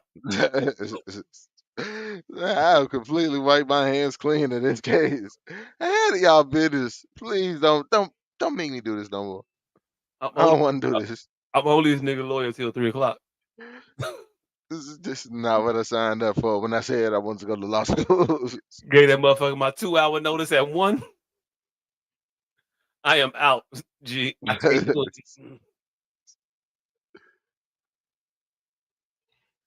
Hey, I found that shit funny. That shit cracked me up. Like, Yeah, still fucking hilarious. The nigga still out here stupid. You go ahead and play it to the end now. I ain't gonna stop you. It ended. Oh, I thought you rewound it for some reason. Yeah, and Just a it clip. ended with Okay, that was it. Good. Hey, look. Shout out to her for trying to help that motherfucker out. yeah. This is the dumbest motherfucker ever. But sisters, we will tell you, don't destroy yourself trying to save us. That man is a prime example of what happens when you do. Don't let him Smollett you. Right. Juicy Smollett you. Shoot. You can sing. You can breathe. Be a better Kim Fox. Damn. Hey, look, I don't know. She's the last motherfucker that famously fell for that dumbass shit the motherfucker was saying. When everybody else was just like, wait a minute. I mean, like, Subway cool and all, but I mean, 48 below.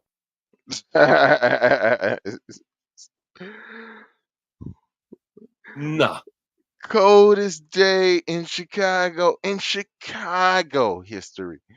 First of all, if I'm going out in these conditions to get this food, It's you not gonna be Subway. well know I'm fighting for this shit. Right. Yeah, we finna scrap. It's finna be. You got to shoot me, fam. Look. I'll give you some mics before I give you this gyro. See, and it wasn't even a gyro.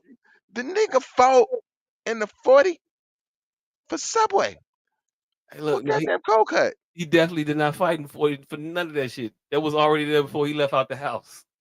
He caught all those bruises and cuts at 10:30 in his crib. Then they said, all right, let's go to set. They went to his story was that he risking it all for fucking Subway. That was insulting to me. Subway. Not a Jimmy as a member John, of the black community. Not a Quiznos. Right. Nigga, that your sandwich probably wasn't even steamed, my nigga. Hey, look, they ain't steaming no at 2:00 in the morning. Everybody steaming no damn sandwiches. You lucky you getting meat, dude. Because when this shit run out, I'm not going back there cooking no more shit. It's lettuce sandwiches from here on till 3. Fuck is we talking about? I said lettuce sandwiches. You get mad, or you get all the oils you want. Oil for days. Oils, lettuce, some onions. Want these little olives? Jalapenos if you want some texture. You want some olives on it? No, fam. Ain't no question. You want some olives on it? Ain't no protein in it. I made you a mayonnaise sandwich, my nigga. That wasn't no question. That was a suggestion, my nigga. Oh shit. Fuck. Hey. Yeah, nah. Ain't nobody making my sandwiches for a while. Oh shit. Hey, look. Before we get out of here, because it's already it's 2. It's 2 and some change. It's 2 and a half, 2. Before we get out of here though, I had a motherfucking coworker, right, look at my lunch and say, ooh, could you have her make me one of them? Ooh. I don't think everybody got situational awareness. Ooh. It wasn't even the dude who said this shit to me. Ooh. How you think this? How's that supposed to play? Like, hey baby, hey, that wonderful lunch that you made me yesterday. This shit at work 1-1. Double it for this broad at the gig. Double it for the mom for this for me and this other Lady woman at work. This woman I work with, yeah. Make her one too. You know how precarious my sandwich privileges are around this motherfucker? Like this situation, you not gonna jeopardize. You not gonna fuck up tomorrow's sandwich. I can ask her to make one for you too. Oh shit! What? Are you mental? Do you know how hard I worked to get this one? This one. Now I'm supposed to double it? Hey, look, even if I was fucking you, do you think I would ask my wife to make you a sandwich? The question, the audacity of the question was such that you had to be fucking this nigga to ask him some shit.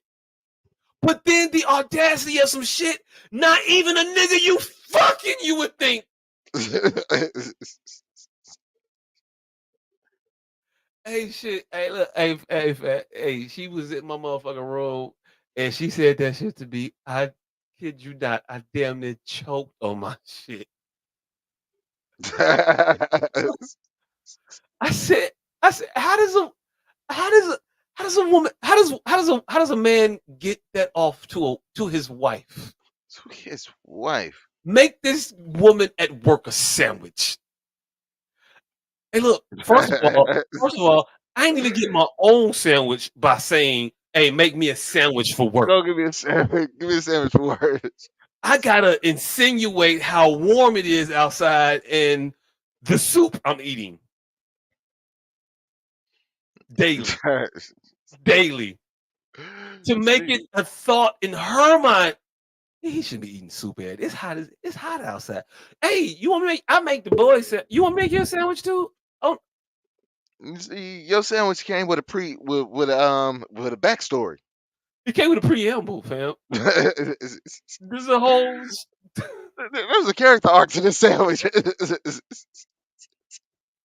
So this meal means something to me, bitch. Hey, look. I just can't get an extra one. I ain't even gonna hold you. I got sandwiches with more concentrated forethought than I did children. I ain't never plotted on how to get a baby out of her. I never thought about that shit. But you had to work your way up to a sandwich. I had to strategize about this sandwich stuff. The kids, motherfucker turned to Ocean's 11. Kids got both them motherfuckers. Not ain't even request them. The motherfuckers just showed up. Got them smooth. This sandwich though, wait, if I act like it's hot, what if I tell them that the bowl I'm using now, the motherfucker, the latches is kind of wearing down a little bit. All kinds of shit went through my mind about how it's not boiling lunch when it's 90 outside, 87 and shit. Before this sandwich, there was a plan, there was strategy, there was forethought. Before these kids, there was a stick and a trip to the store. It wasn't even a trip to the store. There was a stick had 2 lines up. We got a kid now. Hey, look, I ain't even gonna hold you. I know how my kids were conceived. It was a have another one. Me to her. Hey, look, no, get another. You good? Drink another one. The kids weren't in the thought process. It was about me. I was being selfish. In the moment, I had not shown the maturity of an individual that was ready for kids. I was finagling still with my wife for the existence of a human being. Well, not for the existence of a human being, but for my own gratification, because you control all of this here. And yeah. Hey, look, if you a smoker and this motherfucker got all your cigarettes and all the cigarettes you can have, you gonna think about how you ask for your cigarettes as not to piss off the person who has all the cigarettes. Yeah. Yeah. Hey, look, life be lifing. Shout out to my coworker for asking that. Hey, look, you got some balls, G. And rest assured, this is probably the first time that she's heard about that. Because that request did not get made. No, I told Candace this shit already. She already know about this story. I said you would not believe. The audacity of this bitch. Oh, I'm gonna get on the front. I ain't finna. Hey, look. Hey, look. Hey, look. Hey, look. Hey, look. Hey, look. It would be one thing to go down in flames for a bitch you fucking. It's a whole nother thing to suffer for you ain't doing nothing. And not even that is you don't even want it. It's not even something that you want and not getting. Want it. Don't even want it. If it was offered, oh nah, I'll pass. Without the risk of your sandwich making. Hey, look, ain't a conference, snowstorm, hold over. I don't care what sitcom you thought you saw. Ain't a reason, G. I'm straight. And for that, I'm gonna jeopardize my sandwiches. Fuck out of here. Fuck out of here. So I'm you not didn't gonna think this went jeopardize. through. I'm not gonna jeopardize having to put shit in my bag to carry because I need to have my hands free. I ain't finna jeopardize that. I want no risk in this motherfucker. No. I don't want to have to come home and no. Hey, look, fam, I got all my suitcases got wheels on them. That means nothing to me. It means nothing to me. I don't want to wheel none of the motherfuckers nowhere. You don't want to pack one of them some bitches? Yeah, nah, I don't want to do it. I don't want to do it. I don't think women understand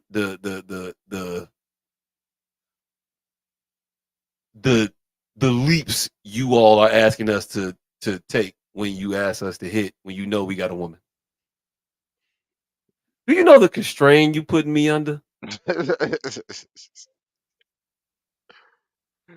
This is a lot. I know. There's a lot of stake. I know no is the answer, right? Mm-hmm. But just the nah, I'm good. We'll get you eviscerated on the playback. Yeah. She was like, "Yeah, Jockey, I want you to just take it," and I was like, "Nah, I'm good." That's all you said? Wait, that was your response? That's what you said? Over for you. Yeah. So yeah, nah. Hey, look, ladies, I'm telling you, that's why we say y'all cheat more than us, because it's harder to get, and then when you get it, it ain't gonna be worth it.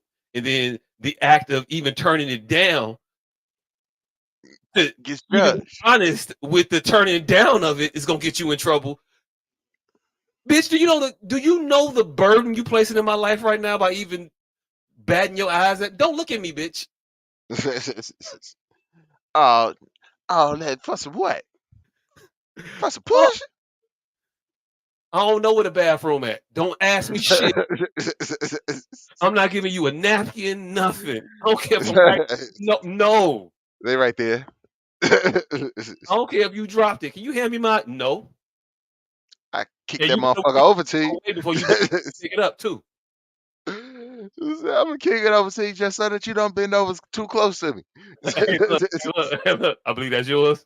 Let me kick that shit past you so you gotta walk further away from me. Watch the motherfucker get to be Beckham, and I'm gonna bend your shit around the corner. I want no issues.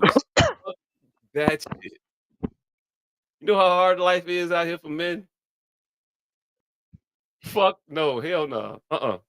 Then hey, look, fuck up that pussy, and then get some new pussy, and then be honest about your last pussy that you fucked up. Now you gonna fuck up the new pussy. Yeah. It ain't worth it. It ain't worth it. They're gonna put that shit in the network. It's gonna be on my Equifax report. Right. And that shit don't fall off after 7 years. It don't. That motherfucker is the student loan. Motherfucker is non-dischargeable debt like a mother. You gotta pay that one off. Oh, shit. Hey, look, interest rates like a motherfucker too. Man, It was 11 last. Why is it 15? How? Why got a balloon payment in the middle of August? It's a balloon payment every 3 months. Hey, look, when you find out you got a fixed rate adjustable. Hey, I've been paying for 3 years. I ain't touched the principal. Possible. How you even do that? I thought it was an or. Now you gonna pay this as a base, and then I'm gonna adjust every. No, wait, what? I don't cost of living increase. Y'all just making shit up. It's the other way around. I just making shit up. Late fees. Wait. You say what you have to be late for? Wait a minute. I don't even have a due date. How do I get a late fee? Yeah, hey, look, I'm shook. It's over with, and I think they're gonna be less forgiving than Citibank. I'm gonna just keep it a bean, but Man. I don't even think. I know she's gonna be less forgiving than Citibank. Yeah, because Citibank can let you they let you be a use on somebody else's card even after you get over. Man, Citibank can let me come back in with somebody else at least. Right, and work my way back. I can't weasel my way in with you. I can't have my mama talk to you. Right. I can't get a secure card. None. Hey, mama, nah, she mean it this time. Well, you know, men have needs, baby. Mama, that shit ain't gonna work. You can't hit it with it. You can't hit it with the old school. She gonna go to old school. Mm-mm. You gotta tell her about what the preacher say about forgiveness. You gotta go Understand? biblical. You can't go old school. You gotta go biblical. Biblical or nothing. What Job got on this one? Right. Like he dealt with a lot of shit. I know Job. Job definitely done been here. Shit. Hey, look, coming to the crib after getting caught cheating, telling your bitch to be more Job like. You think you better than Job? Right.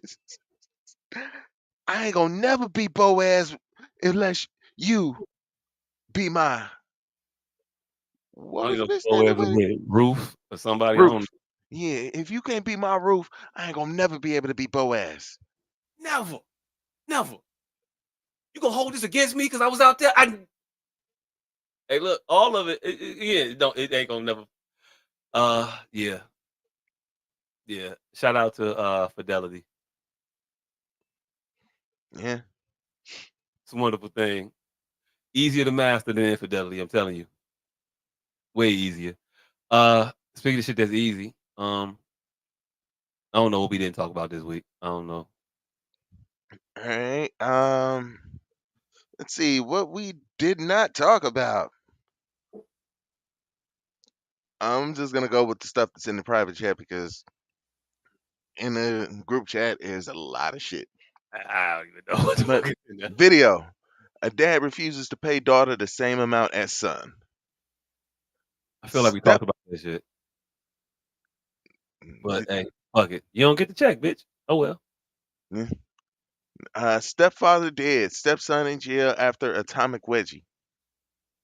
Hey, strangle that nigga with his own drawers. Cold man. That's crazy. I ain't know you can kill a nigga with their draws, but apparently you can. Video. I'm not the doctor. I'm the doctor's. Dot. I don't know I what don't that know what that one's is. about. Freudian slip from the Ric Flair of evangelism. Who the fuck is the Ric Flair of evangelism? I don't know this motherfucking name, but Joel Osteen? nah, not Joel Osteen. One of them old white haired motherfuckers. He was just talking shit and opened up the Bible and was like about he one of them prosperity preachers. And he was like, y'all want to talk about why I got a motherfucking Benz and a motherfucking Rolls Royce and shit. The Bible say. And then he read it. And then he told it, but hey, baby, read the conversion text. And she read it and was like, oh, evil motherfuckers with money. Yeah, it say evil. The translation is fucked up niggas with paper. Ain't shit. You took it as niggas with paper is the shit. It didn't mean what you thought. It's saying that you ain't shit. Bob, dear. Ooh. Yeah, yeah. And he didn't even eat the ooh on the stage. Everybody recognized it, and he just act like that shit smooth ain't happen. Yeah, you gotta keep going. Hey, look, I would love to have the confidence of a motherfucker like that one day. Hey, look, just to be on stage and just fuck up a line and just keep going. Keep Like, going. not just keep going because that's what you're trained to do, but to act like to double down on a fuck up.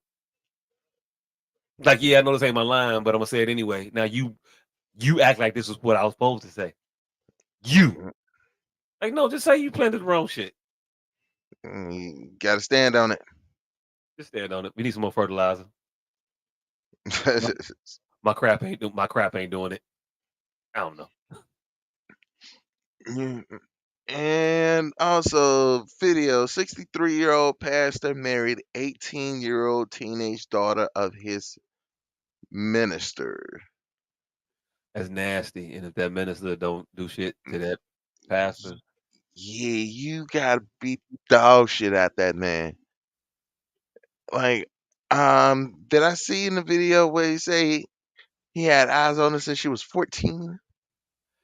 hey, I didn't even see the video, but that's called grooming. Yeah, that's definitely the definition of grooming. And I don't know how motherfuckers just be cool with people like this shit.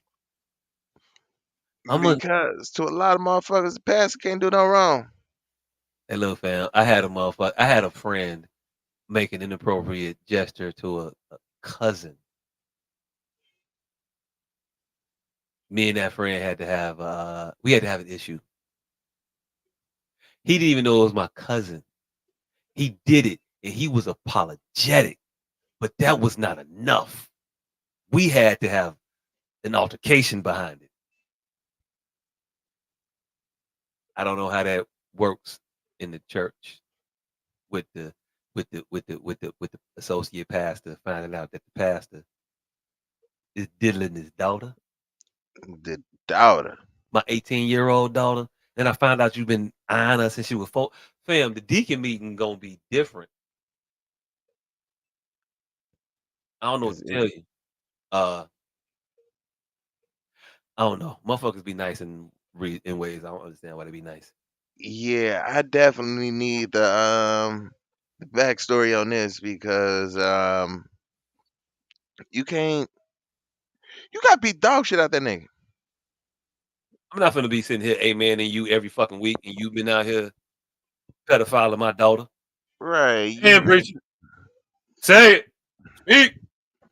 I've been doing this shit faithfully as a member for 19 years. Since before she was here. And then you wanna, fam, I ain't even gonna shoot you. I'm fucking you up on the pulpit. Then when I get out of jail, I'm coming right back Oh to yeah. Mount Tabernacle Eagle First Baptist, and I'm fucking you up again, but worse. But incrementally worse. Hey, look, I'm doing you bodily harm, fam, in front of everybody. Yeah. And tell them, hey, you might as well get your cell phones out now. Hey, Because you're gonna start recording. So you might as well go ahead and get them out now. hey, look, the chick came up to the school the other day because somebody daughter put their hands on her daughter, so she wanted to talk to the mama in an adversarial way. I get it. I didn't get it in that moment. I was like, just go home. Just go home. But yeah, nah, I get it. Cause yeah, I wouldn't just go home. I'm gonna test my shit up. Well, no, I'm gonna tell you to fuck up. Pause. But yeah, I'm fucking you up. Yeah. It's crazy. I don't know. Anyway. All right, and those are some of the things that we almost talked about. So this is the S.O.S podcast. I want to thank y'all for tuning in. Never do this shit every goddamn week. Well, except for last week, but we'll be doing it every goddamn week. We do this shit every goddamn week. The nigga that's no longer here because he got to get up stupid early in the morning. That nigga got herbal containment units, personal protection kit, ashtrays, house spoons, all that shit for the low. You don't even know though. 29 motherfucking 99. House spoons cost a lot more because Niggas putting a fucking moon in your house. Probably gonna be a little bit more. Make sure to check out Cam's EP in due time, where you can stream music on all major platforms, Apple Music, Spotify, all that shit. Make sure to go check this shit out. And hey, our producer, you got anything going on? Say a certain performance? She walking to the mic now. I think I heard her. Oh shit. Because I feel Yeah. like something is going on from 6 to 10 at some point in time. Yes, we. And No, we got the next. Yes, I'll be at Promontory next week. On what that day? is June 12th on a Wednesday evening. Wednesday evening, right before the show. June 12th. So that is next Wednesday, June 12th, Ain't no at Wednesday. Damn. at the motherfucker promontory. Jay Grant Experience presents a tribute to hip R&B and hip hop, featuring performances by Candace Marie. Woo! I had no applause. I mean, Yeah, it's gonna be dope. I don't know. And Great D2G, the band, Jason Grant, they all great. It's gonna be a fun time. Put on by Eves. Summer Breeze. It's been going on for 18 years. I performed probably like 8 of those 18 years of the Summer Breeze concerts, if not more. all right. Mm-hmm. And that's is that like the performance you did at the lake last year? No. It's a different band, but Different band. It's like the performance you did at the lake last year, just not at the lake. Indoors this time. It's the same thing. Also there'll be one other singer and a rapper. Right. Another singer. They'll, All right. they'll all be doing this show. Oh. But she gonna be singing. This time though, you're gonna be indoors and just looking straight at her, at the back of her head. Because we drink on the beach. Yeah, Ain't gonna go to your cabana. I can hear that shit from over here. And they didn't allow us to bring alcohol to that section, so that part. But I did have to go over to that section for X Factor because X Factor's fucking dope. Hey, look, if you let me walk in, but maybe don't let me bring my fifth, I'm gonna just walk in and then walk back out and go accompany my fifth. Yeah, that's how that works. Yep, but no, promissory next week. It should be dope. I think it's gonna be dope. I pretty feel it's gonna be dope. I know it's gonna be dope. I know it's gonna be dope as well. So I'll definitely be in the building, and me and the missus will be definitely coming to check it out. I appreciate it. Thank you. Hey, and the motherfucker got to work because tomorrow it is over. This nigga in his fucking summer break. Honestly, I thought you was already on summer break because my kid's been out for a week. Hey, that ain't in my state. That's Indiana. I was in your state today. I tell you that. I was in the Dunes today. You was in Indiana Dunes? Mm-hmm. Yeah, what the fuck you doing out there? School trip, field trip. Hey, Indiana Dunes still far away from my crib. It's like 30 minutes. Damn near by Michigan City. I wasn't gonna call you to come kick with me in the motherfucking. Yeah, but hey, I've never been to the Dunes actually. Hey, nah. Nah. Hey, look, if you like physical shit, it's some cool shit to do. I think I ain't never been there before today, but it's like we went on a little hiking trail, and they got a bunch of fucking trails. Apparently, we went on a particularly difficult one. It was a lot of uphill walking and sand shit. I liked it. Children complain like a motherfucker. Yeah. But no, that shit was dope. But on some regular, on some excursion type of shit, I think it'd be dope. And then just go to the beach and just chill. I think that'll be cool. Just going up, walking and hiking in the rain, though, probably not the best experience. That's how I experienced it today because it rained on us. Nah, nigga, I need to know about the fun part of the shit that's up there worth doing. Oh, you in the forest, you hiking. You can run, I you don't want to can go jog. hiking. Hey, look, I don't know what to tell you, man. The physical activity is the enjoyment. All right, so there's nothing fun to do while you're there. Hey, look, man, you go on the beach, chill out. They got like I think they got like it's the dunes, so I'm sure they got some shit for you to do in the water. Like All right. jet skis or some shit like that, maybe or something like that. But that ain't what we did. We just again walked, and that shit was cool. I don't know, motherfucker. It's a hill. You never played before? Yeah, I played. I Right. had horrible experiences with the hill at the Forest Preserve, but besides that, yeah, not really anti-hill. Yeah. So that's all it is. It's just hey, look, go out there and play, run, race a motherfucker, shit like that. Mm. All right. So there's like no carnival, no shit like that. Oh no, ain't none of that shit. No, All no, right. no. Mm. All nature. All right. So I won't be taking my kids to the dunes this summer, but Let them you ride a motherfucking let them ride one of them shits that's in the water. Ain't no like attraction rides. I'm assuming there's water shit to do. Jet skis, paddle boats, shit like that. yeah, I can just take them to the beach by the house. They got the like the wipeout course. They Hey got look, one of those in the middle of the in the lake. hey look, fuck it up. Just go to Home Depot, get some sand, turn the sprinklers on, and rock out on the sidewalk. You ain't even gotta go nowhere. Nah, they got that shit in the middle of the damn lake. But you don't need that.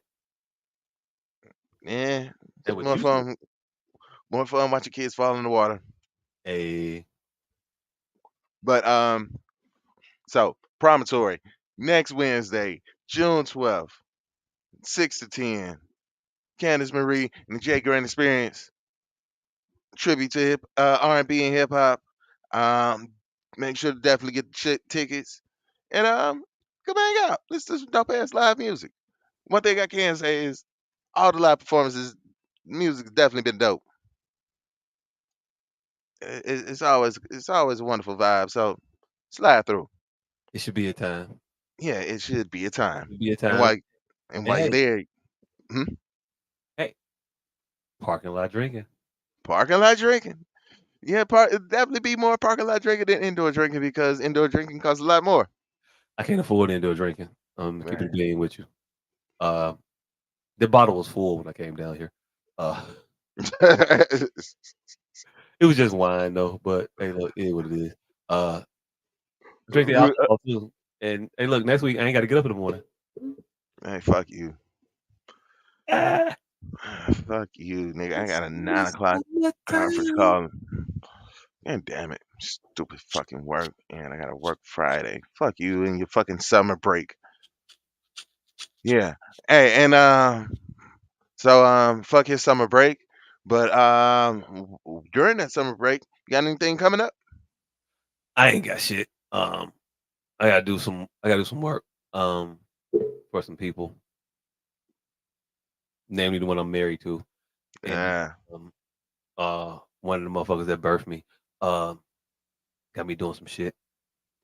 So yeah, my first week is jam packed full of shit that I gotta just do. But hey, look, I ain't finna let that get me down. You still got many weeks after that. 'Cause I got the Fuck your summer. vacation. I got the summer, and ooh, I'm a summer. I'm a summer this summer. Yeah. Hey, look, I'm. A, I've been trying to figure out what kind of summer I want, and I think I'm going J.R. Smith summer. J.R. Smith? Yeah, The Earl. fuck? I'm going Earl Smith summer. Damn. So just out all summer drinking with no shirt on? Yeah, pretty much. God damn it. That is a hell of a decision to come up with. Hey, look, here's what it is, man. Look, goals, my nigga. Hey, I ain't even hey, rock out. Rock out. I live vicariously through you. You gotta live vicariously. You could be part of the summertime slaughter crew. None. Hey nigga, I gotta work. Hey, look, that's your fault. So far, killing this summer. Other shit. I'm going to. Hey, look, you know what my summer consists of right now that I got on that I have on in the works for real. What? I'm going to watch all of Snowfall. I need to start that. I've never watched it, so Me neither. I've never seen it. all right. So I'm gonna watch all of it because it's on the Hulu. Mm-hmm. And it's right there. It's been there for a while, and it's this whole series is done. So I'm gonna watch all of Snowfall. That's my big plan for the fucking summer. Oh shit. Yeah. Hey, look, I talk a lot of shit. I don't want to do nothing, man. I'm old. Hey nigga, do old people shit. Hey nigga, I'm going to all right, so thus far this summer, I've got a Juneteenth festival that I'm going to. Two of them actually. Oh shit. But they're not on Juneteenth. I think they're the set. Oh shit, I think they might be this fucking Saturday. Hey, look, that's early for Juneteenth shit. Juneteenth, Father's Day weekend, maybe I'll let you Oh rock. yeah, no. Next Saturday, the 15th. Okay, yeah. So yeah, we got a festival out in I think like Homewood or something that we're going to, and then we're going to one in East Chicago. Kendrick and the Family Soul will be there, Oh shit. so I'm gonna go there. Ah. And we went to see Kendrick and the Family Soul last year at the park in East Chicago. Nothing but old people. Old people sitting around. Bring your chair out. Bring your cooler. Hey, look, old people be cool as fuck to hang out with. My mama, my mama got this friend. Hey, look, hey, she ain't gonna be our friend long after I got through calling this old chick. But hey, look, nah, she had a whole motherfucking set. Remember that it was last year at the beach. Old girl that was there with she had all of the extra shit in her cart. Yeah. She had the plate set up and shit, the cups and I was like, she had a whole portable fan and shit. Like Yeah, they not be like a prepared little to punch party. like I'm gonna sit this motherfucker here. Style. Fully charged. Oh, you want some too? You want some? Yeah, there you go. I got a fan outside. Ain't no plug. What is this Ryobi? Oh shit. This is nice. Yeah, no. But old people be having the setup for shit and they let you know what you're supposed to be doing and give you shit to aspire to. Yeah. The old people Yeah. had the couches in their tents at the house picnic. The old people had an air conditioned tent at the house picnic. Most of my old people outdoor like uh incredible shit was at the house picnic. I didn't know this shit existed. Hey, old people are ahead of the outdoor activity game. Like these motherfuckers are cooler games are on 100,000. Bam. Coolers is fucking 100,000. These Negroes brought out a fucking bathroom. They brought they got they own portable porta potty. A It porta potty. sound weird when you say portable porta potty. The porta potty, the porta part is the portable of the pot. Yeah, but it's a porta potty. It's a porta potty. Like, yeah. I didn't know you could air condition the tent. Motherfuckers had AC. I was walking through people's shit to like cool off. Like your shit's a cooling center. Oh, this is nice. Oh, okay, all right, cool. Yeah. How long you been coming to the house picnic? Shoot all the shit. And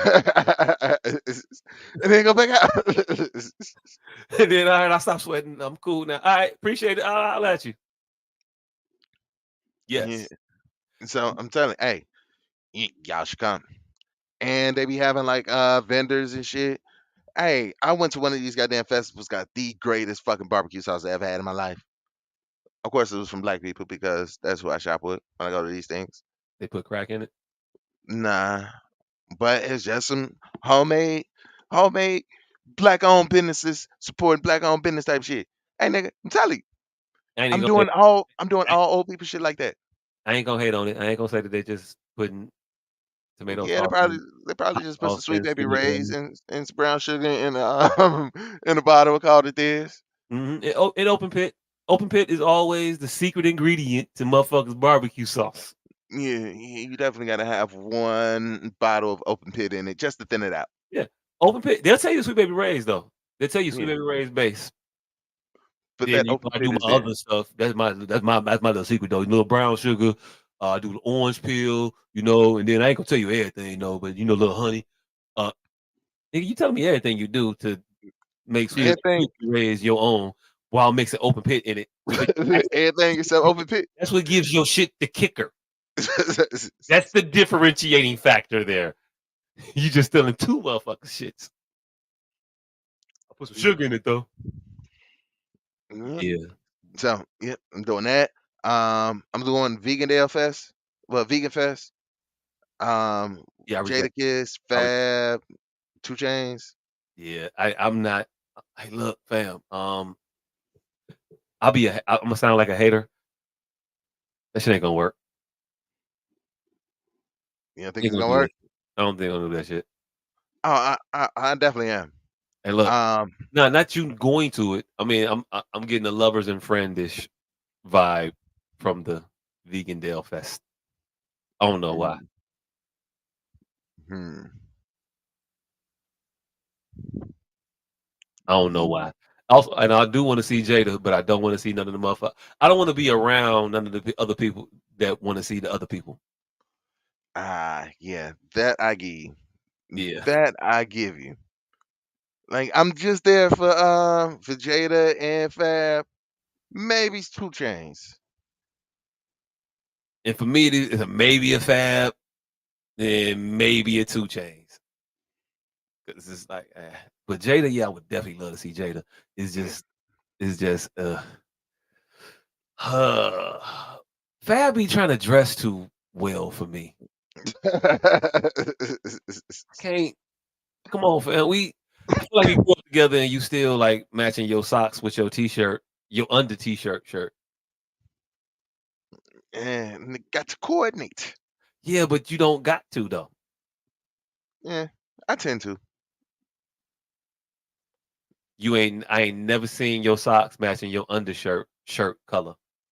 Well, man, maybe not that much. That But part. yeah. All right, so I'm doing that. Blackstreet is performing at the park down the street from the crib. When they doing that? I think it's on a Wednesday. Wednesday, July 15th at the Festival of the Lakes. And it's free. Teddy Riley Blackstreet or just Blackstreet with the fat motherfucker and not Teddy Riley? Teddy Riley. Okay, shit. All right. So the fat motherfucker definitely gonna be coming in too. Probably. I mean, it's in Chicago. He'll be here. Teddy come, he gonna bring the straw out. Yeah, I'm hoping so. Yeah, I'm gonna. Yeah. Ooh, shit. And it's free. Oh, it's free. And it's free. I can afford that. Yeah. Hey, bring the whole family out. Yeah. Hey, and there's gonna be a carnival there. Last year I got my kid the free pass for the carnival for the entire 4 days because it's like a whole festival. Blackstreet will be there Wednesday, the baby will be there Friday, Marshmallow will be there Saturday. All free. Hey, look. I don't know who the fuck the marshmallow is, but okay. It's the DJ with the big ass marshmallow head. Oh no, I don't know. If it ain't Uncle Waffles, I don't really care about the DJ. Yeah. Last year we saw Lil Wayne and Ja Rule and Shanti there. 2 years ago, it was the Locks and Rick Ross. It's gonna be dope. So I'm doing all free shit that's old people centered. Hey, look, we might need to come out there and hang out with y'all, motherfuckers, because we old. I know Yeah. y'all. You are not y'all, but you definitely older. Mm-hmm. Not And all of these places will be a bag chair and cooler type location. So perfect. hey. The bag chairs is already in the motherfucking car. Yeah, exactly. Ready for bag chair season. I'm thinking about upgrading. Hey, look. Oh. Let me hit you to some shit. The bag chair pop-up tent, sunshade shelter thing. Oh, I seen with the personal shade. Yeah. Oh my god. That motherfucker at Walmart. Yeah, it's just a tent that you just could sit in, put your chair in if you wanted to. Oh my god, I got that motherfucker last year. We took the shit to Air and Water show. It's amazing. It's the size of when you're carrying it. It's the size of the chair. So Mhm. you carry both equally look like the same shit, but you pull it out, pop up. You can sit in front of it. You can lay inside of it. It's so Oh, you talking about a whole tent? not a whole. It's like a sunshade tent. It's smaller than a regular tent. You gotta Mm. like duck down to get into it. You can sit in it in your chair. I gotta. All right, so it's it's chair sittable, and oh shit, I might have to get me one of these motherfuckers. Chair sittable and layable. Yeah. Alright, cause see, I take my chair, my bag chair inspiration from this nigga because that nigga was the first nigga I seen with the chair with the cooler attached to the in the armrest. Mine was fucking blown after I seen that. I had to go get one. So this nigga is the innovator of the bag chair, and so yeah, I was unaware of this whole shade thing. Now I'm gonna need one, and I can't get just one, so I'm gonna have to find two because she won't let me be great and let me sit in the shade while she suffers in the sun. Oh shit, Yeah, it's big. FTK, we gonna be in there. When Pause. your legs might hang out the front a little bit. Yeah, that's it right there. The motherfucker's dope, fam. Oh shit. Dope. Got little windows. You can raise them up so you can get a little privacy. Ah, Yeah, okay. I, yeah, Yep. Might have to invest. Might mhm, have to invest. yep. Telling you, man, and it pop up. It pops out. It's just it unfolds itself. Ah, so I ain't got to worry about like placing the stakes like I do the fucking canopy at the crib. Right now, you put the stakes in after the fact. You do need to put some stakes in, or put the sand in the bags, like on the sides there. You see this? But I ain't got to like stretch it out, pull it up, stretch it out, pull it up, all that shit. Yeah, you ain't got no. You ain't do all that shit. It's in the Mm, middle. One arm. Boop. The whole thing will fold the fuck out. mm. It's amazing. I say, I'm telling you. Hey, look, man, take it from me. I've been doing this beach lifestyle shit before I was going to the beach. I didn't because I'm from Chicago and we ain't do beaches like that. Nah, We did the lake and yeah, we go to the lake, go to the park. we never brought provisions. We just was there. And shit, you know me for the longest time. I've been a rolling cooler nigga. Uh, Mm-hmm. yeah. Summertime, I bring my rolling cooler out. It just used to be at people's houses. I didn't know. Yeah. The nigga would bring nigga, you would bring your rolling cooler in. Yeah, I'm gonna bring a cooler. I'm gonna bring a cooler to the crib, whoever's crib, and that's what it is. Hey, I like the summer. I didn't know it. Yeah. Yeah, I like Hey nigga, I'm coming to the realization right now as we speak because like, all right, so at the crib for chilling in the yard, we got a canopy. I got her a fire pit for Mother's Day. So go in the backyard. something for y'all. That was slick. Yeah.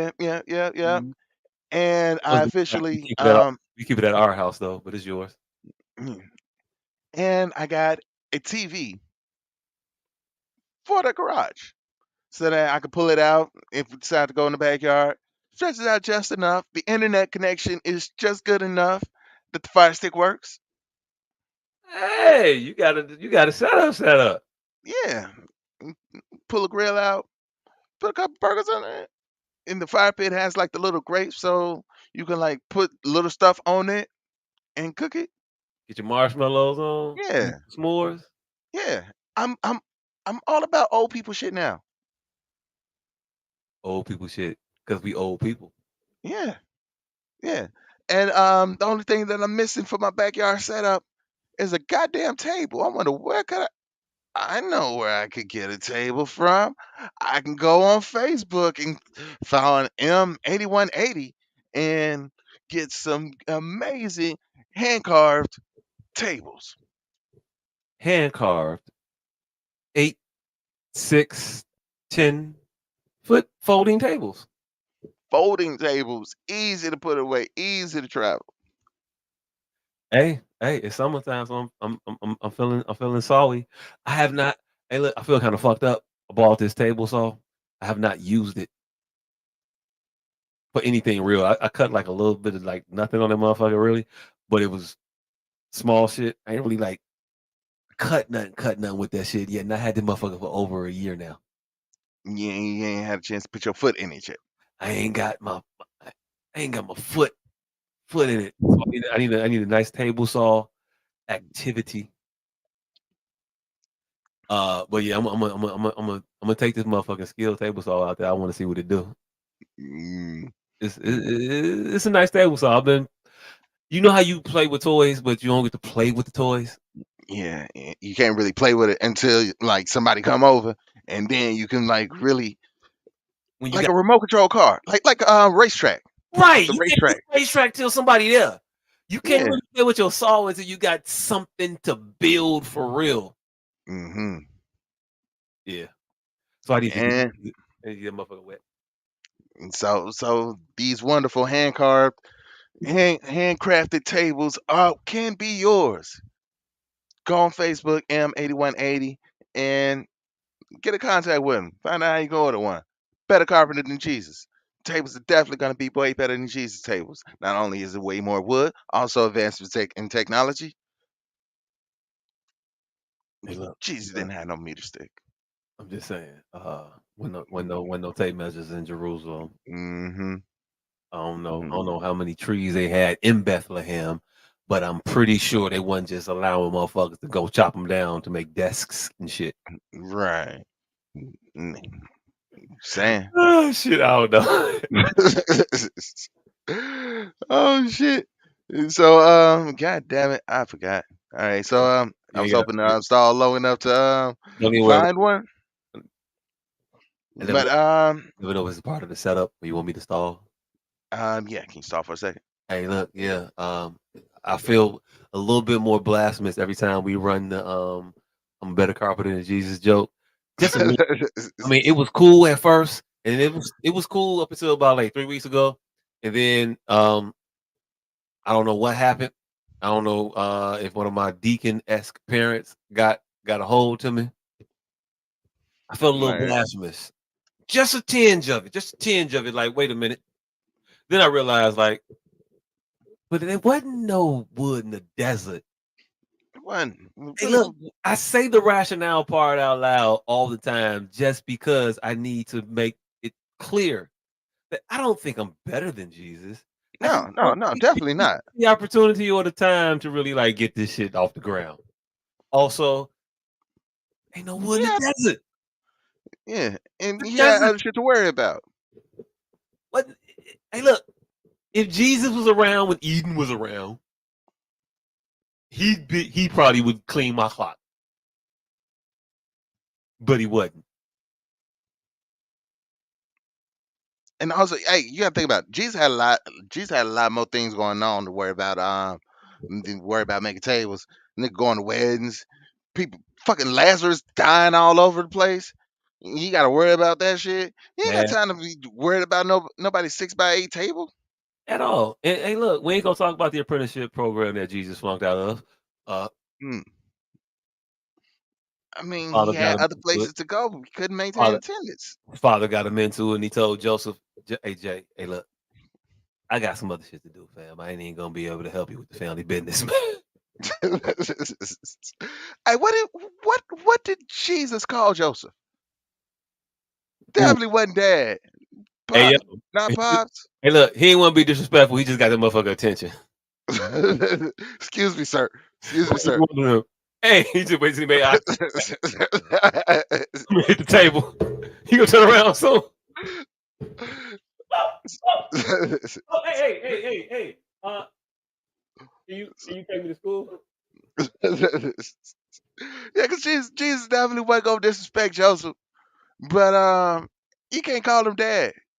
Cause that'd be disrespectful to his dad, right? Yeah. He wasn't disrespectful. He was respectful. It was the reason. Hey, look.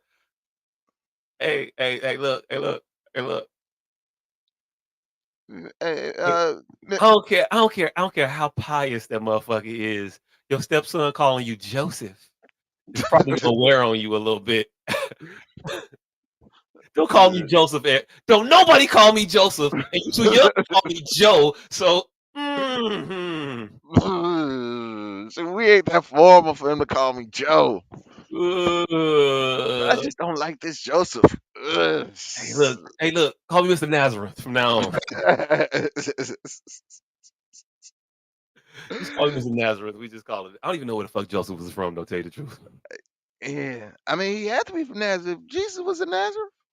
No, he was in Nazareth. Remember, they did some traveling. I don't know where Yeah. Mary was from either. Oh no, Mary was from Nazareth. I guess Joseph would have had to have been from there too. They Yeah, wasn't going across too many towns to find him somebody. yeah, I'm sure long distance relationships was trash back then. Oh, hey look, hey look, hey look, ain't no way in hell. Hey, y'all, it's Oh, almost 5 hours. okay, yeah, Three yeah. calls. I'm sorry. I'm sorry. I was just reading this crazy ass story about this goddamn lawyer. Motherfucker used to cook all the time. Oh, y'all Apparently, keep going. I can just leave. yeah. Apparently, he was just a sous chef. Hey look, hey look, hey look, hey look. It was the I think you interruption. did that before. It was the interruption that fucked it up. Shit, the It was the lawyer interruption that that cooks fucked is up. a sous chef. My bad. She had said it again. So it was a lawyer that liked to cook all the time. Yeah, he was a sous chef. The sous chef. I get it to you. I get it to you because primarily because I don't know how to spell Sue. Yeah. I know how to spell like two different Sues. None of them are the one. I feel like that was a pun also, but I'm not smart enough to understand why. I really do feel like that was one I just didn't get. Hey, sometimes they go over your head. Sometimes they. Sometimes you head over. I don't know. Mavericks at 5. Hey, look. Mavericks at 5. Look, Series gonna be I ain't gonna 4-1. hold you for that obviously insecure, secure. Hey, look, if you was really about that, like you said, Mavericks and 4. Nah. But you feel like y'all can't handle them like that. Hey, look, it is what it is. Hey, the refs gonna give him one. The refs gonna give him one in Boston. They gonna give him game 2. But that's it. Mavs at 5. 4-1. Hey yo.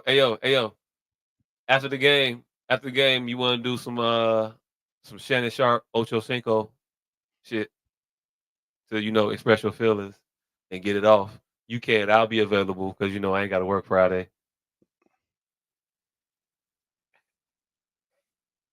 So if you want after the game, you wanna come on and hop on.